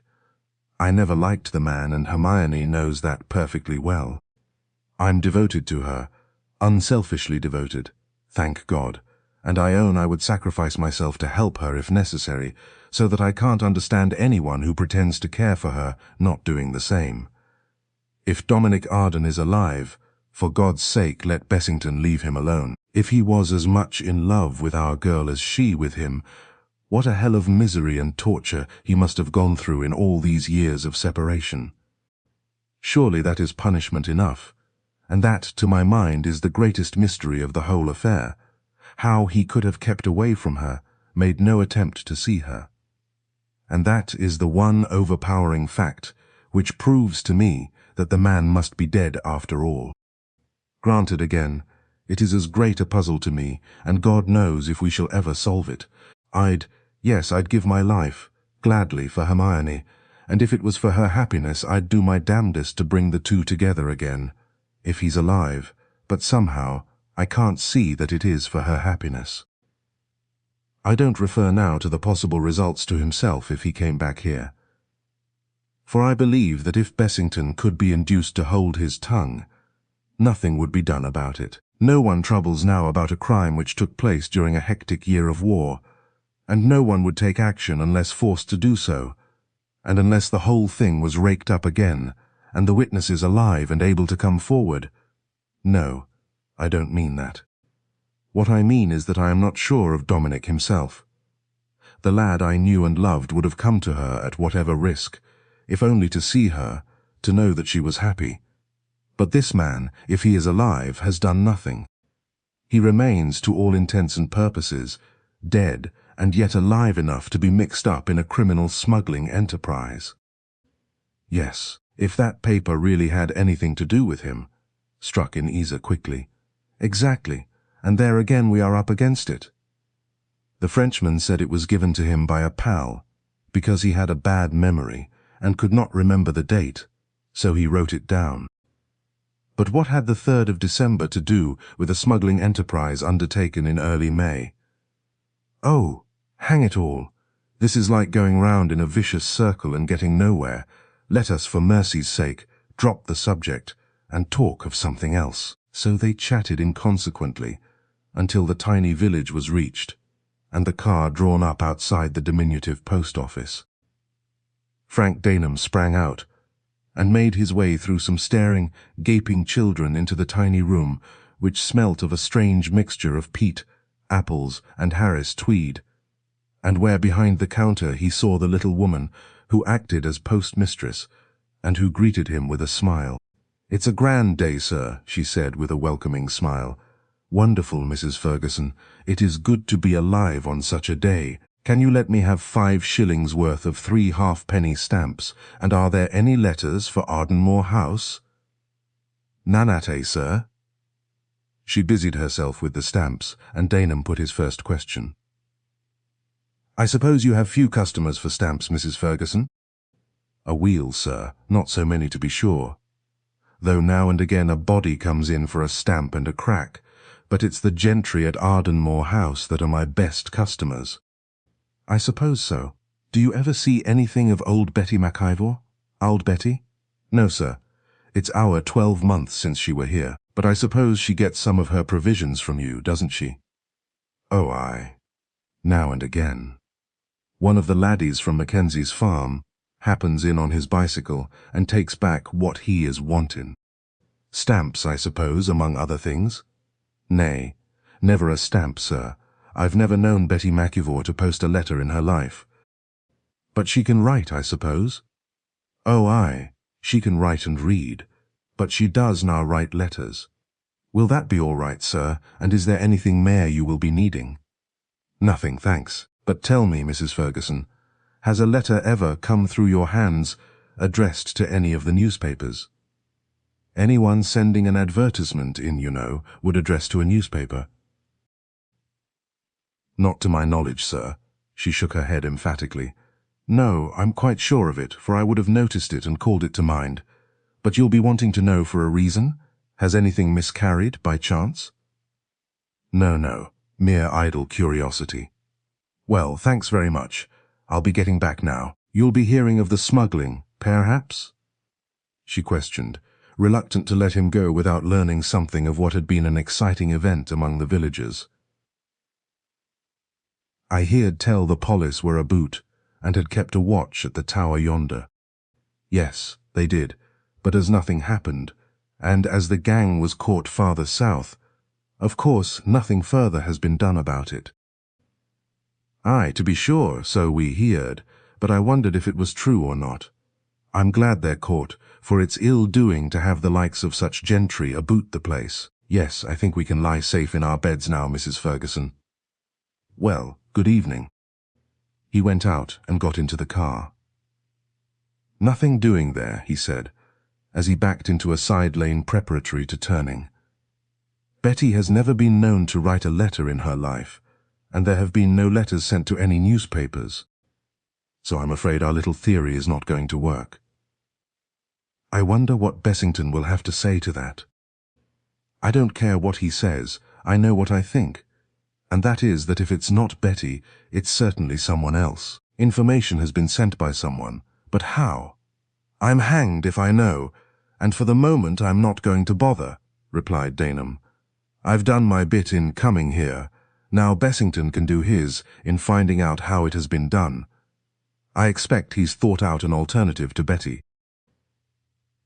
But Richard Bessington was not concerned with Betty Mackay. He was at that moment striding up the grassy slope towards the old tower, intent on one thing only: to discover what connection, if any, the words written on that bit of paper had with the tower and the gang who were engaged in their felonious enterprise. He first of all proceeded to examine the building from outside, and a lover of the antique was filled with admiration at its massive structure and good preservation. It was, indeed, difficult to imagine why there was only the one tower remaining, but when he considered that the destruction of the rest was probably due to cannonballs, he concluded that it was sheer luck that had left the one tower standing at all. Wondering how the battlemented top of the building was reached, he soon discovered, on going inside, the walled-in circular stairs, the first few steps of which showed through a tiny doorway. His first act, therefore, was to ascend to the top and take a look at the surrounding view. It was a wild and rugged scene, with a vast expanse of sea showing through the opening in the little natural harbour, an ideal landing place, an ideal watchtower. But as there was nothing to be learned up there, he retraced his steps, and stood once more in the bare chamber. And here the first object that caught his eye was the clock in the wall, a curious object to find in such a place. Perhaps the Ardens had placed it there, having used the room as a schoolroom or office, but examination of the object in question showed him his mistake. The clock was of ancient make, obviously built into the wall over a century ago, and apparently now hopelessly out of order. It must, he thought, have been a wonderful piece of mechanism in its day, and he examined it more closely.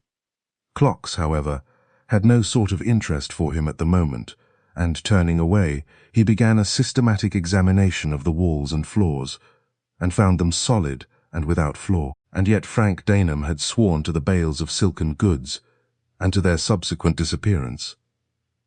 And from the nature of the ground, it was quite impossible that a car could have come to within 150 yards of the tower. And yet, had they carried the goods by hand down to a waiting car in the woods, Hermione must have seen them on her way to look for Daneham. For it would have taken even 2 men a considerable time to do this. Where, then, had they hidden the stuff during the time that Daneham lay drugged and helpless in this very room? He sat down on the chair and tried to think it out, and as he sat, his eyes gradually roamed back to the clock embedded in the wall in front of him. And there, finally, they stayed. Why was it there? What was its purpose, save to indicate the hour, the day, week, and month, which now it failed most completely to do? He rose and went to it, and examined it again more carefully. What were those numbers for, up to 100, and completely circling the outside? One hand was there which might point to a number. It was at the moment pointing to the number 92. He would see if it moved, and putting up his hand took hold of it, and drew it downwards. And then he paused and stared, for in moving it he had discovered that it covered another hand, and out of curiosity he moved that also to the right. Underneath was a third hand and again a fourth. 4 hands, evidently meant to point to 4 figures. Why? He looked at them as they now pointed haphazard where he had moved them. The first pointed to 92, the second to 98, the third to 1, and the fourth to 5. What was it for? 92, 98, 1, 5. Adding the numerals together they made 34, and adding up the entire amount 196, and that told him nothing. He looked at the other dials, moved the hand which indicated the months, and placed it to May. Then he tried the hand which showed the days, and placed it at Tuesday. For no reason at all he moved the hand on another dial which indicated 31 figures, obviously the days of the month to 15. "Let's see," he said aloud. "That makes it Tuesday, the 15th of May." Once more he glanced at the outer round of numbers with the 4 hands, and, with an ejaculation of amazement at his own stupidity, he moved the hands to the figures. 1926. Of course, that's it. When in working order the thing gave the exact date. Now it is Tuesday, the 15th of May, 1926. What an ass I! And then he stopped, clapped a hand to his head and stared at the clock before him. "By God!" he muttered. "Of course, that's it. It's a combination safe." And very carefully he began to move the hands on every dial, changing them until, instead of the date which they had indicated before, they now showed Monday, December the 3rd, 1917. Chapter 15. The Smuggler's Cache. As the car swung up to the door, Hermione came out and stood in the opening, watching its 2 occupants rather anxiously. Iza Marsh got out, and Daneham drove round to the garage. "Well, my dear, you look scared." "What's the matter?" demanded the elder woman. "Nothing. Tell me, what did you find?" "Nothing either. But my nothing is true, yours is not. Tell me, what is it, child?" "Oh, really nothing. It doesn't matter, I suppose." She spoke wearily. "Dick and I had words, but we understand each other now, so that's something." "Well, I'm glad to hear that, though you don't look too overjoyed by it," commented Iza, crisply. "Where is the man? Gone, I hope." "Oh, no, he has gone to the tower. He has a perfect right, of course, to do what he can to help the police. But, well, of course, I shall have to tell you. He really believes that poor Dominic is alive, and mixed up in this business. He knows about the date on the paper, and he means to find him if he can. We have made a sort of bargain. I was in a way forced to make it. Besides, in a way he is justified. He says that as Dominic has never been near me, it means that either he is really dead, or that he has ceased to care." "Yes, my dear, I can't help agreeing to that," said her friend. "It's my one stumbling block." "Well, so I suppose the bargain is that if he finds he does still care, and in some way or another can't come to you, he'll sheer off and leave him alone. Is that it?" "Yes. But if, on the other hand, it is as he thinks it is, then, well, you can guess what will happen then." "Yes, child, I think I can. And if he sticks to his bargain, well and good.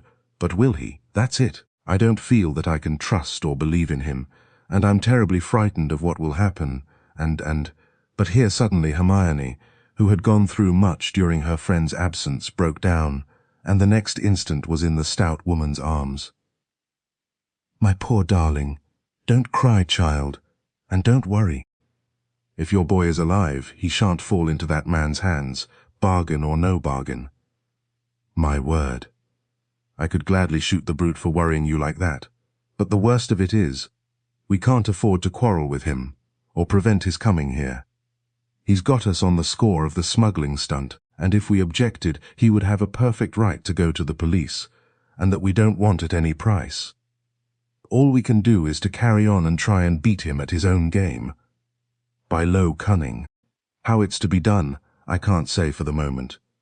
But there'll be some way, my dear, and after all, you may be distressing yourself to no purpose. How do we know that there'll be anyone to catch?" That Frenchman said he had done. Well, perhaps he had. At any rate, Bessington can't stop here forever, and he can't stay here unless you ask him to. So what he proposes to do, I can't imagine. "He is staying only 20 miles away," replied Hermione, drying her tears. "He can come over here at any time, night and day. There is nothing to prevent him. And if we refuse to allow him, very likely the police will come, and they will station a destroyer or a government boat of some kind in the bay. And then Dominic will never be able to come. And how can I know where he is? Don't you see, dear? I am longing, aching for him to come.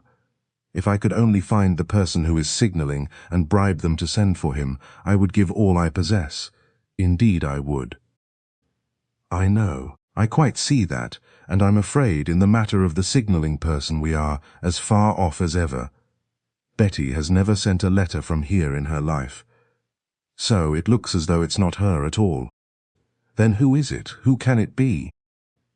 "I don't know, my dear, but I've got an idea in my head, and mean to see what comes of it.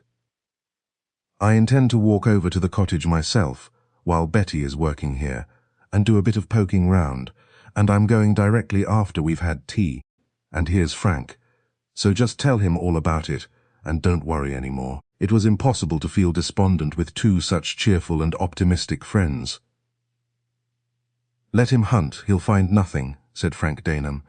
"If the police did not, and you and I and the sharpest woman in the world, represented by Iza, did not, why should he? He can do nothing after all. Above all, do not let us quarrel with him.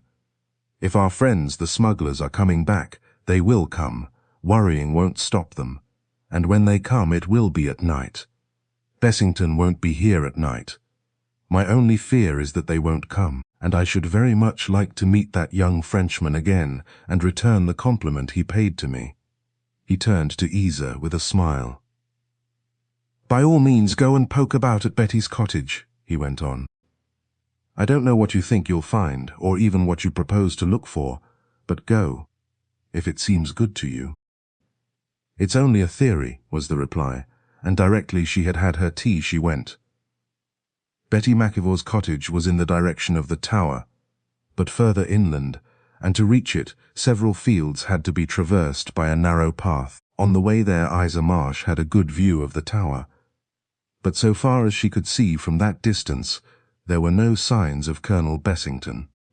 Perhaps he's drawn blank, feels a fool, is afraid to face Hermione after his disgraceful behavior, and has gone home, she thought, and continued her walk in happy ignorance of the true state of things. Over at the tower, arrived at length at Betty's cottage, and having overcome her preliminary sensation of bewilderment and amazement, that any human being could bear to inhabit such a lonely dwelling all by herself, she first of all knocked perfunctorily at the door, well aware of the fact that no one was within to answer it.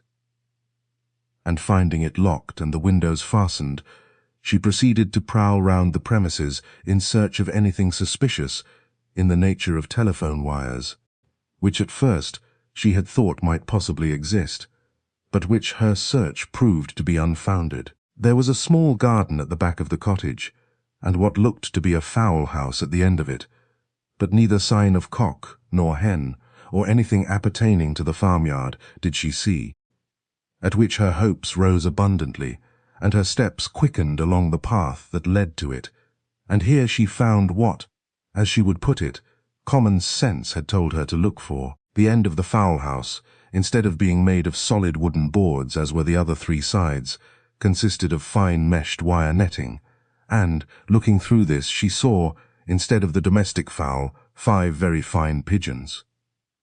"Carrier!" she exclaimed, triumphantly.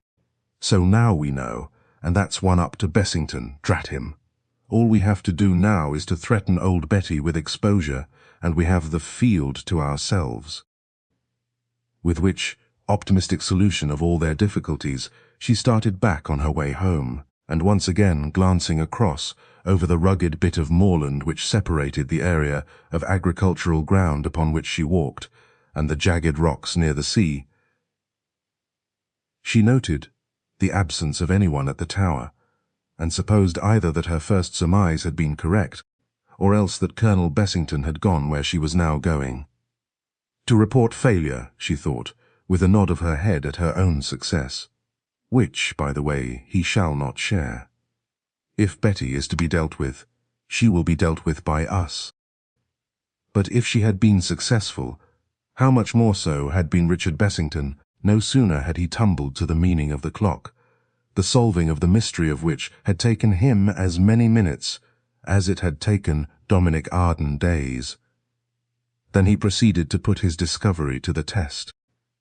He first of all adjusted the hands pointing to the respective figures to an exact and minute nicety, guessing that the mechanism of the safe, as he supposed it to be, would require that before it would open.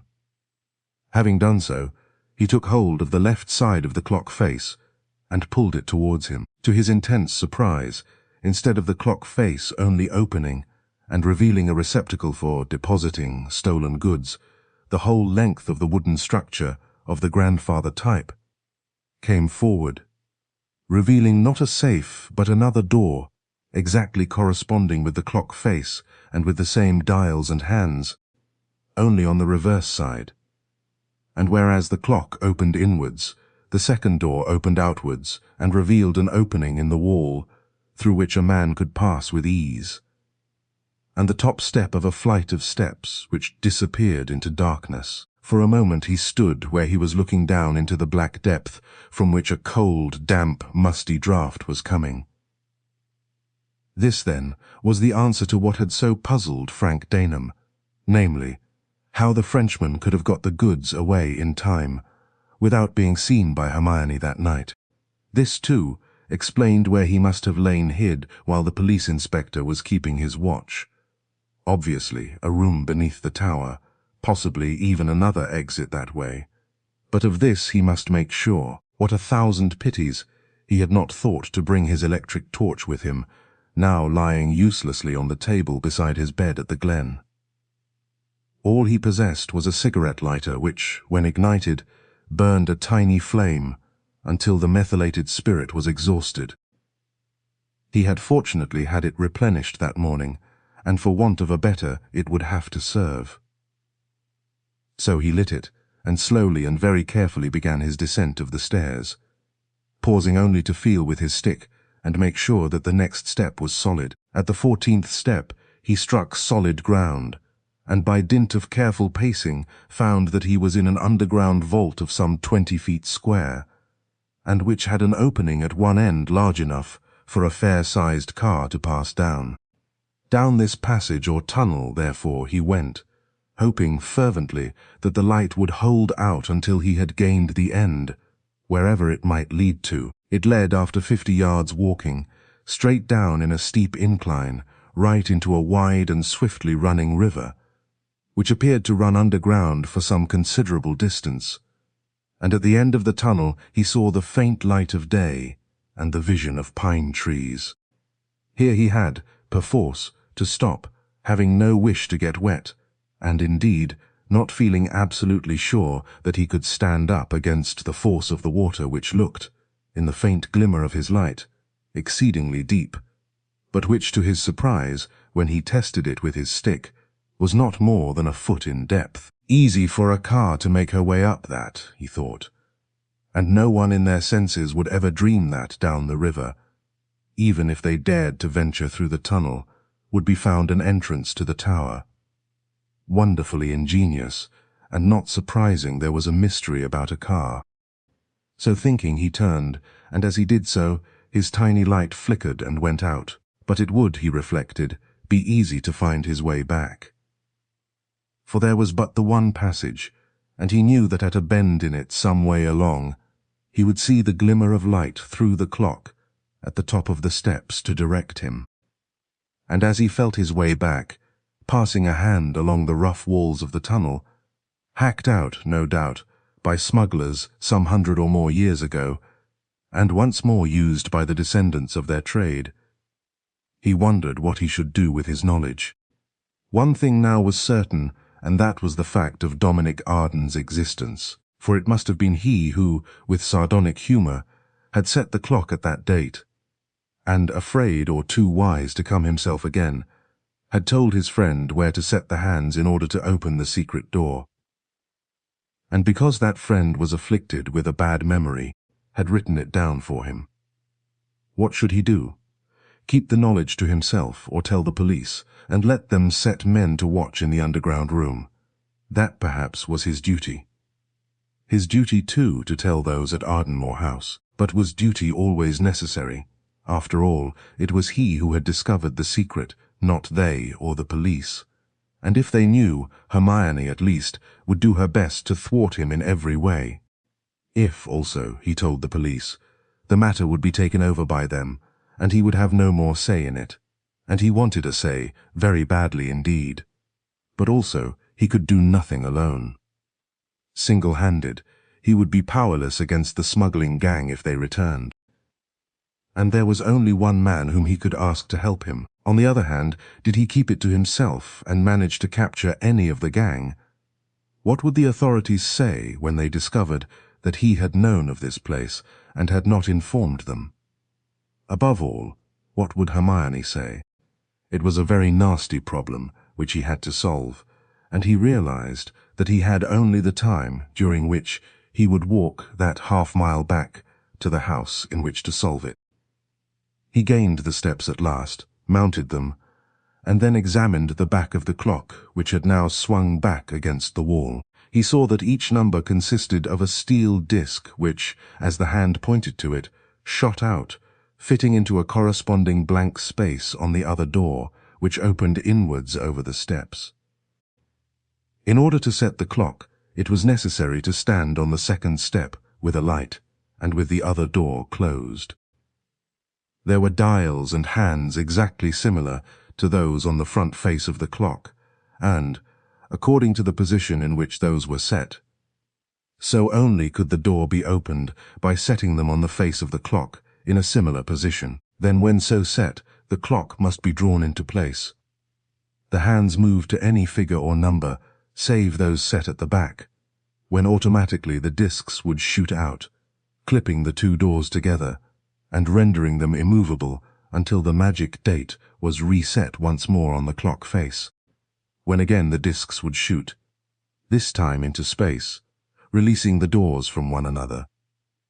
Once forget the date fixed on the back, and woe betide the unfortunate criminal wishing to escape, at a moment's notice through the secret door, for the combinations were so many that it would be almost impossible to hit on the exact date by accident.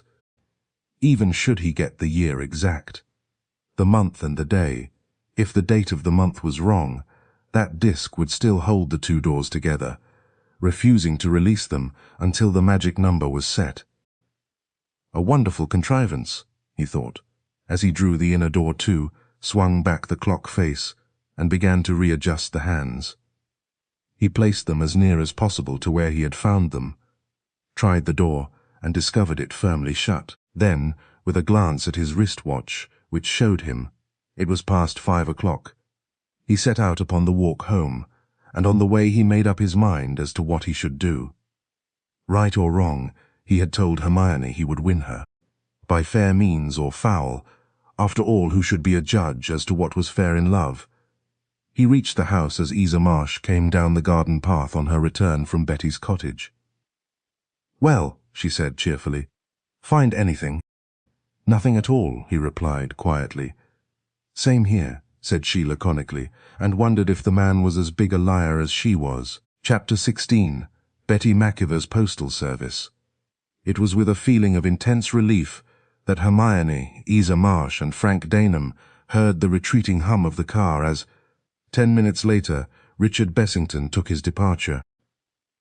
They parted on friendly terms, each conscious that they were withholding some knowledge of vital importance from the other, each sure that they were justified in so doing.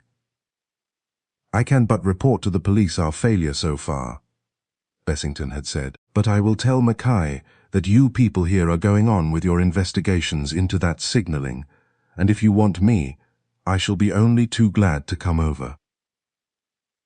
I have finished the search on my own account, but only for the moment," he added, with a meaning glance at Hermione.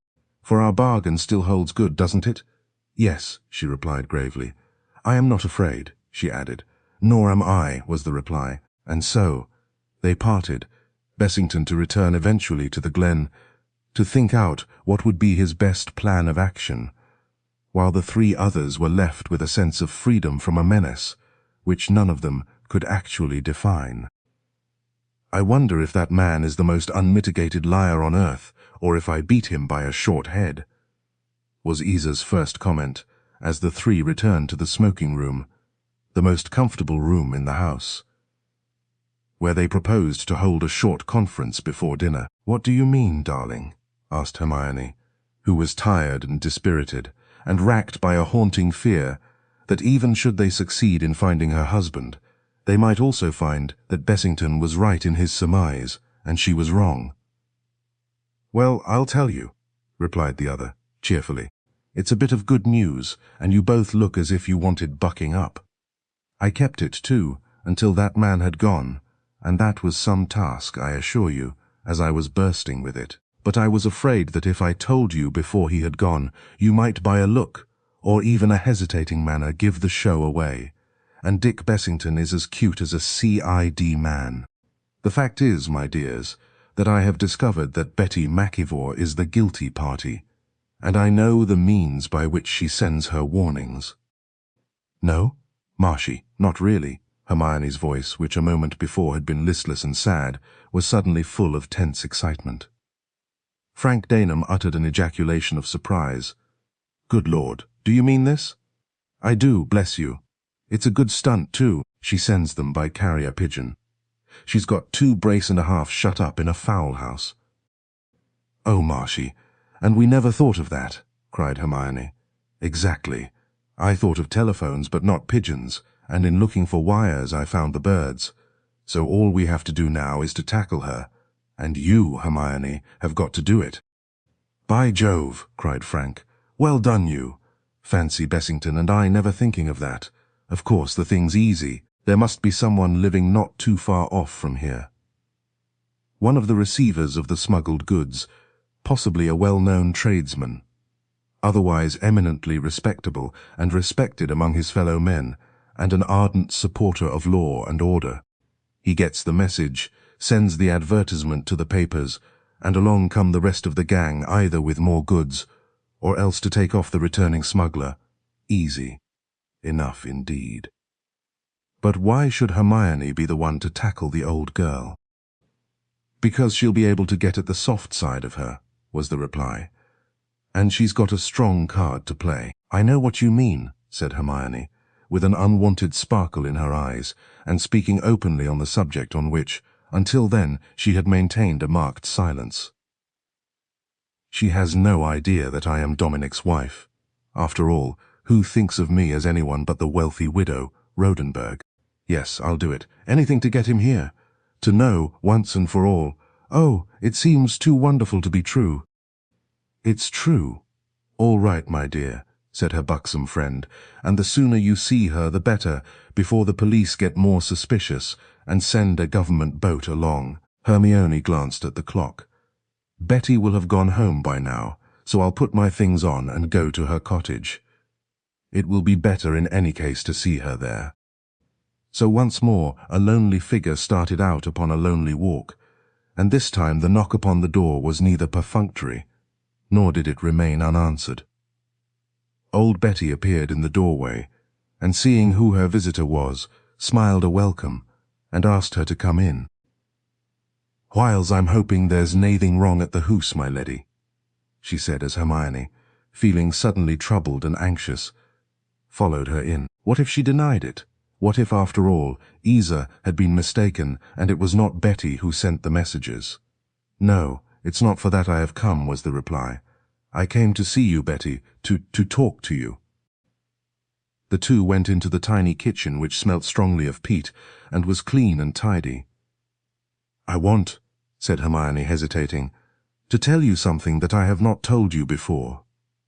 Something that I have kept a secret, because it hurt me to speak of it." While she spoke, the old woman stood watching her intently, her deep-set, sunken eyes brightly expectant, but with never a trace of fear in them. "Will you no be seated, my leddy?" she said. "No, I'd sooner stand, Betty." She took the plunge. "Listen, did you know that I had been married twice? But of course you did, didn't you?" "Nay, I kenned nathing aboot your leddyship's former life," was the reply. "Well, it's about that I have come to tell you," went on Hermione, "and to talk about the Ardens." "Aye, dearie me." The old hands went up in a gesture of sorrow. "'Tis a sad tale, that. They were guide folk, were the Ardens of Ardenmore." "You knew that their son was married, didn't you?" "Aye, to be sure. I heerd tell of a marriage before he ganged oot to his death. But 'twas in London that it happened, and when the family were over in London, we heerd nathing of them, until they returned. And soon after that word came of his death, puir laddie." "Would you like to know the name of his wife?" asked Hermione. "Nay, what matter now that he is deed these 9 year? Belike she is married again, as most of the women did when their menfolk were kilt." "It's true, she did marry again," said Hermione. "She married a wealthy old man, knowing that she would inherit his wealth, and so be able to buy back Ardenmore, which was the place that Dominic Arden, her first husband, loved more than anything else in the world. And Betty, listen, she did buy it back, and it belongs to her, and she is telling you about it now, Dominic's wife." With a shrill cry the woman started back, staring at Hermione as though at a ghost. "You," she cried. "You, yes, I am Dominic Arden's wife, and I love him just as I loved him when he went out to fight for his country. And oh, Betty, I have mourned his death for 9 long years, and now I want him to come back. So I have come to you to beg you to send for him. For you know that he is alive, don't you?" And with that, she stretched out her arms to the old woman in mute appeal. Betty McIvor made no movement towards her. She still stood there, staring blankly at the beautiful woman before her, and ages seemed to pass before she spoke again. "Me?" she cried in a high, shrill voice. "And is it that you are asking me to send for him? The laddie who has been deared these 9 years? Surely your leddyship is no risht. Surely." "Oh, Betty, don't be afraid of me. You can trust me to keep your secret," cried Hermione. "I'll never give you away. You have sent messages before by carrier pigeon, and you can send them again." And at that suddenly the old woman tottered backwards, and caught unsteadily at a chair for support. Instantly Hermione's arm was about her, and she lowered her gently into a chair. "There, sit still for a moment, and above all, don't be frightened. Your secret is mine, Betty, and you and I are going to work together." "The polis?" gasped the old woman hoarsely, and looked fearfully towards the door. "If they are aboot and hear ye—" "They are not about. They know nothing. It is only we at the house who know, and we are all your friends. Tell me, Betty, am I right? Is he alive? Oh, for God's sake, tell me." "Aye, he's alive, poor laddie, he's alive," said Betty, and at that Hermione's reserve gave away completely. She sank into a chair and, leaning forward, burst into uncontrollable weeping. It was the old woman now who put an arm about her, crooning to her, crying at times herself, talking incoherently, but with a new tenderness in her voice. For Hermione, during the short time in which she had been among them, had made herself well liked by the people on the estate. "And I didna ken that you were his wife. Ay me, puir laddie. He was ower here the once, just before you came, but as the police were there, I couldna get to see him. Not to speak to, mind you. I saw him only from a distance, for he dursn't be seen here, and when he and his foreign friend had gone, I found that the pictures and the books in his all-room were ower too. So I kenned what had happened, and I held my tongue." "Oh, Betty!" cried Hermione, and catching the gnarled hand she held it fast. "To think that he was here on the very day I came, and I not to have known it. To have even heard him go, for I heard their boat. Oh, it was hard indeed." She choked back a sob. "But go on, please. Tell me everything." "There is naething much to tell," she replied. "A year agone, while the All Hoose lay empty, a boat came one nished into the bay, and a foreign gentleman came to this cottage, and told me that young Mr. Dominic was alive, and living in France with him, and that he had come to ask my help in an enterprise, that he and the young master were wishful to do, but that he couldna come himself to ask me. The foreigner was a nice-spoken laddie, with a smile nae doot and an eye for the lassies, and I took to him and agreed to help, though nae doot it was against the law. But there's naething I wouldna do for my young master, lawfu or no. So when danger is aboot, I send a carrier pigeon with a message to a gentleman, of whose name and address I ken naething. He brocked the birds in a machine and left them, and the foreign gentleman he pays me for my trouble." Hermione was on her feet now, listening eagerly to every word the old woman was saying, though one fact alone was dominant in her mind, the fact that her husband was alive. Why? Why? Had he not come to her? Written to her? Was Dick Bessington right after all? No, she couldn't believe it. Did the Frenchman say nothing about him? About Mr. Arden? She asked eagerly. Did he speak of him? Where he was, if he was well. Aye, he told me he was well, and that he lived with him at his house in France. But he said naething mair, nor yet of his reason for biding, our fray here, except that it was na safe for him to return. "But he'll come if you send a message," urged Hermione. The old woman shook her head. "I think not," she said. "His friend, aye, he'll come for sure, and if you see him you can send a message to your man." "Where is that friend now, do you know?" "Nay, I ken naething, but he'll be on this side of the channel, for when he returns after his journeying south, with whatever it is that he brings our here, the boat is in the bay to meet him, and he signals with a licht on the top of the tower, and his men come and fetch him, our. But I've seen no licht, and ken weel that his machine was heard on the Ardenmore road, going south some few nichts syne. 'Twas Mistress Mackenzie who told me, for she's a puir body that can do naething, but sit and watch the doings of either folk, and crack with her neighbours. "Do you know where he keeps his car when he returns?" asked Hermione. But again the other shook her head. "'Tis a secret that there's no finding." The young master, he knew it, and told his friend, "I'm thinking it bides here somewhere in a cave in the rocks." "Very well." Hermione's voice was decided. "There's only one thing to be done now, Betty. We must send a message to this Frenchman and get him here at once. The police are doing nothing at present, but later they may again put men on to watch the tower, so we must act quickly. Are you willing to send a message, Betty?" "Aye, that I am. This very evening I'll send a bird wi' it, and 'twill be in the papers in 2 days, and na doot but the man will come on the following day. If you will leave it to me, my leddy, I'll see to it the noo." "What will you say?" "Just that 'twere words all clear. 'Twill bring him, and the men on the boat, wherever they be, will scan the papers daily and see it, and be there to take him back to France. Oh, aye, 'Tis simple, Anush, so simple indeed, that when, half an hour later, Frank Daneham and Iza heard of it, they both in their heart of hearts felt that it was too simple, too easy. But not for the world would either of them dream of saying so to the radiant Hermione, though the story she had to tell them on her return from the cottage was the death knell to Frank Daneham's hopes. If, that is, he ever had any.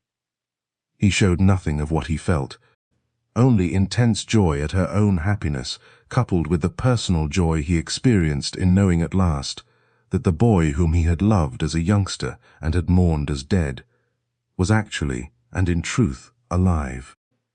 "And if he can't come back, at least I can go to him," she said to Iza Marsh when they were alone for a moment. "Poor child, I only hope nothing will happen to prevent it," was her silent comment, which was, after all, merely an echo of Frank's own thoughts. They had, as a matter of fact, all three omitted one factor which was of paramount importance, and this was that those who, with evil intent, resort to lies and deceptions in order to cover their tracks usually count upon those they are seeking to outwit as doing the same thing themselves. The maxim which Richard Bessington invariably followed, namely, that to do evil that good might follow was in most cases justifiable, was not, however, followed by those he was trying to outwit. There was no thought of evil in what they were doing, and, in consequence, they thought no evil of Bessington. Believed, in fact, that he had indeed discovered nothing. He, on the other hand, with the guilty knowledge that he had lied to gain his own ends, which he knew to be evil, judged the others as he judged himself. He did not, in fact, believe that Iza Marsh had discovered nothing in the few moments' conversation he had had before taking his departure, and in which she admitted having gone to see Betty, and finding nothing suspicious, his alert mind had jumped to the conclusion that she was lying, as he himself had lied. Undoubtedly, she had gone there, but she had found something. Therefore, when he drove away down the avenue and out into the road, instead of bidding the man get back to the glen as fast as he could, he bade him drive slowly until he came to the entrance to the farm, and there he told him to draw up by the side of the road and wait for him. Then he walked up the steep incline to the door of the rambling old building and knocked. A large man, wearing muddy boots and with a pipe in his hand, answered the summons. "Good evening," said Bessington, in his safest manner. "You are Mr. "Mackenzie is my name," was the short reply. "Ah, yes, to be sure. I have just come from Ardenmore, and was asked to give a message to a woman called Betty Mackay, and I'm not quite sure where she lives. I was told, but have got wrong in the direction somehow. If you would be so good as to tell me, I should be exceedingly obliged. I believe it is somewhere near here where she lives." "Aye, to be sure. Betty Mackay bides in yonder wee cottage, but half a mile fra here," was the reply, and he pointed as he spoke across the moor towards the sea.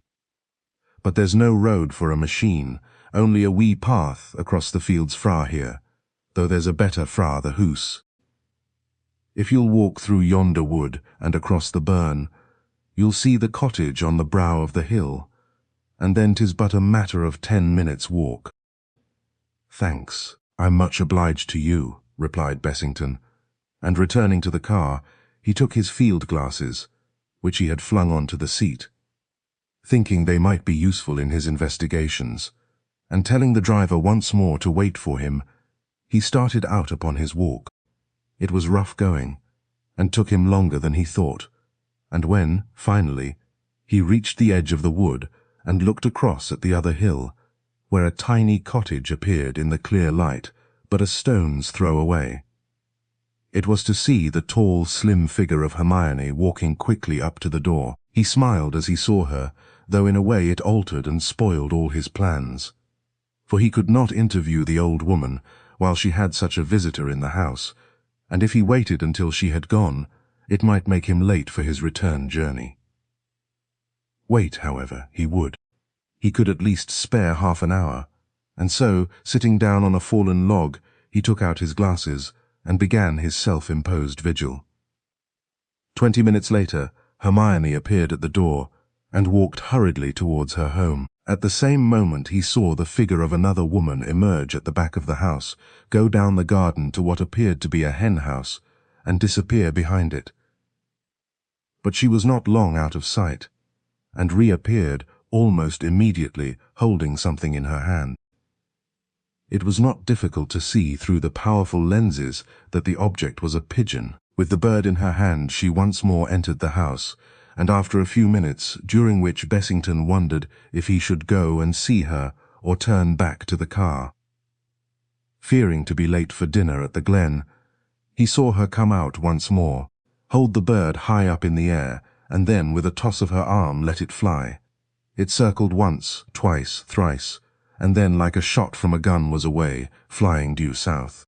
"So that's that," observed Bessington with a grim smile as he rose to his feet and hurried back to the car. Chapter 17. A Keen Alley. Richard Bessington was never slow to make up his mind, but there were occasions on which caution was necessary, and this was one of them. And it took him the 20 miles between Ardenmore and the Glen to arrive at a definite plan of action. Had he belonged to the Crook fraternity, it is very certain that he would always have worked alone. For he trusted no one, and moreover had a very poor opinion of the capabilities of other people in the matters which required delicate handling. But very certain it was that in this instance he could not work alone. From the moment in which he had heard of the date written on that scrap of paper, he had realized the possibility of something of this nature happening, and which he now found himself up against. Therefore, in view of the likelihood of help being necessary, he had taken the trouble to cultivate the friendship of the only man staying at the Glen who might be useful. Brains were not a necessity, his own being, in his opinion, all sufficient. It was just a matter of additional manpower. 2 more hands, possibly another automatic, in fact, another man on the job. For single-handed, he could do nothing. He had gone carefully over all the men at the Glen and had gradually eliminated all save Alec Crosby. His brother John was out of the question. He was far too concerned about his position as Laird of the Glen and its many thousand acres to risk being mixed up in any such enterprise as Dick Bessington had in view. Captain Leslie also would have fought shy of it, and moreover would undoubtedly have notified the police of what was afoot, or have advised him to do so, and leave it to them to deal with, and so with the rest until he came to good-natured, vulgar Alec Crosby.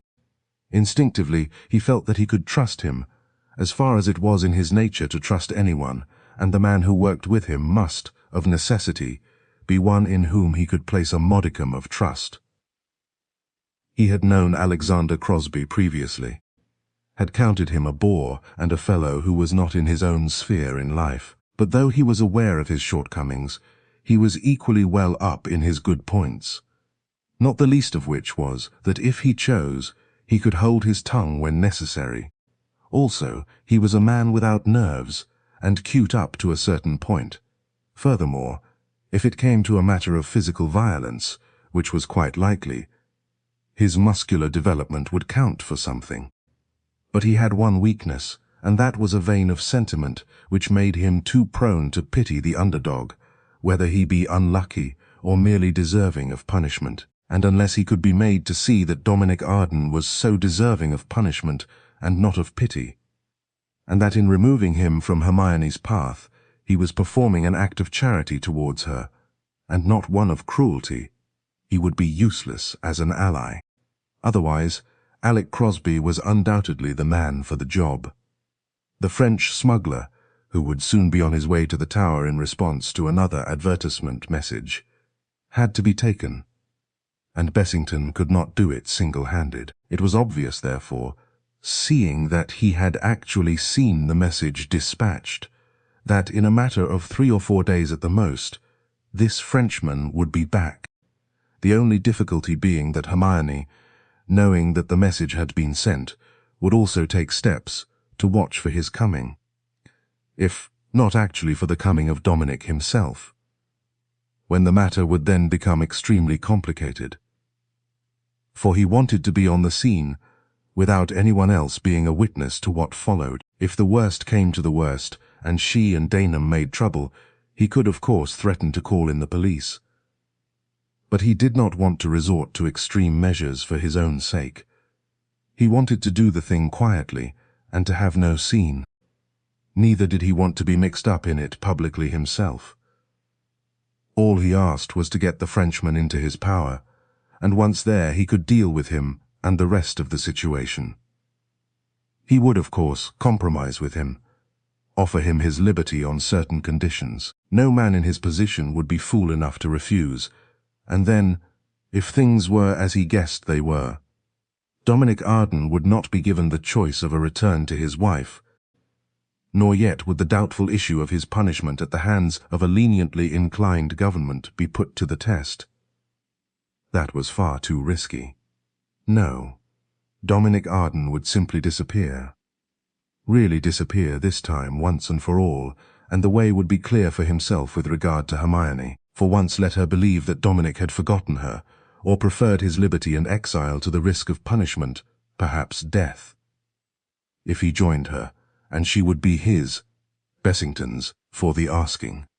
But it all wanted carefully thinking out, carefully arranging. At present he had left her with the idea that he had temporarily given up the chase, that there was nothing to discover, and in fact, that the whole thing for the moment only was a washout. So far, so good. Well, there was nothing for it but to enlist the services of Crosby, and the first opportunity he had he would put the matter before him. He did not, however, get that opportunity until they retired for the night, and then, instead of going to his own room, he followed Alec Crosby down the passage, and asked if he might come in for a moment and have a chat. By all means. Come along, old fella. There's a decent fire here, and lots of armchairs. You've got something to spill, I expect. Just so. I want, after I have, spilled the facts, to ask you if you will help me, as I find that I can't do the job I want to do single-handed. If it's laying the smugglers by the heels, I'm on, was the reply. Not that I wouldn't do the same thing myself if I got the chance, but I suppose it's high time these fellows were stopped. And incidentally, I'd like the fun of the thing. Did you happen on something when you were over there today? I did, was the reply. And that's what I want to talk to you about. Whereupon, he proceeded to tell of his discoveries, omitting only the fact that it was the Ardenmore people who had got on to the carrier pigeon idea, and substituting instead a very graphic account of his own activities in discovering it. And, he ended, they none of them know that I know, which was true enough, and I don't want them to know, for a very particular and good reason which I must ask you to take on trust. Right you are, replied the other genially. I'm not the lad to question the bona fides of a man like Colonel Bessington, not likely, and as far as that goes, you've done all the person work, so it's right you should get the kudos. But tell me, in all this, does that young fella, Arden, come into it? Not that I know of, replied the other. How can he? He daren't show his nose in the British Isles. He's in hiding, and I want to know where. Once let me get hold of the Frenchman, and I'll make him divulge. But that'll be rough on the lady, objected Crosby, as Bessington knew he would. No, it won't. At present she looks upon him in the light of an ill-used martyr and exile. You and I, on the other hand, know that he is a criminal eluding justice. Once let it be proved to her, as it will be, you'll see, that he prefers to let her imagine he is dead, and break her heart for him rather than risk anything by letting her know of his whereabouts, and she will cease to regard him as an ill-used hero. Women are all alike. Attack them, hurt them on their tenderest spot, their pride, and from angels they become demons, as you very well know. And after all, if it comes to that, what shall I be doing but proving the truth to her? You have only got to look at it from a common-sense point of view. If the fellow is alive, and we practically know he must be, why has he not sent word to her all these years, unless he prefers to remain where he is, away from her? He must read the papers. He must know that she married Roddenberg, that she bought Ardenmore and is living there. And yet, though he has the means of going there, as we know from the Frenchman's activities, he does nothing of the sort. He stays away, and will continue to stay away, until he is forcibly brought back, and I perhaps may be the one to bring him. Why, the thing is simply obvious. Of course I see that, admitted the other. That clock stunt is not a thing that any man would jump at in a million years, so it proves that Arden is alive, for he must have told the smuggling Johnny about it, probably came over himself to show him, and then reset it with the date of his own supposed death. Yes, I see all that. But I don't want to do anything that will hurt her. Hurt her? Repeated Bessington with raised brows. But surely if you feel like that, how much more do I? I would not hurt her for the world. I want to help, to save her from this mad obsession of hers, and I will. Come now, let's have an understanding. You come in with me, and if we succeed in capturing the Frenchman and getting the whereabouts of Arden out of him, I'll promise you on my word of honor to do nothing against him, provided that he is willing to return to his wife and take the risks it involves. If, on the other hand, he refuses, then I think you will admit with me that he deserves all he gets from me. Come, is that a bargain? Yes, if you'll agree to that, I'm your man, replied Alec Crosby. Then that's settled, replied the other with a sigh of relief. And now, as to ways and means, what do you advise? Well, I've been thinking about that carrier pigeon stunt. It strikes me that if we are to succeed, we shall have to act pretty quickly, said Crosby. I don't see that, was the reply. The message has to arrive at its destination, say a big town about 50 miles or less south. The person who gets the message inserts it in the dailies. He'll do that tomorrow. The advertisement will be out next day. The papers will be read in France on that same afternoon. The boat starts off at once and can't get here in less than 40 hours, however fast they go. Say 3 nights from now, that is when we should be there on the watch. No, said Crosby, abruptly sitting up in his chair. You're wrong there, old fella. I thought you told me there was no car in the underground room. Don't that mean that the Frenchie is still in this country? For all we know, he may be waiting at the very place the message is taken to. Well, all he has to do is to send a wire to his confederates on the boat to meet him on the following night. And there you are. It's not 3 nights we have to wait. It's just tonight, and tomorrow we must be there. See? By Jove, you're right, exclaimed Bessington. I wonder if they'll have thought of that at Ardenmore. It's quite likely they haven't. And we'll be waiting for the advertisement in the paper, and never think of the Frenchie wiring or phoning to his messmates. That's where we'll get in front of them. Yes, my son. You bet your boots that's what'll happen. It's a blinkin' lucky thing for you that you told yours truly about it, or you would have been properly in the cart. What? It's certainly odd I never thought of it, admitted the other with a frown, and concealing his chagrin at not having done so as best he could. Not a bit of it, was the genial reply. You'd got the advertisement stunt fixed in your mind, that was all. I'm usually rather a dab hand at pouncing on the obvious, and as I hadn't thought of the advert part of it, naturally I had a sort of open mind about it, and was ready to jump at the bright idea. Our difficulty now will be how to get away tomorrow without letting the folk here get wise to our game.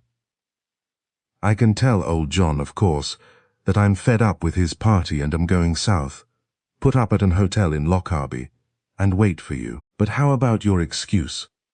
Will it look odd both of us leaving together in that hurried manner? No.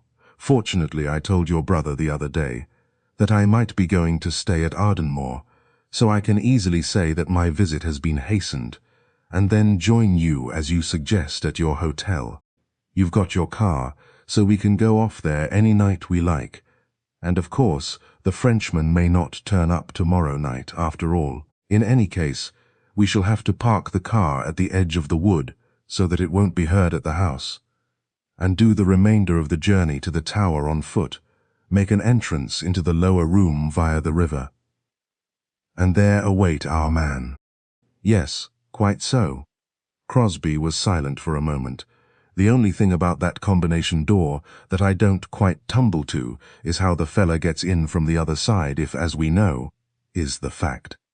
The hands are not placed in position. I have thought of that too, admitted Bessington, and I imagine one of the men from the boat will be there to open the door and let him through.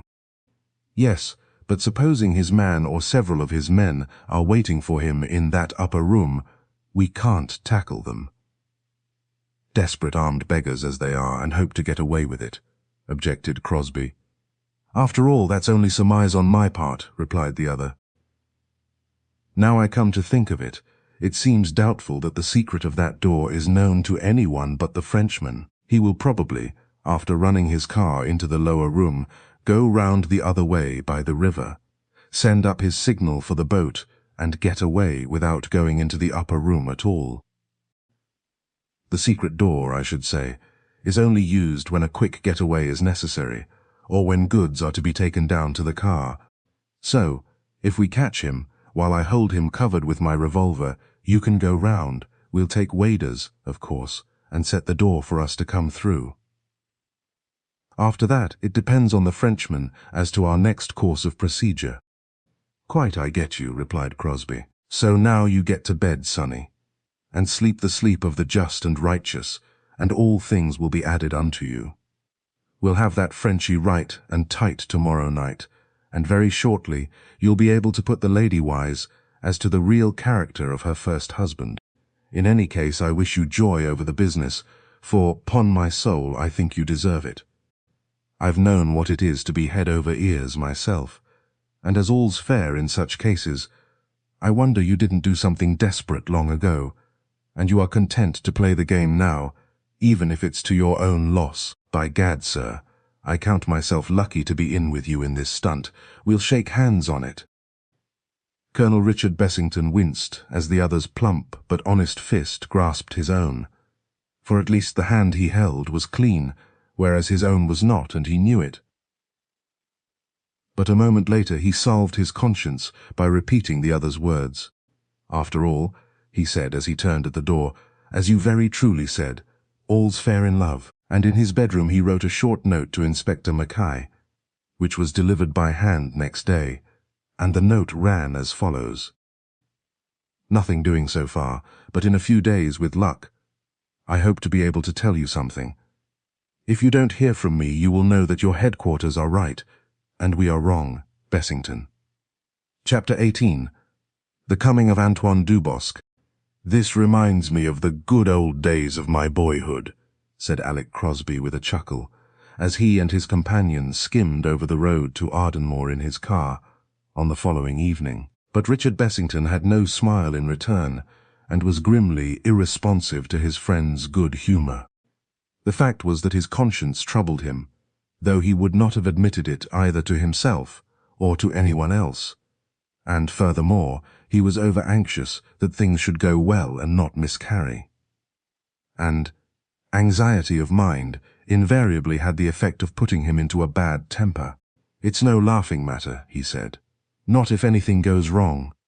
I am up against Inspector Mackay for fooling him and taking over his job, if he gets to hear of it. How can he, was the retort. The only thing we have to fear is that the Ardenmore people, some of them, may also be on the watch tonight, though I think that's not at all likely. I expect they are sitting down waiting for that advert to appear in the dailies, and until it does, they are not going to lose a night's rest in fooling about watching for someone who is not likely to turn up. So don't get scared, man. You'll see it'll all turn out all right. I'm not scared, was the reply, only worried. Which is more or less the same thing, and gets you as far anyway. What puzzles me a bit is what exactly is going to come of your interview, plus revolver, with the Frenchie. I'm satisfied to leave that on the knees of the gods. Once get him in our hands, and I've no doubt that he'll tell us all we want to know. In return for his liberty, exactly. And then, I suppose, he's free to go back to his own country, give his friend Arden the tip, and when you land up there, you'll find the bird flown." "Yes," replied the other in a slow drawl. "That's quite possible. One has to risk something. If the fellow's a sport, he'll never give his friend away," said Crosby. "There's no such thing as honor among thieves," was the dry reply. "So don't worry about that. It's an exploded theory." "I wouldn't bank too much on that, my lad," said his friend. "I'd simply hate to have dealings with a fella who gave a pal away." "One has to swallow one's better feelings in a case of this sort," observed Bessington, hoping that this squeamish fool was not in the end going to give trouble. "After all, it is in a good cause." The other did not answer, and after that silence reigned for some time, while the worthy car ate up the miles, and finally was brought to a standstill at the edge of the pine forest, which stretched in an unbroken line for 1.5 miles past the house and up to the old tower by the sea.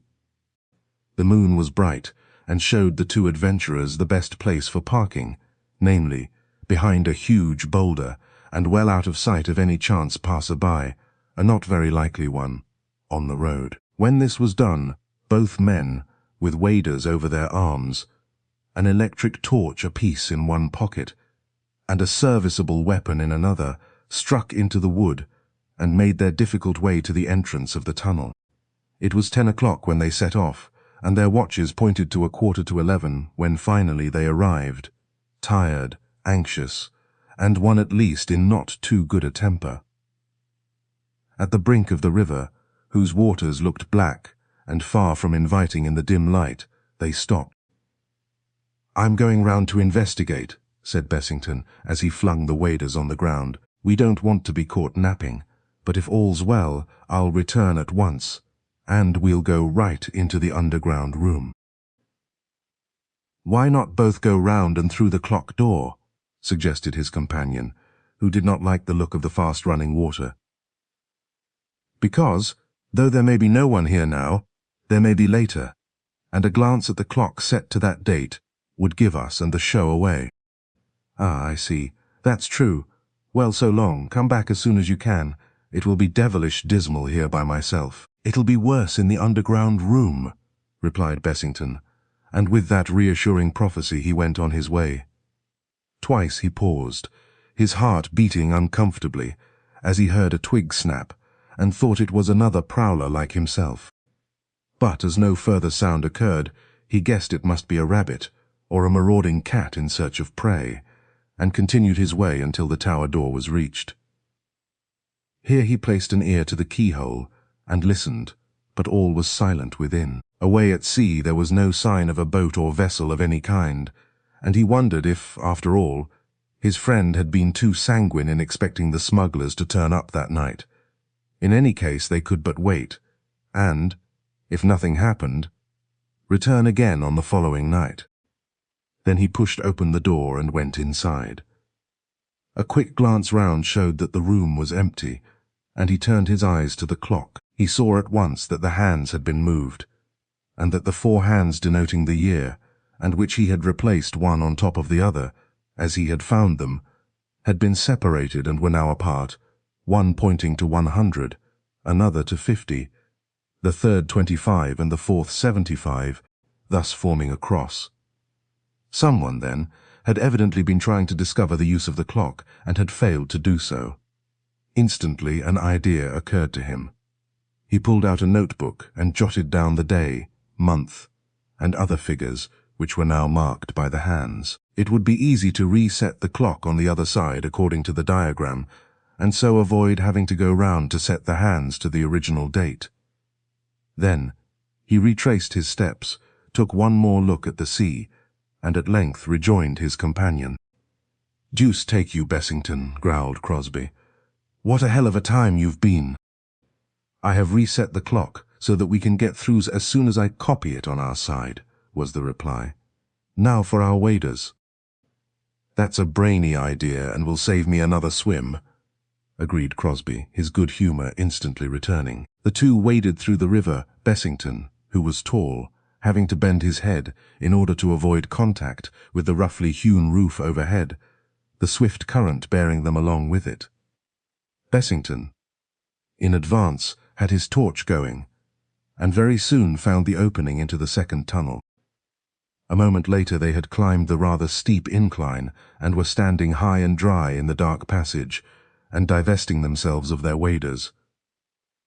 "I never saw anything so blinkin' ingenious in all my born days," commented Crosby. The fella who thought this out deserved to get away with his job. Not one in a million would ever think of a passage through a river. Crooks had brains 100 years ago as well as now. "Let's get on to the cave," said Bessington hurriedly. "I only hope the fellow hasn't come and gone, and that we are too late for him. If he has, we shall know by his car, which will be comfortably parked in the cave," was the reassuring reply. But there was no car there, and the two men proceeded to examine the place carefully, with the aid of their strong electric torches. "Hold quite a lot of wine and spirits in the good old days, eh, what?" said Crosby with a laugh. "I expect they rolled the barrels to the mouth of the cave, and then floated them in the river to where a hay cart, or something equally innocent-looking, was waiting. My! What wouldn't they have given for cars in those days? However, I expect they get better dibs out of the ladies' underwear now, and far less bulky to negotiate, I say. Bessington, old pard, I'd give a good deal for a smoke." "Not on your life, man. The fellow would notice it directly. He entered the tunnel and turned tail. I'm afraid you will have to abstain for a bit. Also, I think it's wise to turn out our lights. The tunnel is fairly straight, and we may exhaust the batteries uselessly. I wish there was any possibility of seeing through into that upper room. If anyone came in there, no sound would penetrate down here." "How do you know there isn't a spy hole?" suggested the other. "There's the picture of a moon, didn't you say?" "Well, it must be for some purpose beside an ornament. Do you remember if it was at full, or half, or what?" "First quarter, I think, but I didn't take much notice." "Well, why not have a try?" As he spoke, he climbed the steep stone steps roughly cut out of the rock, and, standing on the topmost one, began to examine the reverse side of the clock. The moon was at the full, and gently moving the disk, he turned it to the first quarter. Nothing resulted. Then he tried the last quarter, and instantly a shaft of air blew into his eyes. "Got it," he said, "but it's so infernal dark in there that I can see nothing. However, it's a spy hole right enough, and at any rate we can hear if anyone is there, even if we can't see." And with that he closed the moon disk, and descended once more to his companion. For half an hour they waited, alternately pacing to and fro, and sitting down on two old barrels, which appeared to be the relics of a former generation of smuggling enterprise. "Waiting is a damned tedious job," observed Crosby, who was getting tired of his companion's persistent silence. "And waiting in the blinkin' dark is depressing as well as tedious. I wish the fella'd come, get it over quietly, and allow me to return to my downy and a stiff nightcap." "If he comes at all, it will be soon," was the reply. And hardly were the words out of his mouth than a shaft of bright white light pierced the darkness, and sent them both staggering back into a corner of the cave out of its searching rays. They had not calculated on this. Bessington had expected the motorist to come in without lights, forgetting that he would feel so secure in his hiding place that he would see no necessity to turn them off. Soon the purr of the engine came to the waiting men's ears. "Quick! Behind the barrels," whispered Bessington, and they both sprang for shelter behind their former makeshift chairs. Then into the chamber there loomed a long, low shape, whose two bright headlights looked like the glaring eyes of some hideous monster, and the driver of which was in shadow. Presently the car stopped, and there was a movement from inside, and at that moment Bessington touched his companion's arm. "Now!" he whispered. Instantly 2 flashlights were turned on to the figure getting out of the car, and 2 automatics leveled. "Hands up!" called Bessington sharply. "Cree nom!" exclaimed a startled voice, and the man in the car flung up his hands and stared at his 2 assailants. "Turn out those headlights, Crosby," rapped out Bessington. And don't move, you, or you'll drop. There came a sudden laugh from the man in the car as Crosby crossed to the switches and fumbled. Ah, I see. You prefer to work in the dark, is it not? It is that one on your left, monsieur. Voilà. That is better, he added as the lights went out. And now the two men, no longer blinded by them, saw a tall, slim young man arrayed in a leather coat and helmet, with a good-looking, pleasant face and bright, twinkling, humorous eyes. He spoke with a slight accent, and at the moment he was smiling broadly. "Alors, messieurs. It seems that you are here first," he said, "which is greatly to your credit, for I thought my stronghold was impossible of detection. It shows how one may be mistaken. So then, what is our next move?" "Get out of the car first," ordered Bessington, and with careless ease the young man obeyed. "And just remember, Mr. Frenchy," here put in Crosby, "that my pal there is the finest revolver shot in Europe, so no tricks, mark you." "Ah, is that so indeed? Permit that I felicitate your pal, monsieur, and for me, it is an honor to be held up by so great an expert, almost as great an honor as to be shot by him, Pablo." Here he laughed. "An honor which, for the moment, I forego. And in the meantime I suggest, messieurs, that you, in your own vernacular, get on with it, whatever it is, for already my arms proceed to ache. Here, stow the chatter, and let's get to business," struck in Crosby, who did not like the tone nor the manner of their prisoner. "You're in a very nasty predicament, young fellow me lad, and don't you forget it." "All right, Crosby, I'm bossing this show," said Bessington sharply. "Are you armed?" he asked of the young man. "Ma foi, but yes, monsieur le boss," was the reply. "Like you, I carry an automatic, and to save you some trouble and myself the annoyance of being searched, which to a gentleman is an abomination, I will tell you that it rests in the right-hand pocket of this coat." Bessington strode over to the Frenchman and took the weapon from the pocket indicated. "Have you any other arms about you?"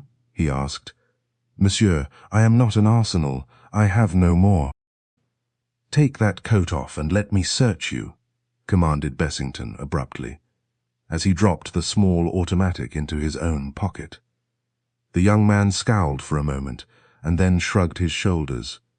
"It is an insult to my honor, monsieur," he said.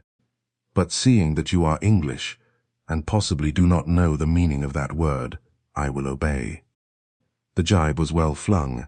Bessington flushed crimson. "All right," he said. "I'll take your word for it that you have no other weapon." "I thank you, monsieur. I have no other, only a pocket knife which I surrender." And so saying, he thrust his hand inside his coat and drew out a small knife which he handed with a smile to Bessington.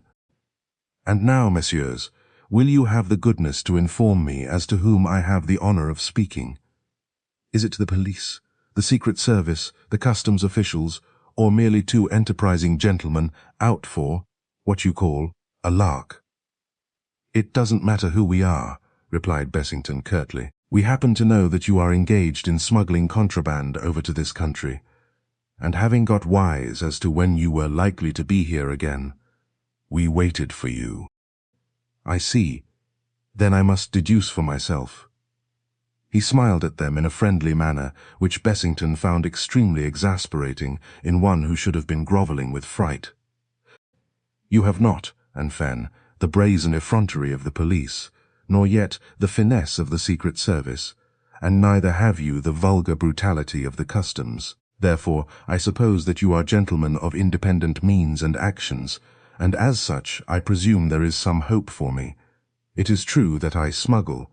It is equally true that I am caught. But since you knew of my activities, pardon me if I ask why you have not given word to your police." "That's our blinkin' business," struck in Crosby, who did not like the debonair manner of this young man any more than did his companion. A fellow in his precarious position, to his mind, should have been subservient and meek. He should have realized that he was at their mercy, a thing of no account, and his conversation should have been in keeping with his position. Not this light-hearted jocular tone, this air of being top dog in a situation where in reality he was underdog. And usually Alexander Crosby had sympathy for the underdog, only they should realize their position as such, and then the sympathy would be deserved. "Ah, pardon," said the cheery captive. "I forget that, of course, it is your blinkin' business. But, all the same, I have the honor to be intrigued. It is not usual for the English gentleman. You call him so, n'est-ce pas? He still exist? Ma foi, but of course he does, for one finds him occasionally while raking among the debris of the modern world. A specimen here, and again there, not yet extinct like the prehistoric monsters, but soon, no doubt soon, to become so. Eh bien, where was I? Allah! I wonder, enfin, it is not usual for the English gentlemen to do the dirty work of their police, eh?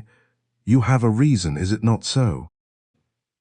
"Certainly it is so," replied Bessington, who was liking his prisoner's tone less and less. It put him in a false position, made him feel that, as was the fact, he had no right to be there and had usurped the place of the lawful authorities.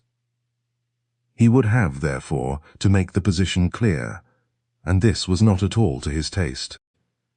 "It is quite true that we are here for a definite reason," he said. "Had the police been here instead of us, you would simply have been marched off and charged with the offense. There would have been no two ways about it. As it is, we are to effect a compromise, Monsieur Dubosc." The captive grinned most engagingly, but Colonel Bessington was not one to be influenced by any grin, engaging or otherwise. "Compromise is hardly the right term," he said. "At least, not for one in your position to make use of."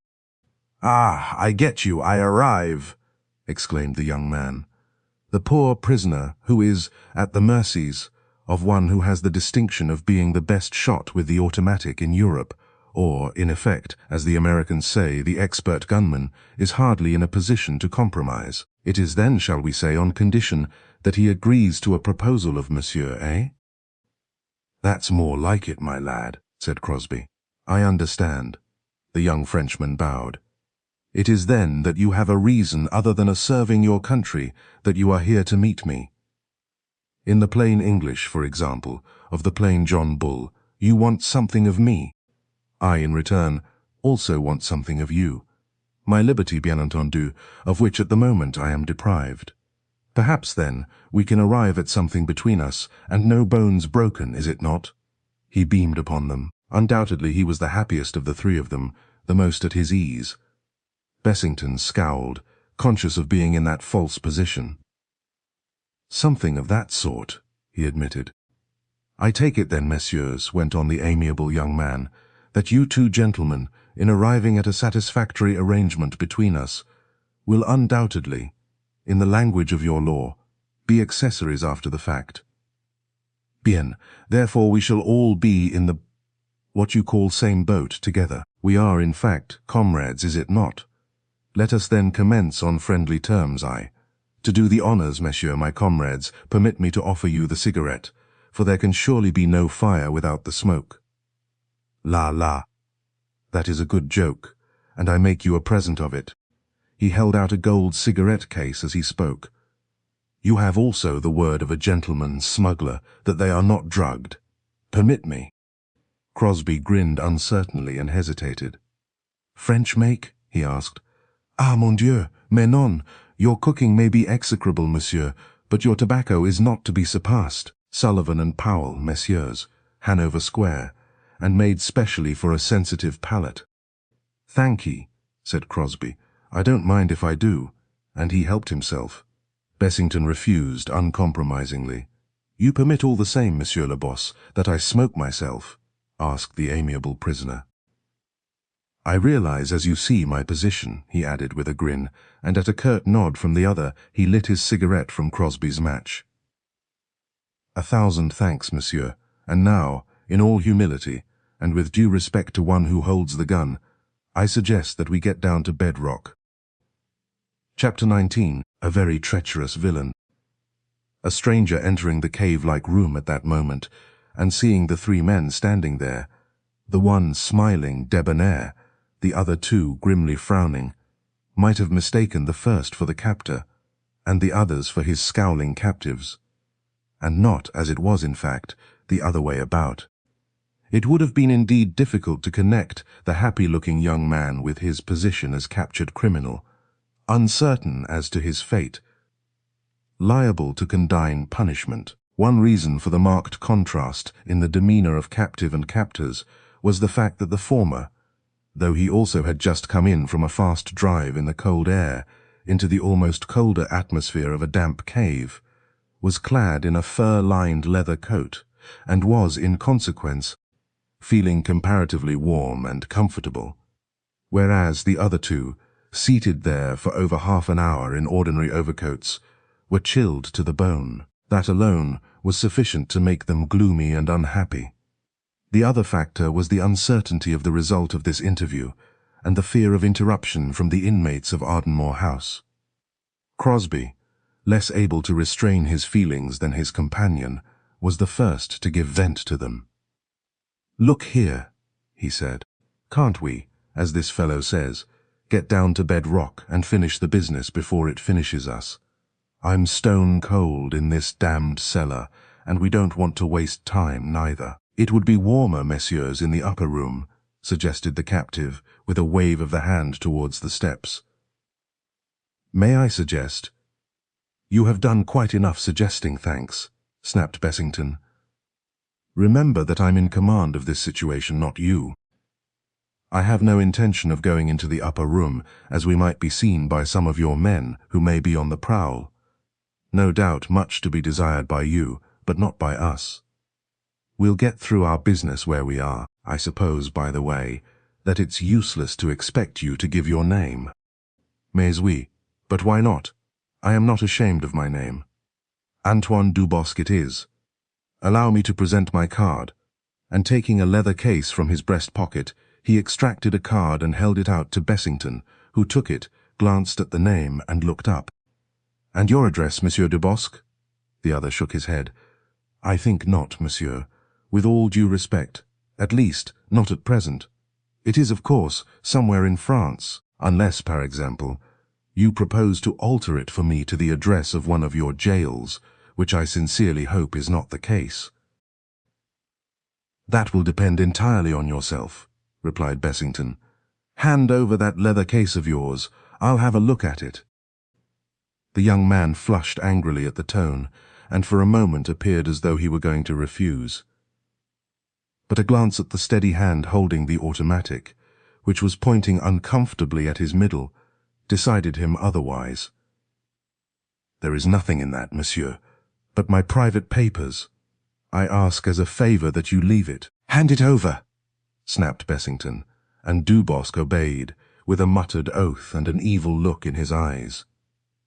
The elder man glanced through the papers it contained, and found nothing but some old letters in a woman's handwriting, but without the address for which he was looking. He did not read them, and neither did he but more than glance at a photograph also of a woman. Then he handed it back. "This is of no use to me," he said, "but in any case I may say that I know several things about you already. I know, for instance, that you receive messages from a woman here named Betty Mackay by carrier pigeon. That you were here some nights ago landing a cargo of silken goods which you took away in a car. This car here, having previously set upon, tied up, and drugged a friend of mine, who came here by accident that night." "Ah, mille's pardons, monsieur," exclaimed the Frenchman, who appeared to have recovered his good temper once more. "Was he, then, a friend of yours?" "That was indeed unfortunate, but what I did to him, I fear, was unhappily unavoidable. I trust that the gentleman recovered from the effects of the drug, which I assure you, monsieur, was of the most harmless." "He did, luckily for you, and he told me his experiences that night, and from certain information he gave me, I gathered that you were in league with another man whose name I know well, and who was supposed to have been killed in the war in 17. In short, I refer to one, Dominic Arden, former owner of this place and now living somewhere, so I gather, in France. Be good enough to tell me if this is so or not." The Frenchman looked sharply at his questioner, and Crosby, watching him keenly, became suddenly aware of the fact that he himself had been relegated to the position of an onlooker, that his friend Bessington was taking matters with a very high hand, and that there might be the possibility of an ulterior motive in all this. He found himself curiously hoping that Dominic Arden had been killed, and that this young man knew nothing about him, or that, if he did know him, he would deny all knowledge of him. He waited eagerly for the reply, and noted the ugly glitter in the Frenchman's eyes as he looked at Bessington. "Come, come, Monsieur Dubosc," exclaimed Dubosc. "What is this you ask me? Do I know someone named Dominic Arden? Be good enough to explain, if you please." "That is quite unnecessary," snapped the other. "There is only one man who knew the secret of this tower, young Arden, and you must have learnt it from him. It's of no use attempting to fool me, so I advise you not to try. Also, it will be the worse for you. Come, Monsieur Dubosc, I'll be frank with you. Tell me what you know about this man, and I will see what I can do about letting you go. Deny all knowledge of him, and you go with me to Lockerbie police station." "Ah, I see." A smile crossed the Frenchman's face, an ugly smile, so Crosby thought, who watched him keenly. "You ask for information which I am to give you, if I have it, bien entendu, on a condition. If I have it not, or give it not, which is the same thing, you take me off to jail." "That is the position," replied Bessington. "You had better decide quickly what you intend to do. Be sure that I know exactly what I shall do." Dubosc was silent for an instant, looked at the two revolvers steadily pointing towards him, and shrugged. "Enfin," he said, "you have me, messieurs, in a cleft stick. I have no desire to become an inmate of your hospitals, and still less a desire to see the inside of your jails. If I tell you what I know, you permit that I go back to France? This is a bargain, is it not? You give me your word. I, as a gentleman, trust you. I give you my information. You, as another gentleman, may believe me. How about it?" Crosby, at these words, felt a queer sense of disappointment. The young man, whom he had at first thought rather a nice fellow, in spite of his calling, was, in fact, no better than any other criminal of his class. A mean, cowardly skunk, where his own personal liberty was concerned. He did know young Arden, then, and he was going to betray him to save his own skin. Crosby also began to dislike Bessington's part in the proceedings. The fact that he was making it possible for Dubosc to play this low-down game. Of course, nothing might come of it, and yet it looked as though there could be but one ending to it, and he began to wish most heartily that he had never had anything to do with it at all. "That is the bargain, Monsieur Dubosc," replied Bessington calmly. "Very well, monsieur. Then now I answer your question. I do know this man of whom you speak. He is my very best friend, and we have been what you call pals ever since we met in a German prison camp in 17, when over a year later we were released, that is, what was left of us. I took him, a semi-invalid through ill treatment and starvation, to my poor home, such as it was.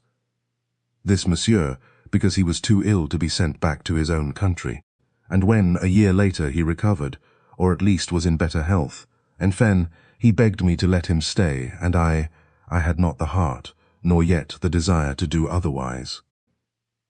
For there was a reason which prevented him returning to his own country, though he has not informed me of the exact nature of that reason. There, monsieur, you have the little nutshell of facts." "By gad," ejaculated Crosby. "Poor beggar," and in his eyes there was a look of utter disgust as he regarded the Frenchman. "He was, as you say, monsieur, a poor beggar. But he is a rich one now, for he is a writer of distinction, both in his own language and mine. And as for me," here he shrugged, "I am what God made me, a crook I believe you call it, but a clever one. Mon Dieu! I have coin money, and now I live in a large chateau on the coast, and I engage in smuggling. I purchased a motorboat, and I tell you, things march for me, thanks be to the good God." And here he burst into a most infectious laugh, in which Crosby joined in spite of himself. But Bessington's face was grim. "And this man, Arden, is he also in your smuggling enterprise?" "Ah, mais non, I should say no. He does not even know what I do. One day he told me of this old tower and of the secret of the clock, and he came over and helped to show me how it worked. That was over a year ago. But he came again just lately, for hearing that his old home was to be sold. Once more he wished to become possessed of some pictures and books. And so I, who am clever at these things, you understand, I obtained them for him. Not, I ask you to believe, by ringing at the front doorbell and asking for them. Non, mon brave. I took them as I prefer to take everything else where possible, without asking and without paying. And once more he broke into irresistible laughter, in which this time Crosby did not join. And now, perhaps, went on Dubosc, lighting another cigarette from the stub of the old one, since I have been so obliging as to tell you all this, you will enlighten me as to the reason for which you desire to find my friend. I have not heard him speak of knowing anyone in England. His parents also are dead, I believe. Quite true, said Bessington.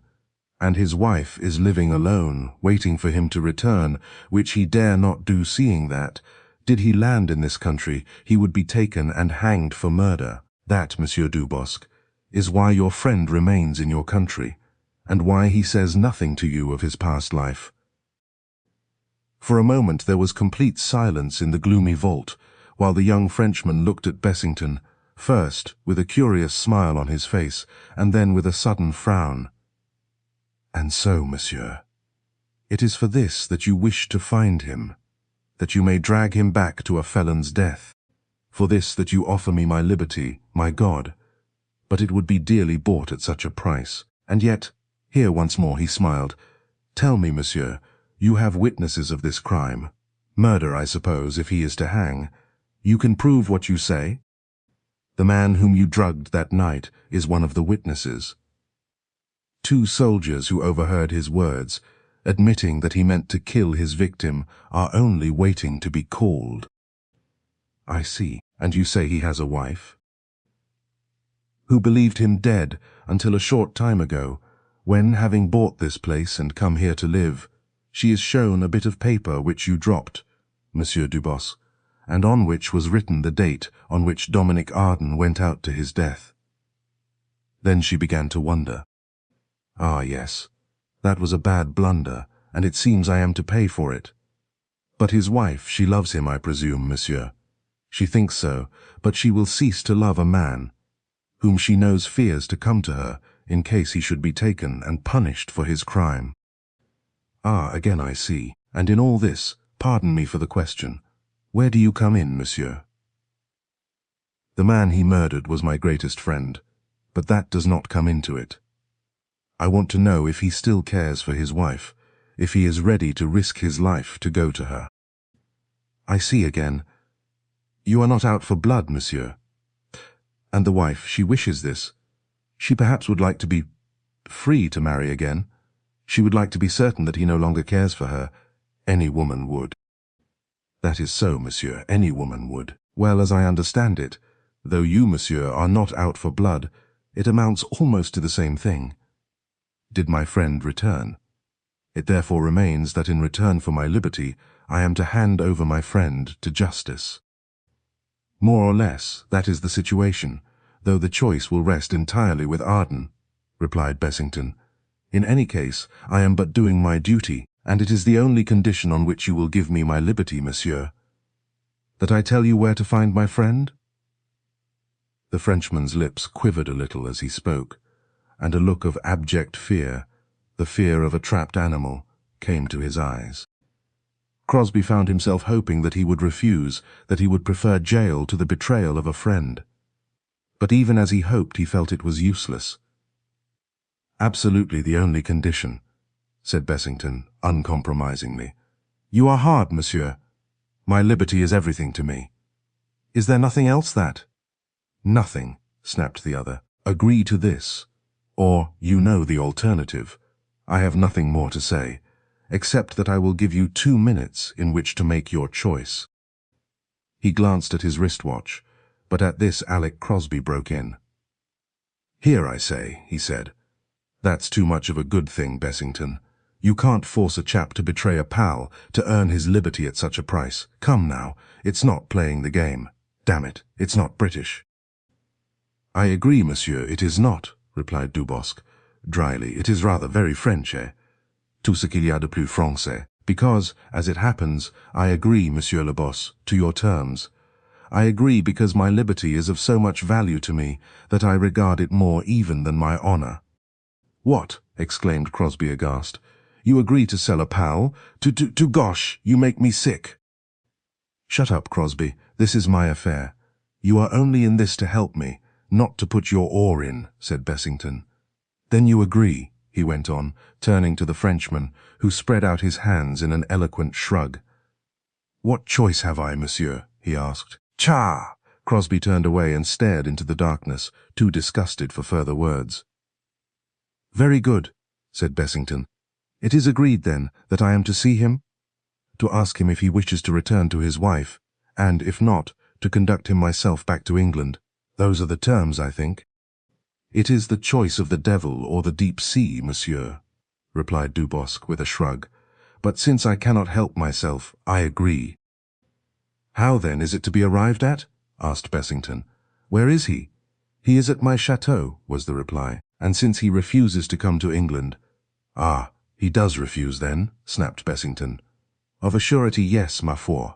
And I think, too, that he has good reason, Monsieur le Boss." "You hear that, Crosby?" The colonel looked at his friend, who turned and nodded. "Yes, I hear," he replied. "And I wish to God I didn't." "Nonsense, man. You remember what I said to you about that?" "Yes, yes, and I wish I hadn't listened." Bessington smiled at him, shrugged, and turned to the Frenchman. "Well, Monsieur Dubosc, since he refuses, what then?" "Why, it is simplicity itself, monsieur. You will therefore have to go to him. Another case of Mahomet and the mountain." The Frenchman smiled once more. "You wish to see him to ask, so I understand, if he intends to return to his wife, and if he refuses it is then for you to act, and he falls into the hands of the British law. If he agrees, ma foi, he risks doing the same thing. It is very much tails I win, heads you lose, for my poor friend, is it not? And yet I have no choice but to agree.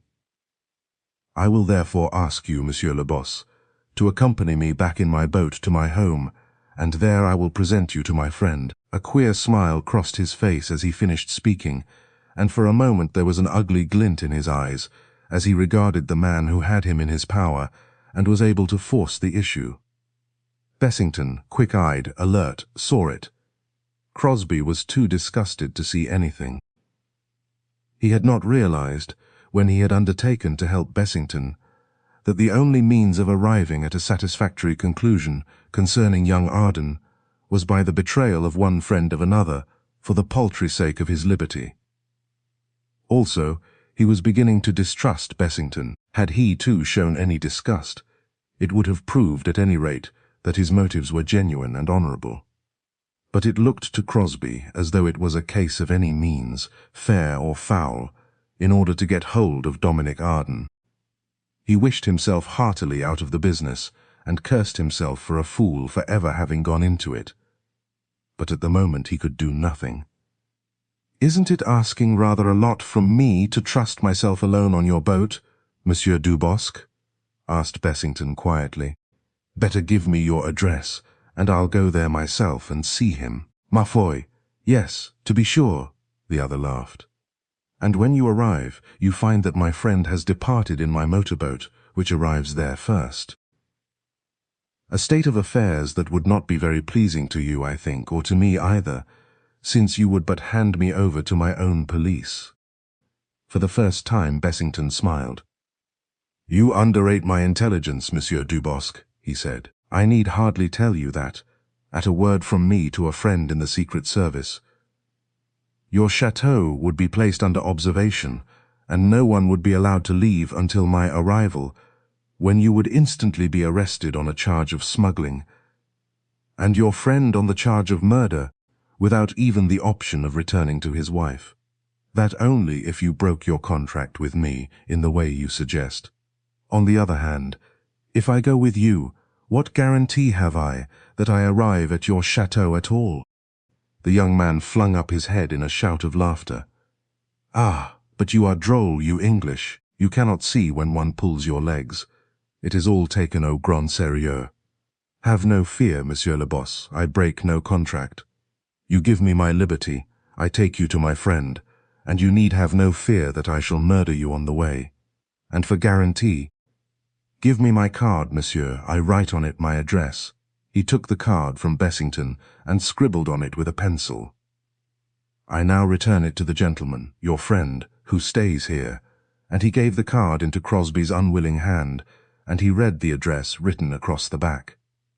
Château de Saint-Michel, Bardiac, Artois.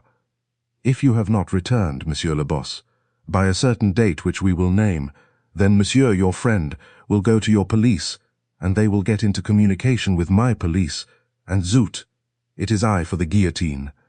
And ma foi, I have no use for Madame la Guillotine, I assure you, my friends." Crosby laughed disagreeably. "Good God! I wouldn't care to risk my neck on such a guarantee as that," he said. "A lot of good this fellow's guillotining will do you, Bessington, if you are feeding the fishes in the North Sea. You chuck the business. Take my tip, chuck it. It's nasty, and I don't like it. It's a low-down game he's playing, and it's damned low-down on your part to play up to him. Dirty. That's what it is, dirty." "Hang it, Crosby, will you be silent?" exclaimed the other angrily. "It's not your affair anyhow. If I choose to take the risk, that's my funeral." "It's uncommonly likely it will be too," said Crosby. "And you'll expletive well deserve it," he added to himself. "I agree," said Bessington to the Frenchman. "I'll go with you, Monsieur Dubosc." "Very well," was the reply, and once more that queer glitter came to Dubosc's eyes. "Then, with your permission, Monsieur le Boss, for you still hold the gun, and I, alas, am unarmed. I will go to the top of the tower and signal for my boat, which is out at sea waiting for me. And then I take you over to my home.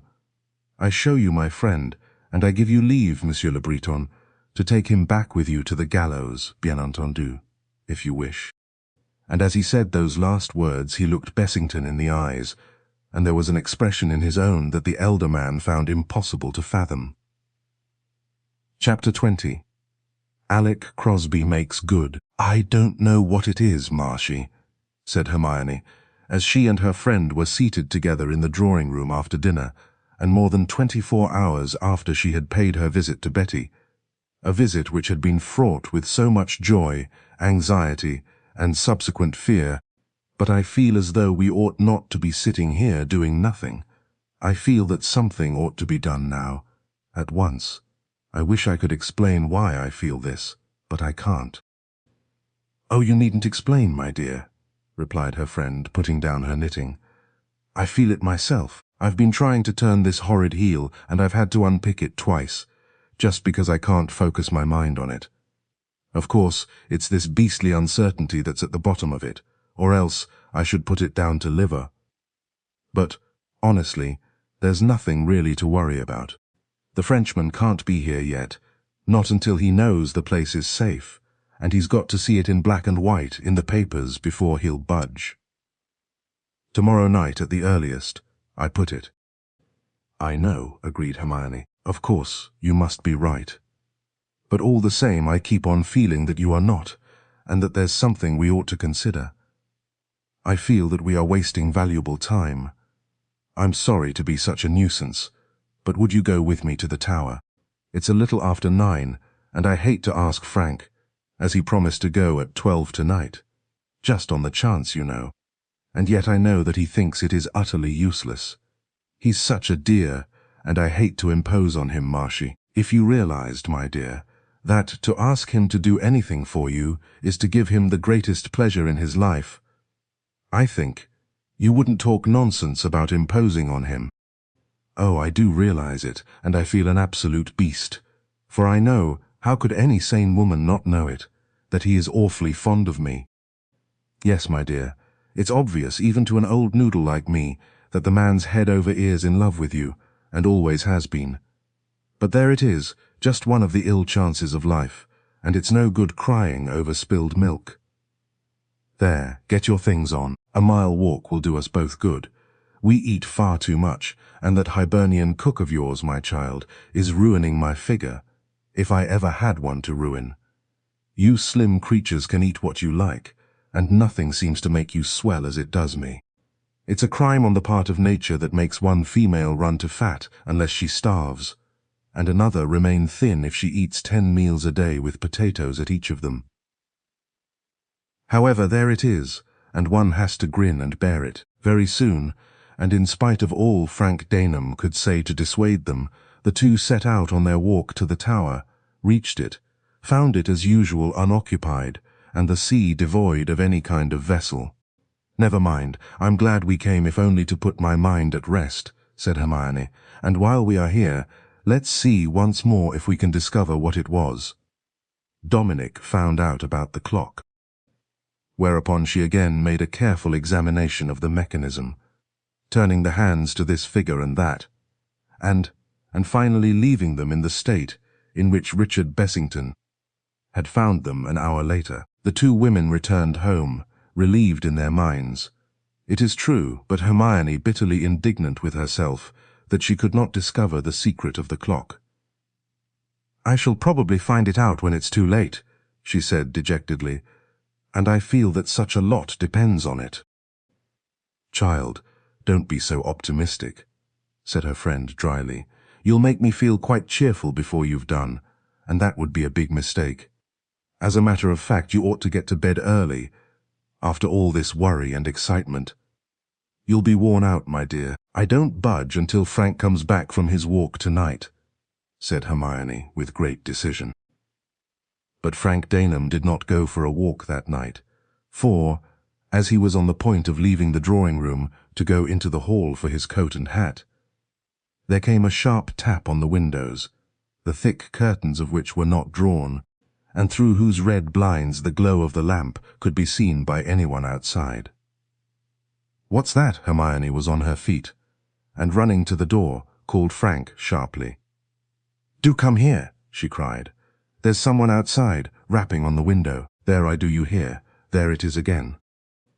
For once more came the sharp tap, tap, repeated more violently than before, and Frank Daneham strode to the window, drew back the blind and opened it. "What is it? Who is there?" "It's me, Alec Crosby, from the Glen. Can I come in and speak to you? I saw your light and didn't want to make a disturbance by ringing the bell." "Go round to the door and I'll let you in," said Daneham, quickly, and in another minute he and the women were running down the passage to the front door, which was soon opened, and Crosby, hot, dishevelled, and in a violent state of excitement, came in. "How on earth—" began Daneham, but the newcomer interrupted him.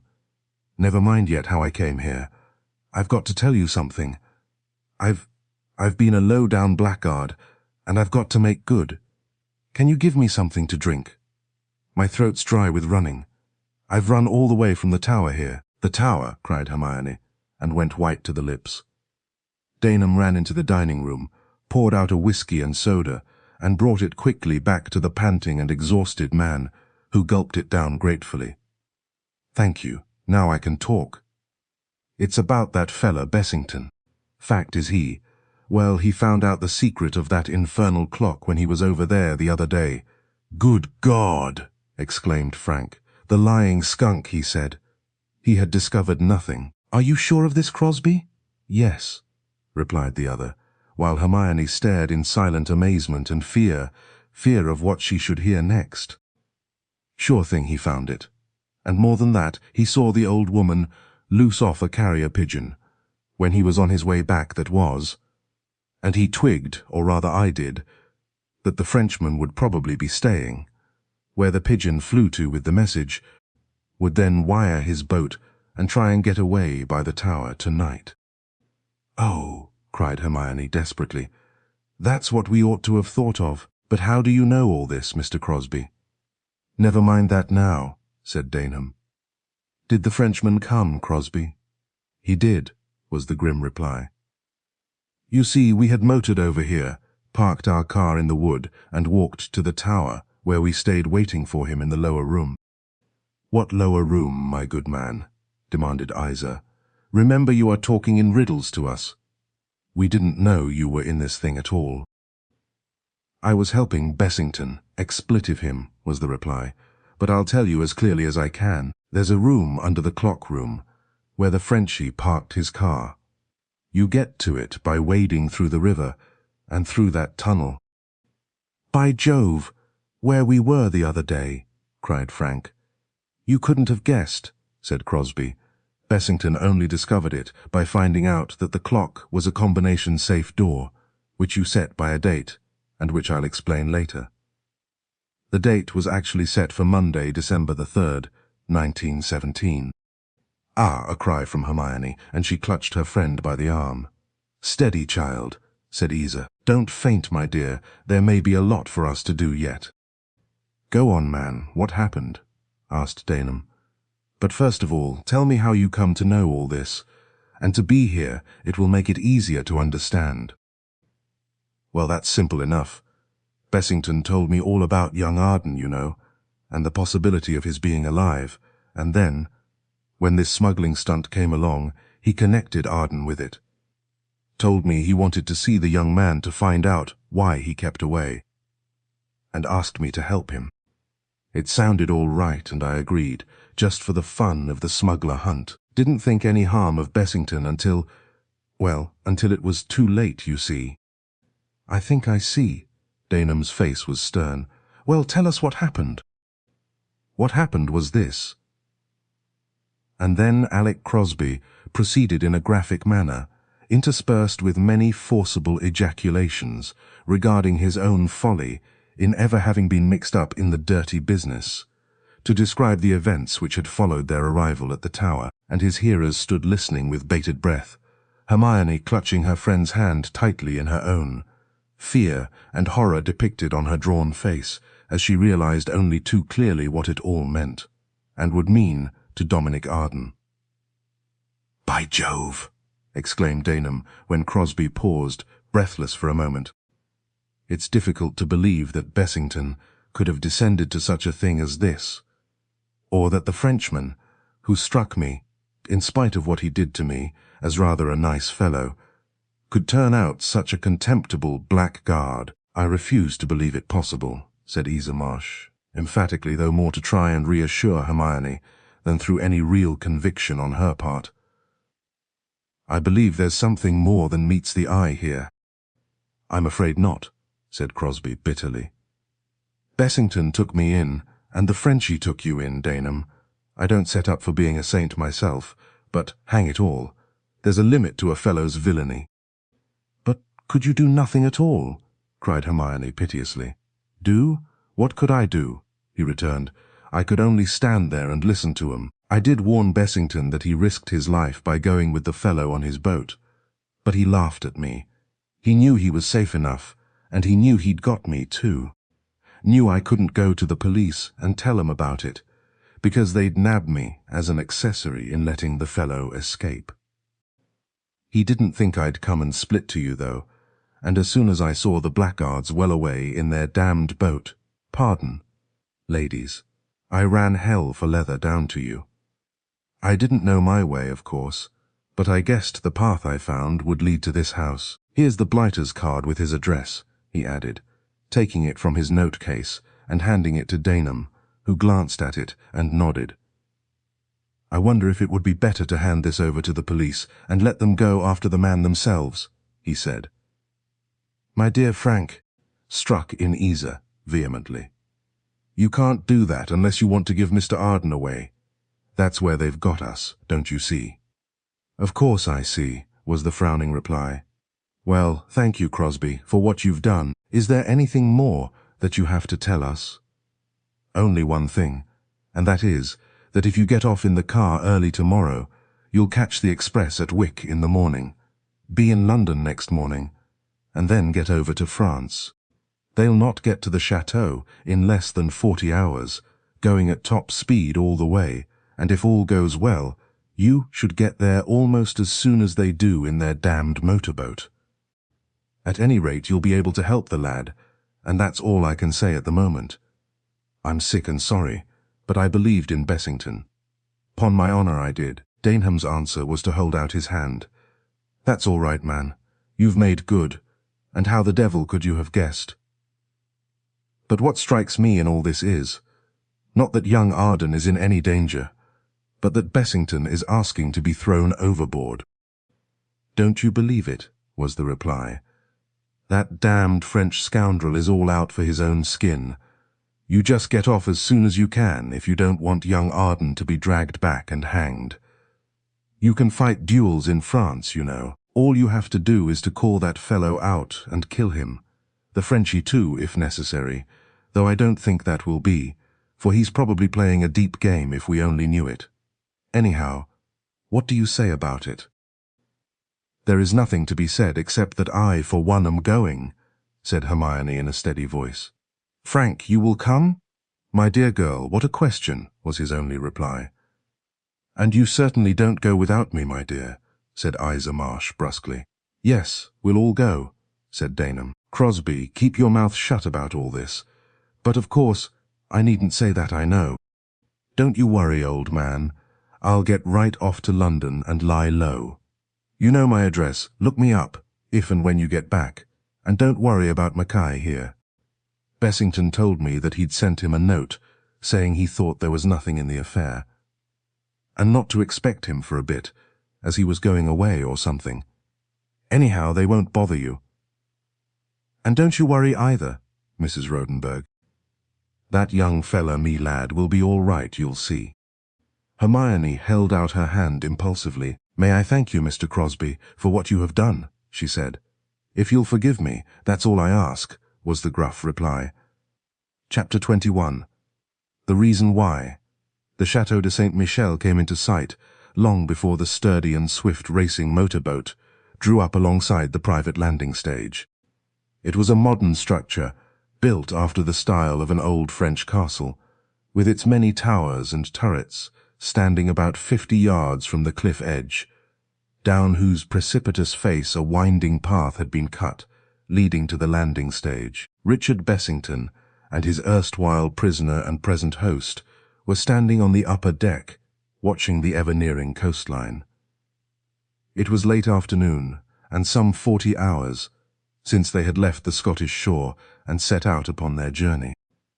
Bessington had found Monsieur Dubosc a most congenial host and companion, and the hours which must inevitably have dragged in less pleasing company had passed quickly and enjoyably enough. The young man had treated his rather saturnine guest to a frank and completely unvarnished history of this far from blameless life, never, however, mentioning the name of Dominic Arden once during the whole of the narrative. "And here," he said, gaily pointing with a wave of the hand to the nearing scene before them, "is my home, the ancient citadel of the Duboscs, who were grand seigneurs of the land when the Britons still dressed themselves in woad, and which was, in short, mon ami, built according to my instructions about 2 years ago, and occupied by one Antoine Dubosc, who adopted the name on entering into his domain of Saint-Michel, and who is happy in the possession of a mistress. I mean Châtelaine, bien entendu, who adores him, and who will greet him on his arrival shortly. Non, Monsieur le Boss, I have never entangled myself with a wife. My trade, if I may dishonor such a calling by such a bourgeois title, is too full of risks to permit of the harrowing of wifely feelings and affections, and the making of unnecessary widows. Besides, we are too fond of each other to wish to, or to make it necessary to marry. It is human nature to resent interference with one's liberty. Tie the knot of matrimony, and hey, presto! You at once create a sensation of restraint, and with it comes, of necessity, the desire for freedom. That is why there are so many divorces to read about in the papers. Why, mon Dieu? I ask you, why will people marry? Tell me that, monsieur." "Ask me something simpler, Monsieur Dubosc," was the reply. "I refuse to be drawn into any such complex argument." "Tell me," he went on, "how do you manage about the customs? The authorities must know that you have this boat and this landing stage. Is there no difficulty?" "None whatever, monsieur. When I leave here, I leave as the Grand Seigneur in his pleasure boat in broad daylight. but I call at certain lonely spots of which I have knowledge, and then my small boat goes forth and returns heavier than she started. If this continues at intervals throughout the night, it is surely easy to suppose that by morning I may continue on my pleasure trip, with my hold stored full of merchandise, and no one the wiser. It is simple. Though one has, it is understood, to know the ropes and take precautions. And yet for one who is careful and also lucky, it is always simple. Indeed, my dear Leonie, she has said very often, it is surely too simple, my Antoine, one day you will be caught. And hélas, she is right, for one day I am caught, and you, Monsieur Dubosc, have the honor to be the one who catches. Ah! Life, it is very funny sometimes, but it is also very pleasant when it is as easy to make a bargain with the one who catches, as I, monsieur, have made with you. But come, we have arrived, and we will now ascend to my chateau, and as my word is my bond, as you have seen, I have given orders that this boat shall remain here for the departure of Monsieur Dubosc, with his companion, whom he is to conduct either to Madame his wife, or Monsieur the hangman, as soon as possible. And if the latter, how very grateful should your government be, that you avoid for them the tedium and expense of extradition. Voila, monsieur. Allow me to welcome you to France, the home of those who do things that are considered not British. And, with a low bow, he sprang on to the jetty, swept off his felt hat, and stood with a hand held out, offering assistance to Bessington, who followed. A moment later they were climbing the steep path up the cliff's side, on the outer edge of which was a stout iron railing, and 5 minutes more brought them to the top, where in front of them was a formal garden, consisting of terraces of flower beds, and a path which led to the chateau itself. In silence they traversed the 50 yards, Bessington finding speech difficult, and not quite sure as to how he was meant to take Dubosc's last words, which sounded to him like a jibe of contempt.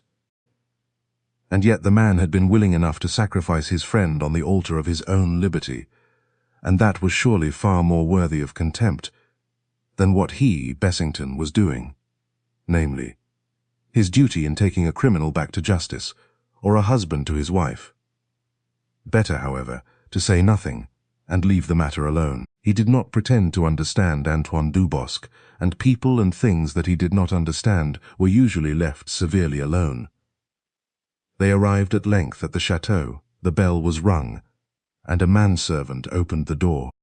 He glanced inquiringly at the stranger for a moment, and then turned a beaming countenance on his master. "Madame, she is in, or has she gone out?" asked Dubosc, as he motioned his guest inside and followed. "Madame is in the library with monsieur," was the reply. "She was not expecting you so soon." "Non, mon vieux, and neither was I. I am even a surprise to myself, but enfin, I am here, and that, I think, is all that matters. Come, Monsieur Dubosc, a word in your ear." He drew Bessington aside while the servant disappeared through a door at the end of the large entrance hall. "We shall enter the library noiselessly, so as not to disturb them, for they are at work, Leonie and my friend, and I wish you to see him before you speak, after which I leave the rest to your British chivalry. Come." So saying, he led the way across the hall and paused at a door, turned the handle noiselessly, and, opening it gently, motioned with his hand to Bessington to stand near the aperture while he himself stood aside. Bessington, greatly wondering at all this, obeyed, even suspecting a trap or a hoax that was being played on him, but never for one instant guessing the truth. Then he looked into the room. At a desk, her head bent, her hand busy with a pen, sat a woman whose face he could not see, while in the center of the room, which was strangely bare of furniture, a tall, slim man was standing, pausing for a moment in his pacing to and fro, and which a second later he began again. Bessington recognized that tall, slim figure, the dark hair, strangely grey about the temples, the thin, ascetic face and nervous hands of Dominic Arden.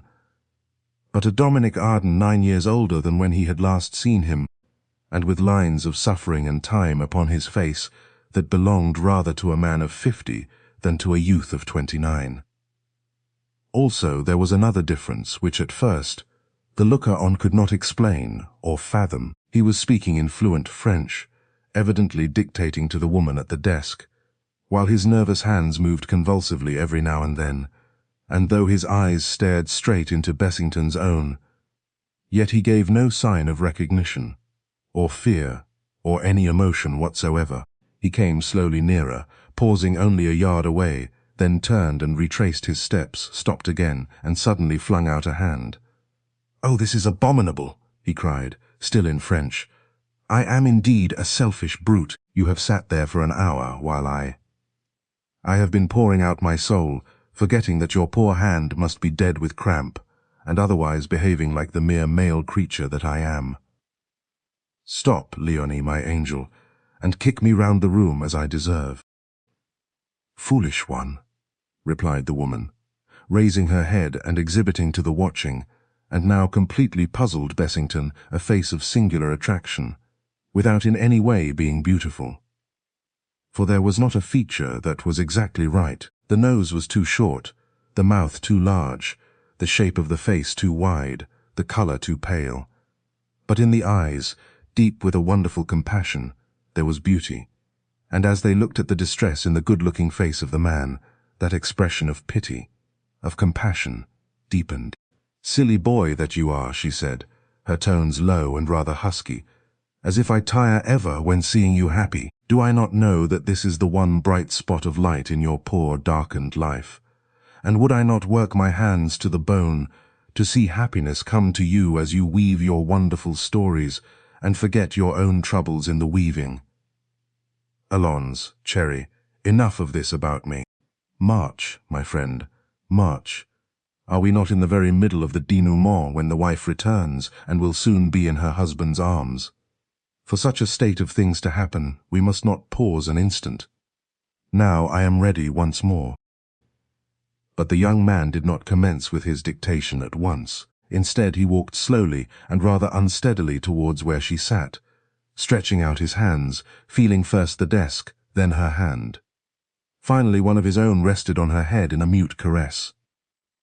"God bless you, Leonie," he said, huskily. And at that, Bessington felt the Frenchman's hand on his arm, and found himself gently, but firmly, impelled backwards into the hall. Then the door was silently closed, and Dubosc spoke. "Enfin, mon brave, you have seen.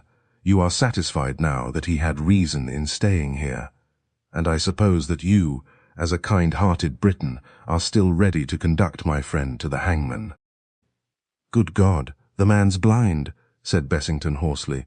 "Yes, Monsieur Dubosc, he is, as you say, blind, has in effect been blind for nearly 7 years. That, you understand, is the reason why he has never returned to his own country to seek his wife, not only because he could not do so alone, and was afraid of what might happen to him, but also because he preferred that the woman he loved should rather believe him dead than feel herself tied to a helpless creature like himself. That, monsieur, in effect, is why he has not been brave enough to deliver himself to your hangman.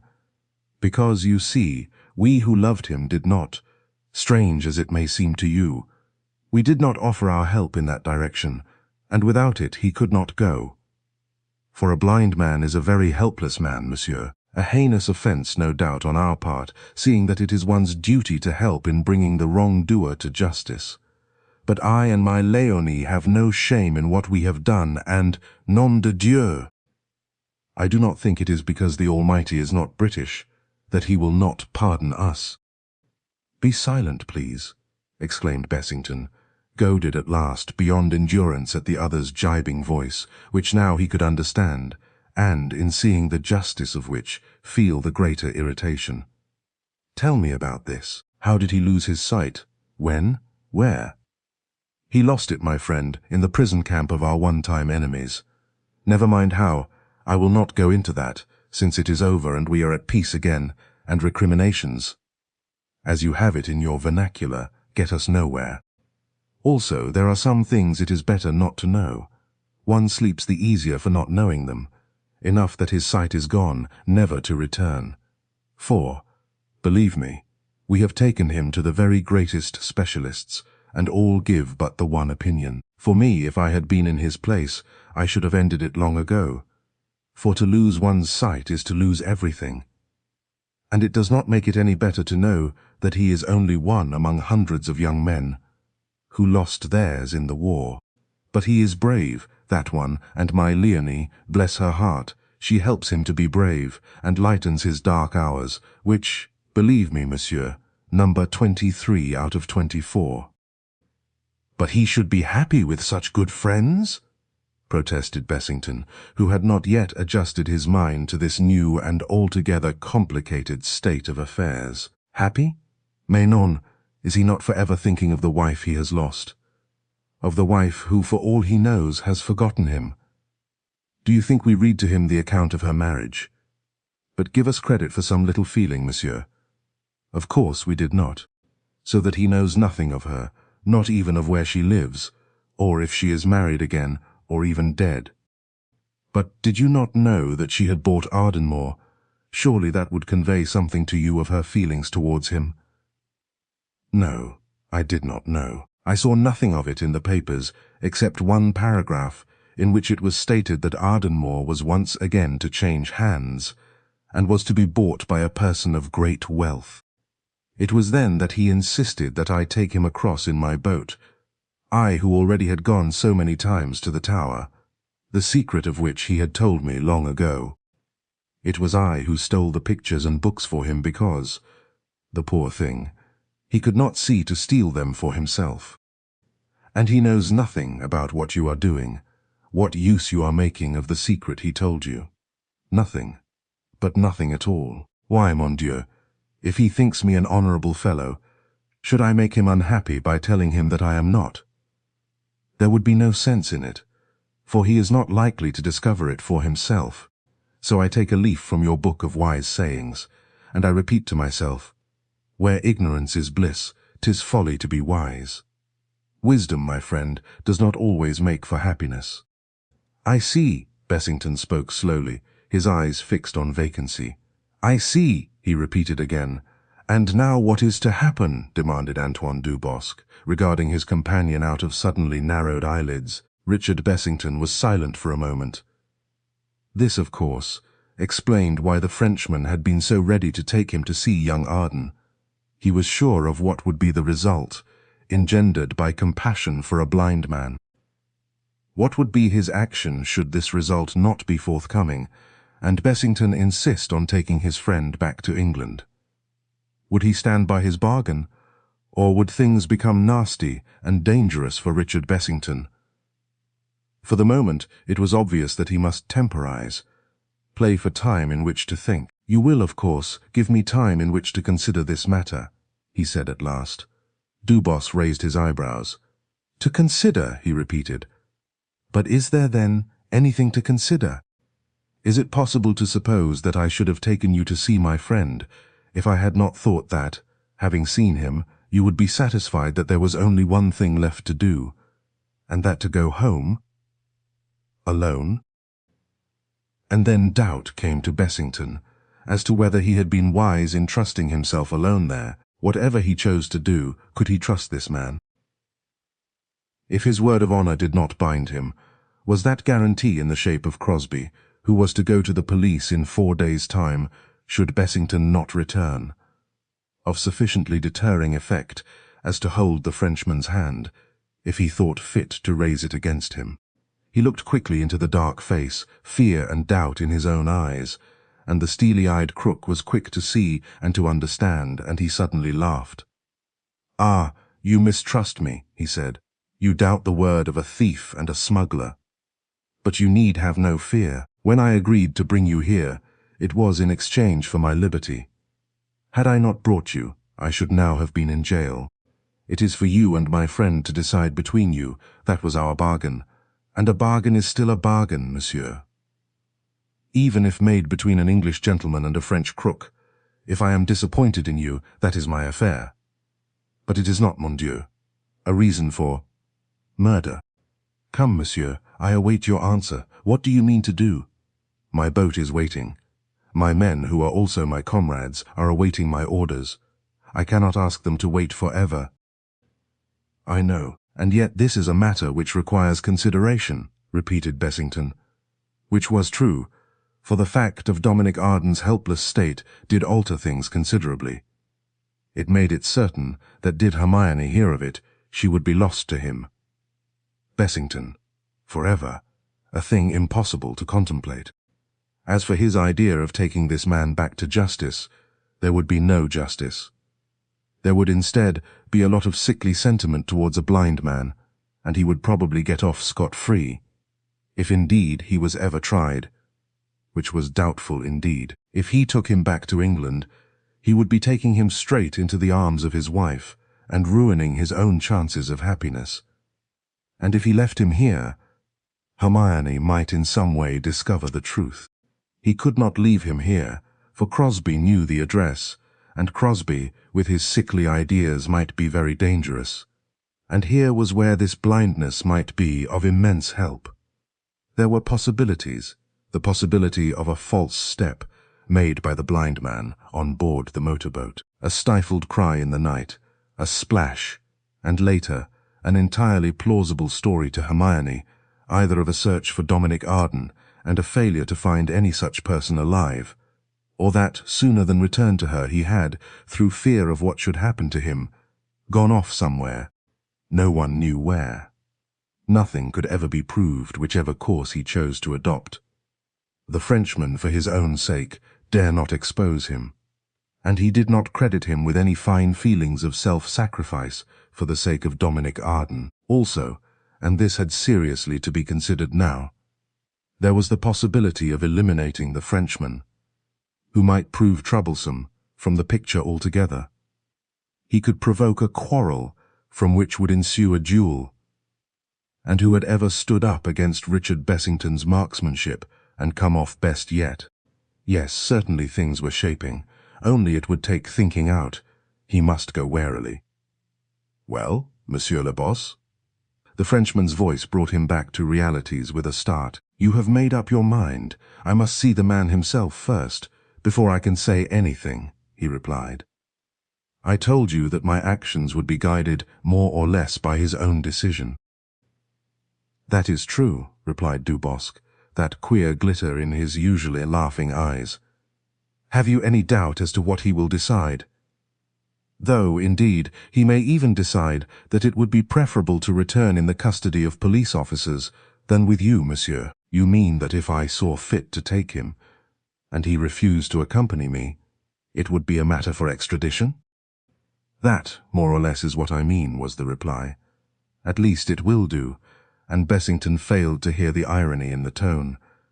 And I take it that you will not oppose me, whatever happens, whatever I consider it my duty to do. Monsieur, I do not want your fat friend to put the police on my track, that is understood, was the reply. Rest assured that I will not oppose you in any way. What you do, and what my friend decides, he decides. I am ready to fall in, you call it, with your plans. That is understood. Very well, then. If you will bring Mr. Arden here, I will see him. Antoine Dubosc strode towards the library without another word. Chapter 22. The Beginning of a Journey. For a quarter of an hour Richard Bessington paced the hall alone, glad of the interval of quiet, in which he could think out his future plan of action, and after much hard thinking the one dominant decision he arrived at was that on no account whatever must Dominic Arden be allowed to remain here, nor, when once on the way home, must he be permitted to land.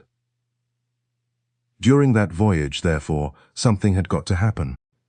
But as the voyage would take practically 48 hours to accomplish, there was ample time in which to arrange what that happening should be. The immediate present was his great concern. He had stipulated with Dubosc that Arden should be given his choice of returning to his wife, or being dealt with by himself. Either course must be, in the Frenchman's mind, equally dangerous, for he would not take into consideration the probable immunity of the young man on account of his blindness. What would happen, therefore, if he, Bessington, insisted on the agreement being carried out?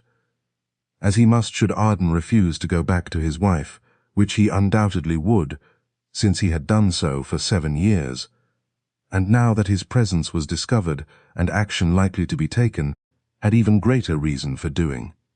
Dubosc, up to now, had seemed reasonable, but reasonable or not, Dubosc in any case was in the way. Dubosc, therefore, must be got out of the way.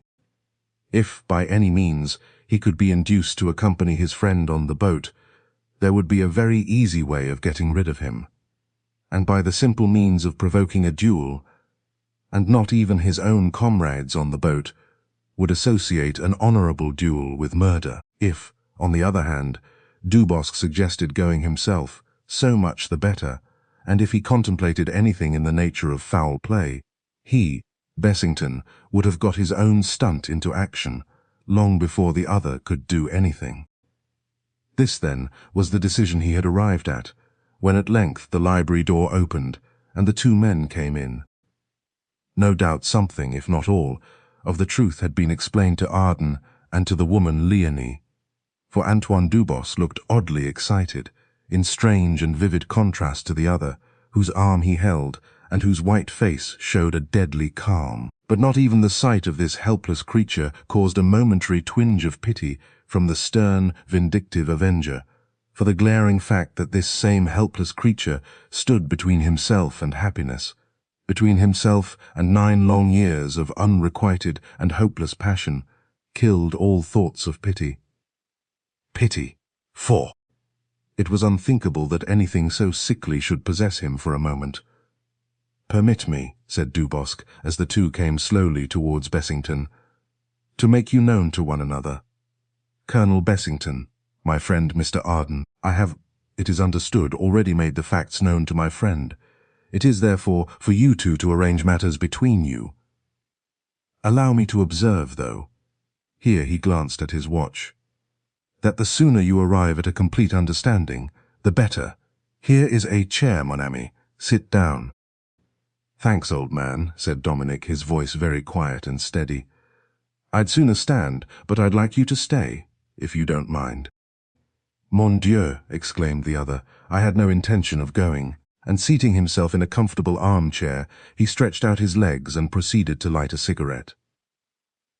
"The matter should be quite easily settled," observed Bessington, with a quick and rather uneasy glance at the seated figure.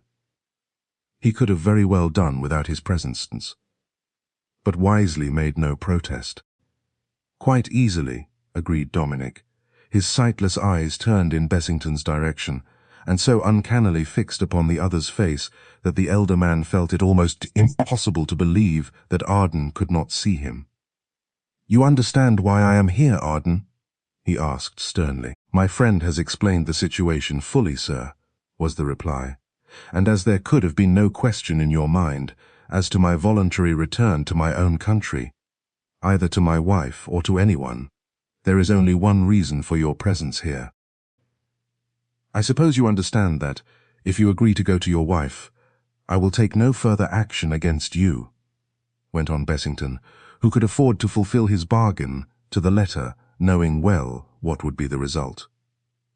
"Thanks," replied the young man, with a laugh full of bitterness. "You know as well as I do that I can't return to my own country again, and that I would rather die than ask my wife to share my exile.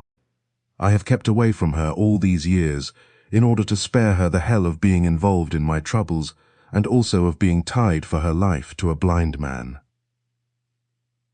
There is no reason why I should alter my decision, and I have no intention of doing so." "Very well, Monsieur Dubosc. You hear this?" "I am not deaf, Monsieur le Boss. I hear well enough, and I am glad that we are both honorable men. Allons, continues, mon brave." The Frenchman lay back in his chair and half closed his eyes. "As you have refused the conditions offered you," proceeded Bessington, turning again to Dominic, "I have no choice but to ask you to accompany me back to England, where you will have to stand your trial on a charge of murder. The murder of my great friend and superior officer, Colonel Grimshaw, on the evening of the 3rd of December, 1917. "Very well." The steady voice had not a quiver in it. The steady eyes remained fixed. "And do you deny or admit the charge? Come, Come here, interposed Dubosc quickly. That is not a question for you to ask, my friend. It is out of your province altogether. Admit nothing, Dominic, my son. Why not? He asked. I can't deny it. I don't deny it. I killed him, and I meant to. There is nothing more to be said. Sacre mils tonnerres. But there is, exclaimed the other. You may have knocked him down, but that is not to say that you meant to kill him. There is no proof of that, mordieu. Unfortunately there is, interposed Bessington, quietly. 2 soldiers in the next room heard Arden say that he meant to kill him. It's true that I said that, admitted Dominic calmly. After what he said, I had no intention of allowing him to say anything again. Therefore, I killed him. Dubosc laughed harshly. You drive nails into a coffin, my friend, he said with a glance at Bessington. Well, have it your own way. If you wish to hang, you must hang. Do you not think it would be better if you left us to do the talking, Monsieur Dubosc? Inquired Bessington coldly. You may think so, certainly, which does not mean that I do. Better let it alone, old man, said Dominic. I'd rather you did. After all, there's really nothing to be said. So what's the use of saying anything? All right, as you will, replied the Frenchman. Having admitted so much, then I suppose you have no objection to accompanying me back to England? Asked Bessington, turning once more to Dominic. I would prefer to stay and await extradition, was the quiet reply. Why so? It would make no difference, and be far worse and more unpleasant for you. For then I should have to make a charge to the police here, and you would be kept in custody over here until the formalities were through. I should prefer it, sir, repeated Dominic. There was a strange dignity about him that impressed even Bessington. Dubosc was not looking at him. He appeared to be absorbed in the process of blowing rings into the still air. I'm afraid I can't agree to that, said Bessington. I prefer to take you back myself, and since you neither deny the charge nor offer any objection to being taken back, I consider that I have fulfilled my contract made to you, Monsieur Dubosc, and that the matter is, in short, ended.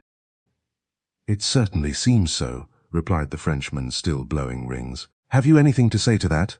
Asked Bessington, again turning to Dominic. The young man shrugged slightly. Except that I would prefer to be taken back by the police, I have nothing to say, was the quiet reply. But, mon cher, here, interposed Dubosc, that is surely unreasonable. Of course it is true that everyone has his own taste, but for myself I am not so enamored with the police. If you must go, then at least go in comfort, which you would not do, if in the charge of 2 of your police. Also, it would mean that our own police would pay me a visit here, and they are the last visitors that I desire, bien entendu. But of course you please yourself. I have no wish to interfere. Dominic was silent for a moment. Yes, he said at last, I hadn't thought of that. After what you told me about that wretched smuggling business, of course they can't come here. Good God, if I'd only known. But I'm not blaming you, old man, or in any way for what has happened now. I am to blame in ever having given away that secret. But it's done now, and it's of no use kicking. Then if that is so, observed Bessington, I take it that you will consider yourself in my charge from now. Very well, replied Dominic. I'm afraid I must, and after all, the sooner it's over the better. Bessington regarded the calm, impassive face for a moment, and then he walked a few steps towards him. I suppose you fully understand the situation, he said. I mean that it will not be a question of the boat returning to Scotland, but to some other port in the south of England. Yes, I suppose so, replied Dominic indifferently. That being the case, proceeded the other, have you no desire to ask any questions? Your wife, for instance? But at that, the hot blood suddenly surged into the young man's pale face, and it was easy to understand how the now dull eyes could have glittered and blazed had there been a spark of life left in them. Be silent, he said harshly, and be good enough not to touch on my private affairs. Get on with your duty, if that's what you call it. But anything else is outside your province, I discuss my affairs only with my friends, not with my jailer." "Ah, mon Dieu, such heat!" exclaimed Dubosc, suddenly springing out of his chair and laying a hand on Dominic's shaking shoulder. "And for what, mon ami?" "Say but the word. And this Colonel Bessington walks out of my house and into my boat for a lonely passage home, and to hell with my honor, if it becomes necessary. You do not think that I am willing for you to go, do you? And that if it was not for this, my word of honor, which I gave him in exchange for liberty, that I would let him take you, eh?"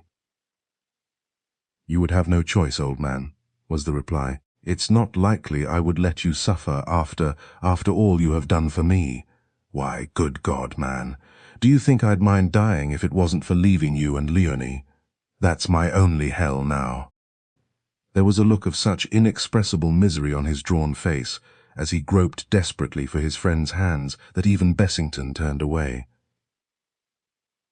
And it was then that Dubosc seized the groping hands and whispered hurriedly, "Courage, mon brave, trust me, all will be well." And then, seeing the look of puzzlement on the other's face, he turned abruptly to Bessington. "Monsieur le Colonel," he said, "you will, I suppose, have no objection to my saying a few words to my friend in private." "On the contrary," was the reply. "I have every objection. Mr. Arden is now in my custody, and if I were an officer of police, I should not leave his side for one moment. It would, after all, have been simpler for me to have handed him over to the police. But as it would undoubtedly inconvenience you, Monsieur Dubosc, to have those gentlemen in your house, and you have persuaded your friend to go with me, I must ask you in common courtesy to respect my position as lawful custodian of this man. Anything that you and he or anyone else have to say will be said in my hearing." "Bien, monsieur, I see your point, and I commend your astuteness that will make capital out of my unfortunate position with regards to my own police." Here he laughed. "As for what I would say to my friend, it is this, and Monsieur Dubosc is welcome to hear it. Be brave, mon enfant, and have courage. Things may not be so black as they seem. And for your journey, I at least will be there to see that you have comfort, for, always with the permission of Monsieur le Colonel, I propose to accompany you." "You please yourself about that," replied Bessington. "Personally, I am very glad that you are coming," which was perfectly true. "And God knows I shall be grateful for you, old man," said Dominic. "I suppose," he went on to Bessington, "you will have no objection to my saying good-bye to Madame." "None whatever, provided it is also in my presence." "Bien," said Dubosc with a grin. "You are indeed wise, monsieur, to take no risks. I will go and fetch her." He left the hall abruptly, and as the library door closed behind him, Bessington turned and watched his prisoner as he stood in the center of the large bare apartment, motionless and apparently absorbed in his own thoughts. And as he considered his absolute helplessness, he reflected that it would be an easy matter for that. Something to happen on board the boat before the English shores were reached. A blind man is easy prey for anyone. There came a sudden movement from Dominic, a quick upward turn of the head. "Are you still there, Colonel Bessington?" he asked. "Yes, of course I am here.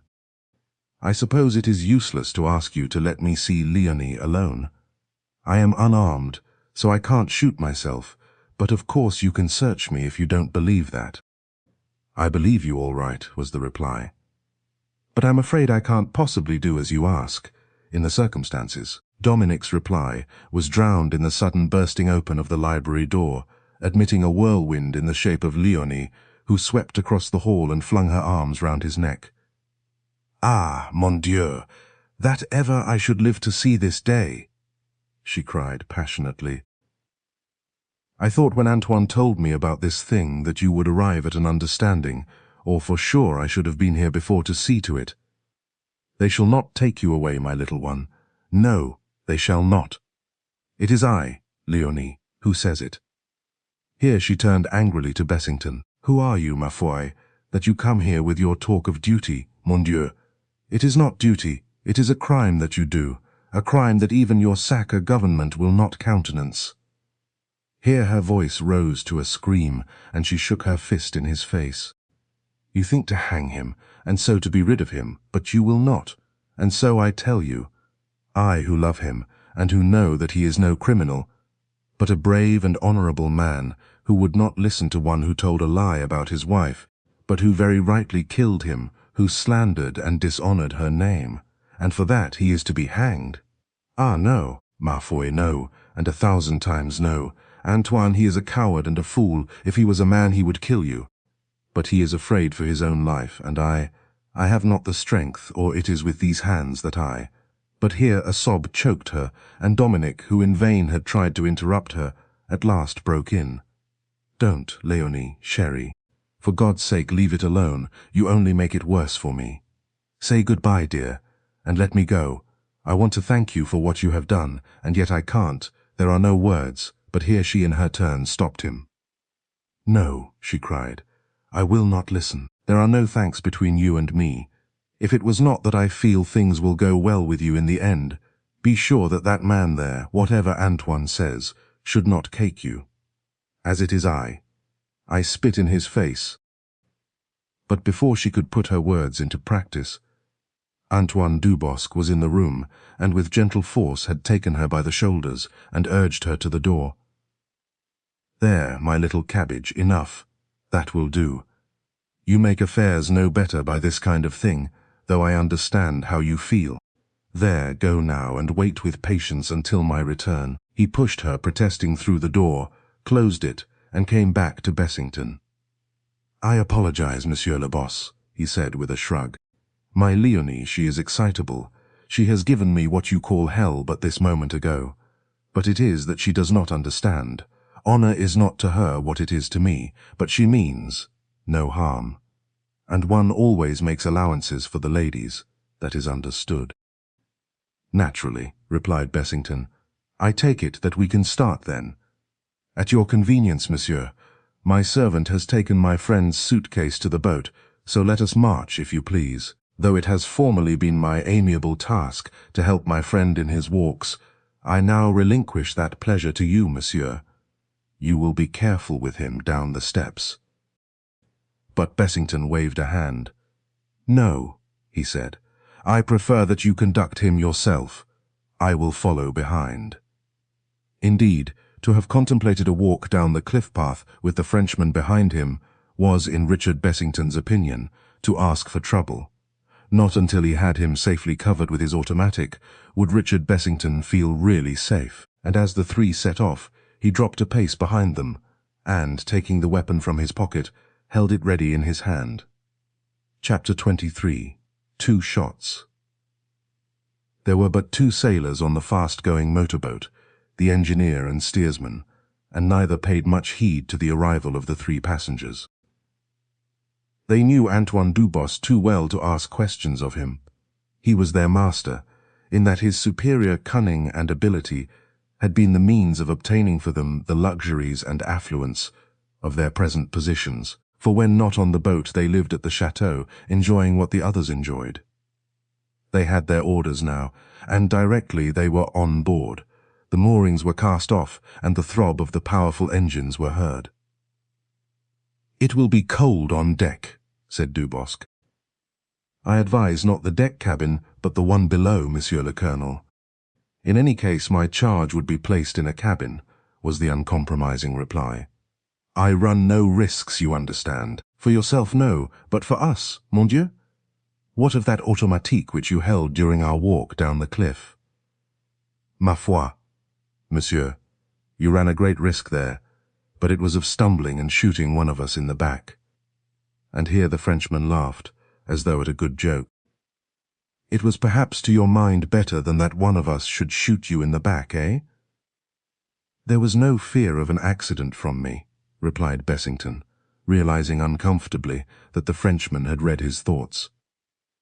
"I am used to weapons, as myself, no doubt, though without the reputation of Monsieur le Colonel as the finest shot in Europe, hélas," said Dubosc.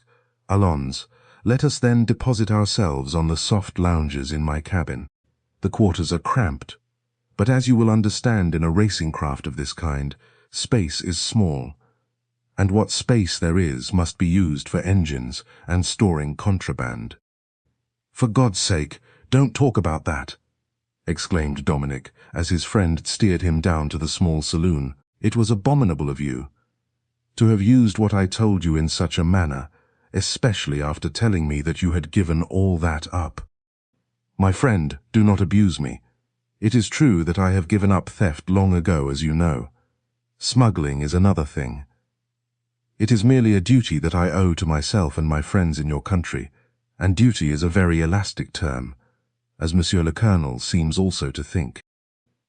"Perhaps the less we say about smuggling the better," observed the elder man dryly. They were moving at a great rate now, and the small boat trembled under the powerful engines. "I do not see that," retorted Dubosc, his lids narrowed. "Sit down, mon brave." He pulled Dominic onto the couch beside him. "Here is a match. You have cigarettes, I know, and I do not think it is necessary to ask Monsieur your escort's permission that you smoke." This with a grin at Bessington, who murmured, "Of course not." Dominic lit his cigarette and lay back against the padded seat, listening idly to the conversation. "To return to our muttons," proceeded Dubosc, with another glance at Bessington. "Smuggling, as practiced by me, is a fine art. It is also a charity. Think of all the pretty girls in England and Scotland who would, were it not for me, have to pay, through the nose you call it, for their stockings. But with my help they may buy 3 pairs, where without it they would obtain but 1. That alone is a matter for rejoicing."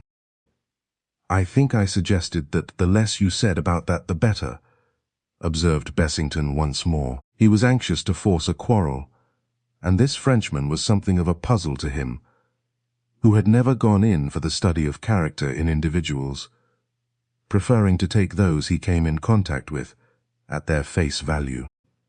The fellow was a crook, had owned to it, gloried in it, in fact, and yet so far he had played straight, too straight for Madame Léonie's taste too. And either this could only be in order to save his own skin, or else because he had some ulterior motive behind his seemingly easy compliance. But had it been so, surely he would have exhibited more reluctance in allowing his friend to be taken back to punishment, if only for the look of the thing. Or was he, too, fairly confident that the British government would not deal too harshly with a blind man who, whatever wrong he had done, had at least tried to do his bit for his country and paid bitterly for it? If that was the Frenchman's real reason for this show of easy compliance, it was, and had been also Bessington's only fear when he discovered Arden to be blind. From that moment there was only one thing to do, and in order to accomplish that Dubosc had first of all to be got rid of, and there again was only one alternative, and surely not a difficult one of achievement, seeing that the fellow who must be dealt with was a Frenchman, and would see nothing odd in the otherwise ridiculous matter of a duel. And in a duel with revolvers or automatics, Richard Bessington was bound to be the victor. He would therefore force a quarrel on this man, the issue of which would be practically a certainty. A duel in the eyes of most Frenchmen was the proper and only way to settle a dispute. The 2 men on board would see nothing wrong or out of the way in this, and for their own sakes they would forbear to suspect anything wrong. This was, of course, the one way out of an otherwise very difficult situation, if Dubosc chose to risk the consequences and make it so. And he sat there, eyeing the engaging young criminal, who was so shortly to be food for fishes, and utterly ignorant of the fact that much the same kind of thought was passing through the mind of his potential victim. The thought, in fact, that was the sole reason for his presence on board, and for his seemingly easy compliance with the other's demands. And when 2 men, however different their motives may be, are determined on the same course of action, it is safe to believe that they will not find much difficulty in achieving it. And while they both made their plans, the innocent object of all their thoughts and aims sat beside them, oblivious of anything save the fact of his own helpless position, and the nearing of his own end, while all the time the fast motorboat was surging out to sea, and the shores of France were already only a memory. It occurred, therefore, to both of them that, if the good work was to be accomplished, it must be done while there was sufficient light in which to see to shoot by, and it was already beginning to fail. Antoine Dubosc accordingly seized the opportunity which, unknown to him, had been held out. He, in fact, snapped at it as a dog that is offered an appetizing morsel. "You suggest, I understand, monsieur," he said in his most polite manner, "that the less I say about smuggling the better. Perhaps, though, I misunderstood, and it was not what you said." "On the contrary, you understood me perfectly," was the reply. "Ah, then permit me to observe, monsieur, that I dispute your right to dictate to me as to what I shall or shall not converse upon. I am not, I thank the good God, also your prisoner, remember." "Come, come, Monsieur Dubosc, kindly remember to whom you are speaking. I am not here of my own wish, but because of my duty." "Ah bah! Enough of duty, monsieur," said Dubosc, rising suddenly. "I have heard all I want of that subject. It is time that I made my own few remarks on this matter, and, since this saloon becomes overheated, it would be more comfortable for my friend to be alone, and I suggest that we therefore go on deck." There was no suspicion in Bessington's mind that the other was also trying to force a quarrel. He had calculated that it would not be difficult of accomplishment with this hot-blooded French crook, but it was easier even than he had thought. It was also uncomfortably close there, and he felt that he would be better able to cope with the situation if he had not to sit opposite that forlorn-looking figure on the other seat. He rose instantly. "I agree with you," he said. "You will, I suppose, allow me to lock this door?" he added, as they stood in the narrow opening to the companionway. Dubosc shrugged. "Mais, comme vous voulez, monsieur. I do not think he is likely to try and commit self-harm, and saving that, he is safe enough, but by all means turn the key on him. It is, no doubt, as well that he becomes used to the sound at once." A moment later the two were on deck, the key of the saloon in Bessington's pocket. The stout boat was speeding ahead, leaving two white foaming trails in her wake. The sea was as smooth as any bad sailor could have wished, and save for the whir of the high-powered engines and the intermittent sound of the man at the wheel, there was nothing to disturb. The two would be combatants. "Now, Monsieur Dubosc," Bessington turned and faced the Frenchman. "You had some remarks to make on the subject of duty. I shall be interested to hear them." There was no suspicion either in Dubosc's mind that his companion was forcing the issue. He merely considered that he was an easy man to quarrel with, and, incidentally, the most credulous fool he had ever had the fortune to come in contact with. It did not trouble him in the least that he was considered the best revolver shot in Europe. Monsieur Antoine Dubosc had no occasion to feel any particular alarm over that. "My remarks, Monsieur le Colonel, I'm afraid will not be very palatable to you, for they concern your motive in getting hold of your friend and taking him back to what you call justice." "My motives are clean. I have nothing to worry about there." "Indeed, well, that is, in fact, what I doubt. Listen, Monsieur le Colonel, I who have lived my life to the full and have no shame in it, ma foi non. I have had occasion to study men, and women, bien entendu, and I have found that, though there are many incentives to the committing of crime, you understand, yet there is one that is greater than all and which seldom fails. And this, monsieur, is the force of love, and that which is connected with love, jealousy and lust."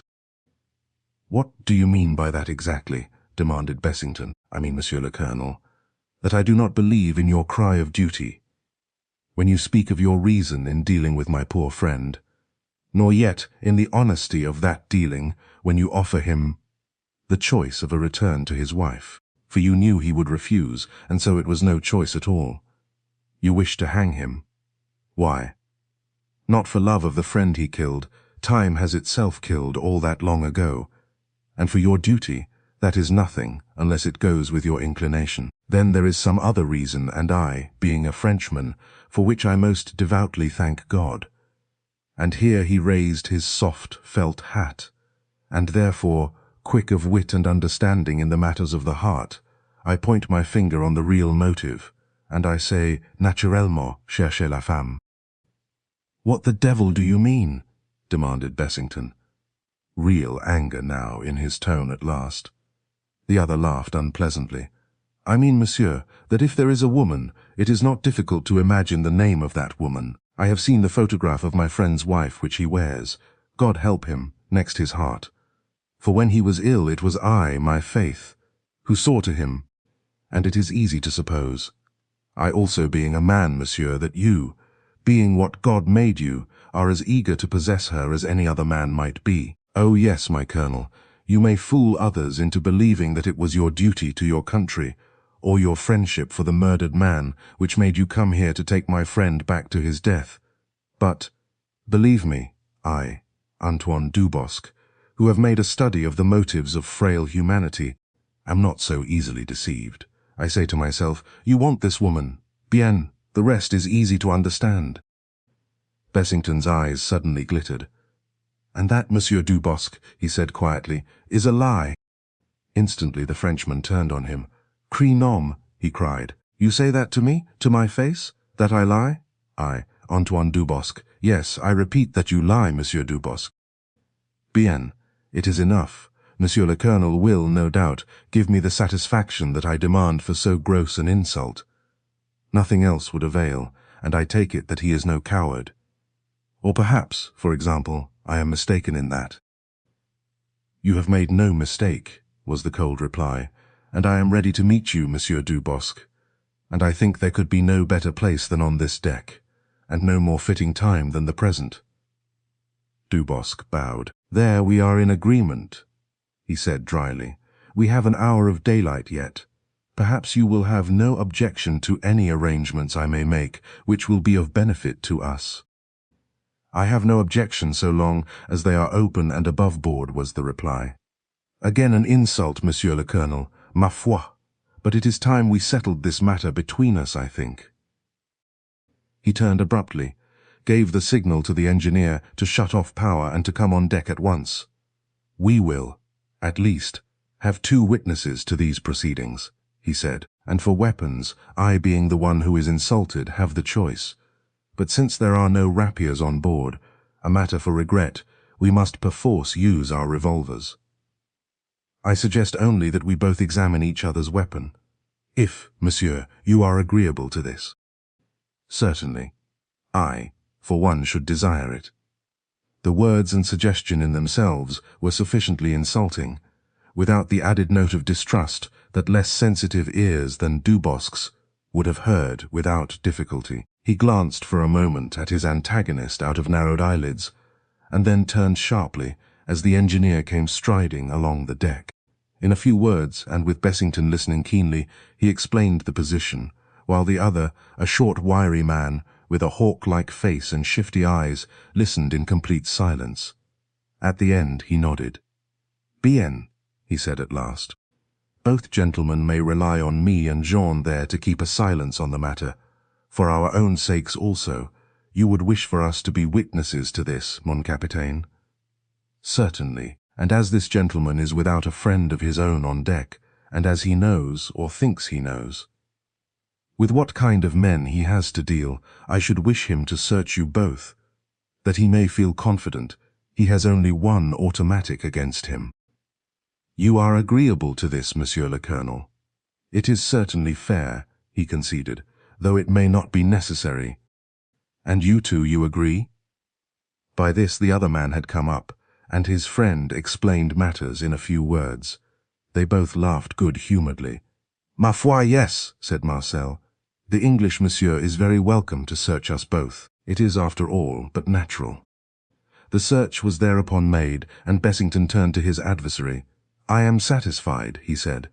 It will be one shot only, I suppose, Monsieur Dubosc. If that is your desire, yes. It is, was the reply. I also suggest that instead of the usual 12 paces, we stand, you at one end, I at the other. It will, I imagine, be more difficult to commit murder, if either of us is so minded, at that distance." "Perfectly," replied Dubosc, without a sign of fear or doubt in his tone, and yet, knowing the other's reputation as a crack shot, he was fully aware of the fact that Colonel Bessington did indeed contemplate murder, for at such a distance between them, none but an expert could hope to achieve success. "And, monsieur, supposing that we both miss, which at such a distance is not difficult of accomplishment, what then?" "Then I propose one more shot apiece. There is no other course." "I am content," replied the Frenchman, with a bow, and once more he turned to his men. "You, Marcel, will stand in the center of the boat and give the signal. Jean, you shall keep a watch, for of course we are in the direct line of passing vessels, and this kind of thing." He shrugged. "Well, you know as well as I that unpleasant things might happen if it were seen." "I understand, mon capitaine." "You, Marcel, will hold this stick in your hand and will count 6, and at the 6th count you will drop this stick sharply on deck, on which we, who have our backs turned to each other, will turn and fire. Is that not so, Monsieur le Colonel?"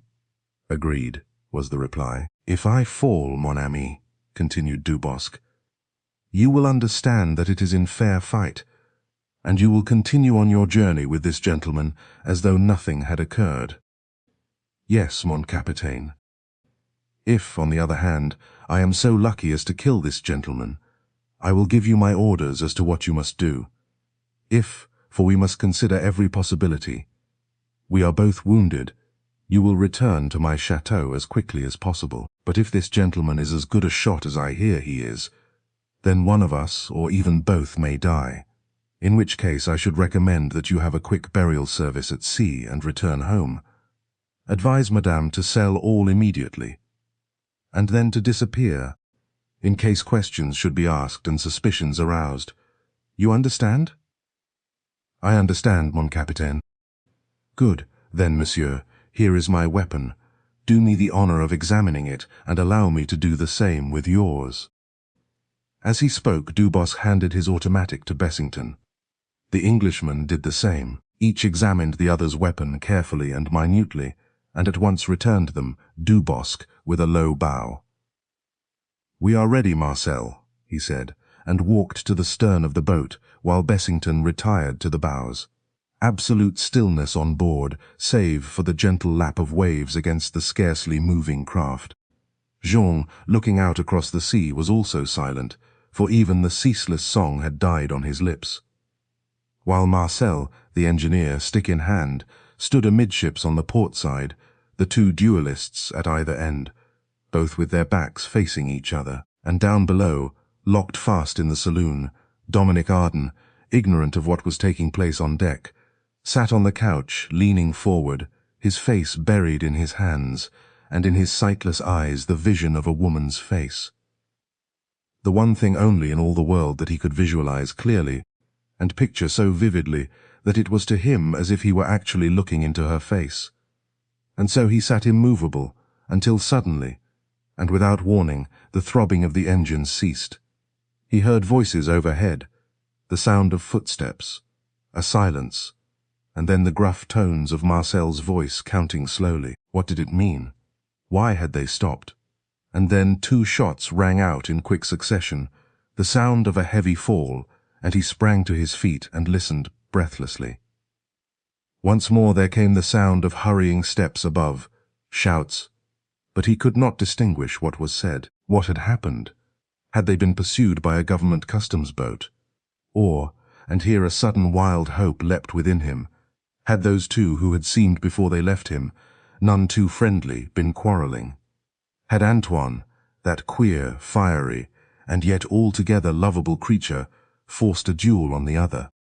Was that his reason for bidding him have courage before they started on this hateful journey?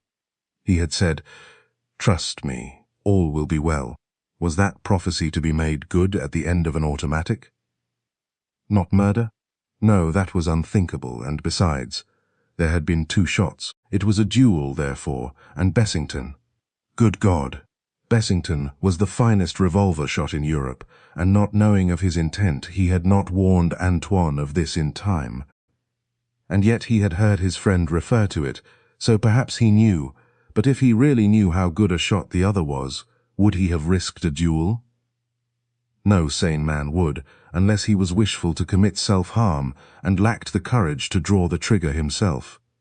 And Antoine had no wish to die. What then was the meaning of those 2 shots and that heavy fall? Who lay dead up there on deck, Antoine or Bessington? Was it difficult to guess after all? And if Antoine— "My God!" groaned the wretched man, and flung himself on to the seat once more, waiting in helpless agony for what should come. Would the waiting never end? Footsteps at last. Whose? Antoine's or Bessington's? Oh, for one little moment of sight, to enable him to see when the door opened who should come in, his bitter enemy or his only friend. And presently someone was fumbling with the lock. The key turned at last. The door was flung open, and the next instant he felt himself folded in a warm embrace, and a kiss, a man's kiss, upon his cheek. It was only a Frenchman who would do that, and only one Frenchman who would do it to him, so that it needed no words, nor yet the sound of his voice to tell him that Antoine Dubosc stood there, holding both his hands as though he would never let them go. "Ah, mon brave, mon ami, mon bien cher ami, all is well, all is over, and you are free once more. He, that sacred pig of an Englishman, is no more, and it is I, Antoine, who has shot him. We had words, he insult me. I allow no man to insult me, and I challenge him therefore. We fight, and he lies there on deck, and in a short time we return home. V'la. What have you to say to that, old son?" Dominic staggered to his feet. "He is dead, you say," he repeated in a dazed voice. "Quite, most completely dead, my friend, and it is I, Antoine Dubosc, who killed him." "But, good God, Antoine, old man, he was counted the finest revolver shot in Europe." "Bien, I believe you. Then I, your friend, must be the finest in the world," he laughed. But, to be serious, it was no doubt the reason why he suggested, for the far distance between us. "In order to kill me, you understand, in fact, to murder." "Ah, but it did not come off this time, for as it happened he missed, and I who very often miss, I did not do so now. No doubt it is the good God who direct the bullet. That is all. I go up now to bury him." "Bury him?" repeated Dominic hoarsely. "Mais, poor sir, we do not want to carry a dead man back with us, I think. We bury him decently here, and who is the wiser? Until the sea give up her dead, Monsieur le Colonel Bessington will not be seen again, and neither, I believe most truly, will he be missed. If a search is made, it will be made, but one cannot be accused of killing a man if that man's dead body is not found. Enfin, when all is said and done, he is best dead, so now, to business. Stay you quiet, mon ami, we shall soon be home. And perhaps, though you are not a Catholic, more the pity, it would not hurt you to say a prayer for his soul, for truly, mon gars, he was a brave man, if for nothing else than to have ventured alone on this boat. But of course it is as you please, I go now." And on the deck above, while a body wrapped in canvas and weighted at the feet, was being gently lowered into the sea by 2 sailors, Antoine Dubosc, leaning over the rail, was also preparing an act of interment. First, he took from his pocket his own weapon, for which now he would have no further use, and which might tell a tale that he would prefer kept a secret forever, and dropped it in the sea. And from the other pocket he took the weapon that had once belonged to Richard Bessington, and that also found its watery grave. It was better so, he considered, with a shrug, for things have an odd way of coming to light, and he did not want anyone, far less Dominic Arden, to know that from the first weapon there were 2 shots missing, and that the second was fully loaded. Only Marcel and Jean, who had politely offered to commit the crime themselves, could know that 2 shots had been fired before ever the stick was dropped, and that one of those shots had entered Colonel Bessington's heart through the back. Murder, if you will, once more he shrugged. But the man Bessington had contemplated murder, and his own, Dubosc's, first shot had missed. Also, was it not the dead man's own favorite maxim that to do evil that good might result was, after all, merely common sense? Enfin, he was dead, and could therefore create no more trouble. And so, after all, what did it matter? So long as his poor friend did not know the truth, all was well. That is, he added aloud, and with another eloquent shrug, unless the body of Monsieur Dubosc should take upon itself to become disengaged from its sacking, and lead weight, and float inconveniently to land. A possibility which you should do well to contemplate, Antoine, my friend, and make preparations for otherwise. Here he passed his lean fingers suggestively round his neck, and started as a hand was laid on his arm. "Ah, devil take you, Marcel, I did not hear you," he cried, as he swung round to find the man standing beside him. "What is it?" "I heard you speaking, master. I thought it was to me," was the reply. "Ah, no, it was but to myself." I was considering that this, after all, may not be the end of the story, and that there may be another, and one of much excitement and interest for us and our friends, to follow. The man, not understanding, smiled and shook his head. "In an hour we shall be home, master," he said, and Dubosc grinned. "Exactly, my friend. In an hour we shall be home once more. That for the moment is all that matters." Chapter 24. The end of a journey. They were 3 very weary travellers who alighted from the automobile which had driven them the 7 miles from the largest and nearest town to the Chateau Saint-Michel. It was quite dark when at length these 3, Hermione, Iza, and Frank Daneham, stood outside the front door, and the latter rang the bell. For the driver had not known his way to this more or less lonely part of the coast, and the 3 travellers were unable to help him. Were they in time, or were they not? That was the question which had rung ceaselessly in Hermione's thoughts during the latter part of the journey. And if they were, what was going to happen? What would be the result?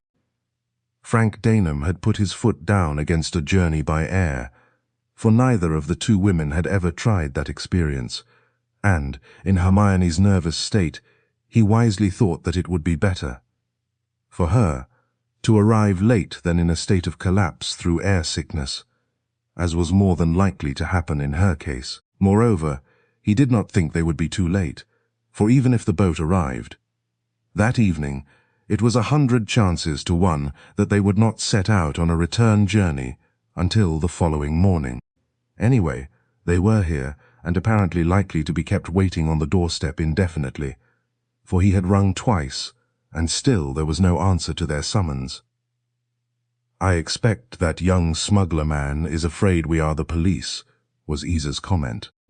"Why the deuce don't he have a peep from one of those windows? No one in their senses would take me for a policeman, surely." "It would certainly be difficult," replied Frank, smiling, and then the door was opened, a light overhead flashed on, and a manservant stood in the opening. "Monsieur Desire?"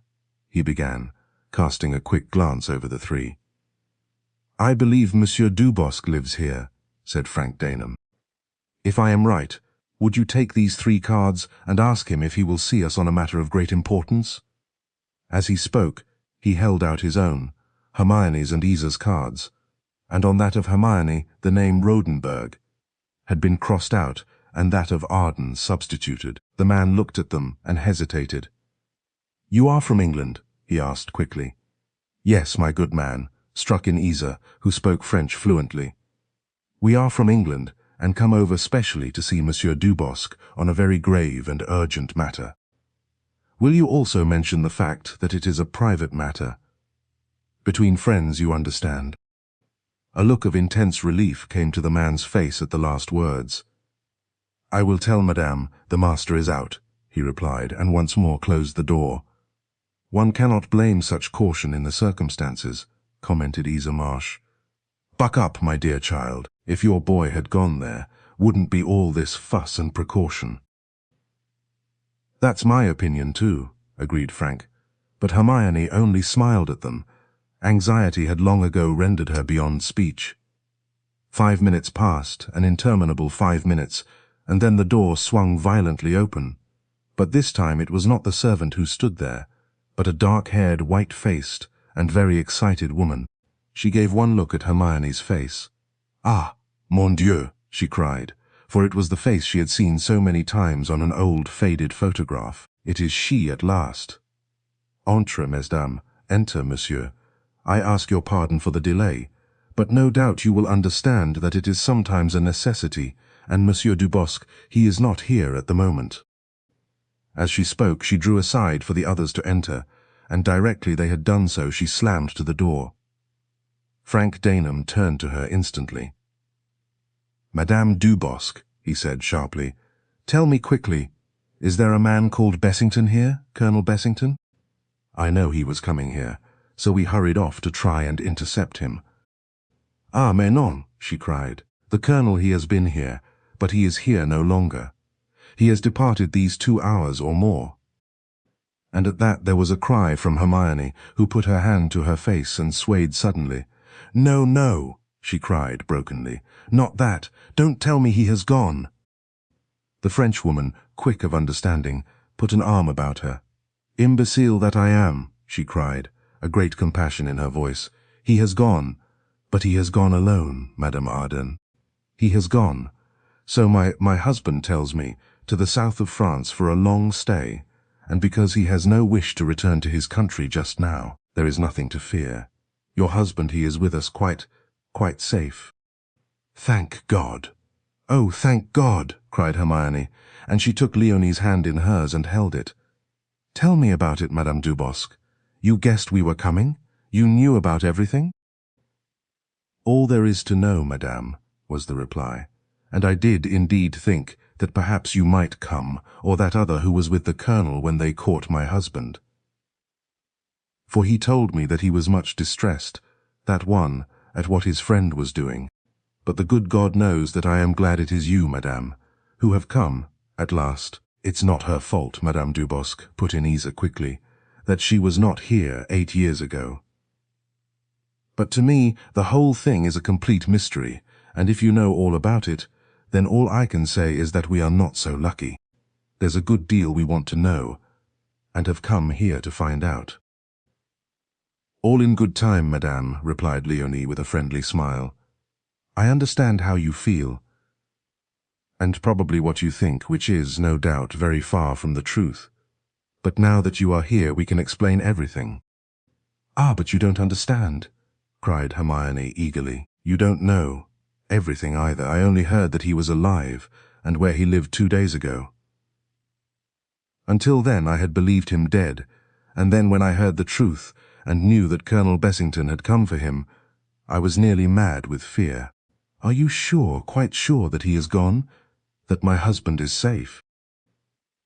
"Not only that he has gone, but that he has gone for good," replied Leonie. "After what he found here, he said there was nothing more for him to do, but that he would not return to his country. Perhaps you, madame, may guess why. So, there is nothing to fear and nothing to reproach yourself with, for if you did not know, then you could not have come. But since Dominic Arden is alive—" "Here," interrupted Frank Daneham, "and apparently living in luxury and contentment with good friends. Surely it is strange that he did not even write to his wife, who was mourning him for dead. Surely it is strange that he did not make any attempt to find her." "Surely it seems so," replied the Frenchwoman, with a queer smile on her face. "Very strange, and will remain strange until you understand why. Remember that Colonel Bessington came here to take him back to punishment and what he called justice, and when he had seen him, he goes away alone.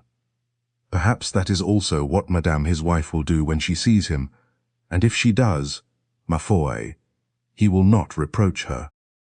"What do you mean?" There was a note of sudden terror in Hermione's voice, and she clutched Leonie's arm. "What has happened? Tell me at once. Remember that I am his wife, and that I love him, just as I loved him when he left me 9 years ago. You are terrifying me, madame. Tell me, I implore you." "Pauvre enfant." The elder woman took the clutching hand and patted it gently.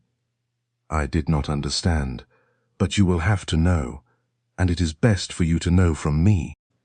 That poor boy who still worships you in his heart, and to whom life without you is one long torment, remains here with us, apart from you, not only because he fears to return to his own country and so involve you in his troubles, but because he will not spoil your life by being tied to a blind husband. That is why, madame." "Blind," Hermione repeated the word, as though some invisible hand were strangling her throat. "My boy blind, Dominic blind, oh my God!" She put her hands to her head and swayed suddenly, and the next instant Frank Daneham had an arm about her and had lowered her into a chair. "La pauvre petite," said Léonie compassionately. "It is a very terrible thing, I know, but surely, madame, it is better than that he is dead." "Oh no, not for him. I am only thinking of him, not myself," cried Hermione bitterly. "He loved life so. He loved everything that he saw. Sound was nothing to him, sight everything. Tell me, madame, how is it that he is blind? For 7 years he has been so. One day perhaps he will tell you, but he has forbidden us to speak of it, and so I cannot do so, it is understood." "But I don't understand, madame," exclaimed Daneham. "He was reported dead, his body was found. How was it that the mistake happened?" "Ah, that was simple, and so easy to happen in a war of such horrors. When he went out of the cottage after killing that man, for which I do not blame him, he meant to die, to be killed. But, as often happens when one wants to die on the battlefield, one remains alive, or one is merely wounded. It is those who do not wish to die who are killed. So it was with him. He was wounded, and he knew that meant that he would be shot when he recovered. He was alone at the time, lost I think, and he tumbled over a dead body. The man was of his own build, but the head— Ah, mon Dieu! There was no head, monsieur. He, Dominic, was dazed, sick, but he kept his senses, and it was then that the idea arrived, that if he could not die, he might change places with one who had more fortunately achieved death. He changed into the dead man's uniform and everything that could identify him. After which he had little strength left, but enough to crawl away, as he thought, to his own lines. But what he did was to crawl instead into a German prison camp, and the rest you know. From the first I took to him as to a brother. Enfin, my friends, he recovered his health, and he is now a writer of some distinction. That is his one happiness. He dictates his stories and I write them down, a ray of light in his darkness. He is becoming famous, but he hides his fame under another name. But he will tell you all that when you see him. And then it will be for you, madame, to write for him, and for me. Ah! Mon Dieu, to regret that I can no longer make my poor hands ache for him, that I can no longer be his eyes."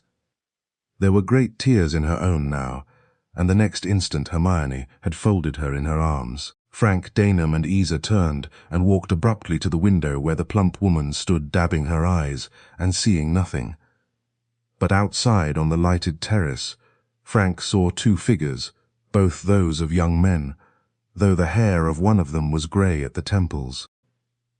They were talking together, one seeming to be arguing, the other protesting.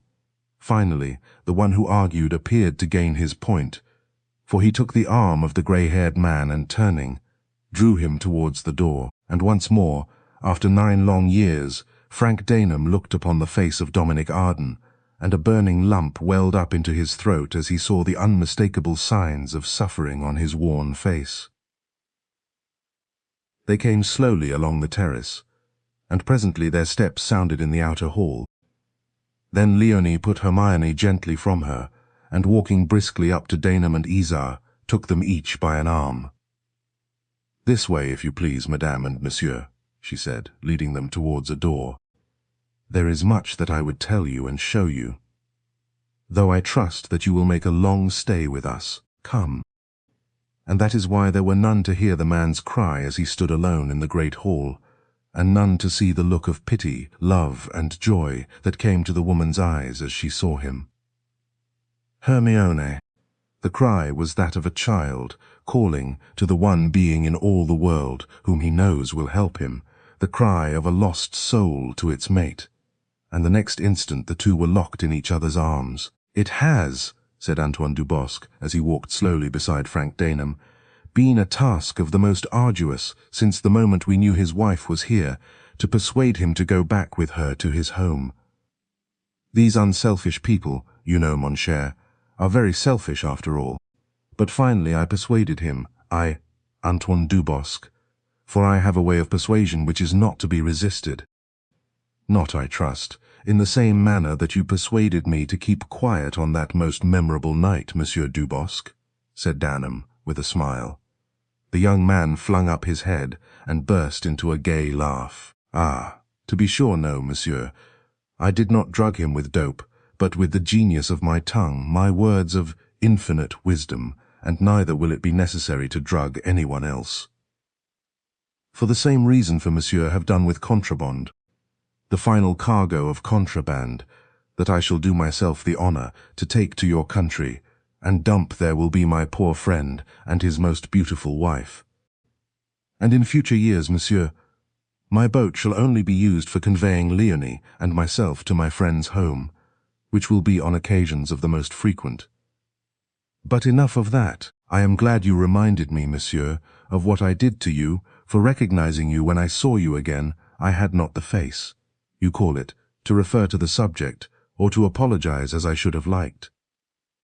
But to show you that I am penitent, permit that I offer you the same brandy that you drank that night. And to show that you, in turn, bear no malice, be brave enough, monsieur, to do me the honour of drinking it. I'm hanged if I won't risk it, said Frank Daneham with a hearty laugh. But as they turned towards the dining room, Frank Daneham put a question to his companion. You told me, he said, that Colonel Bessington, when he saw the true state of affairs, remembered that he was an Englishman and a gentleman, and took himself off. You also told me that he was not returning to England. Do you know where he has gone? Hélas, mon ami, was the reply, which was accompanied by an expressive shrug. I am not in a position to tell you where exactly he has gone, though perhaps without much strain on my imagination, I might guess. Enfin, he has gone upon a long journey, having, so I understood, nothing for which to return to his own country. He has no relations, I take it. A brother, I believe, in India. Ah, a brother. Perhaps he goes to join him, perhaps not. But in any case he will, you understand, be no more trouble to us. But when he returns, what then? Crosby will make no trouble, of course, for I shall explain everything to him at once. But what of Bessington, when he returns? Ah, when, or if, he returns? Again the young man shrugged. I, for one, monsieur, do not think he will, and the wish, you understand, is father to the thought. And here, once more, he drew his long fingers caressingly round his neck. Thank you for listening to By Foul Means by Patrick Leyton. This mystery has followed old secrets, uncertain loyalties, and the search for Dominic Arden's true fate. We hope you enjoyed this full audiobook from Storytime Haven. Subscribe, like, and share if you would enjoy more mystery and detective fiction audiobooks.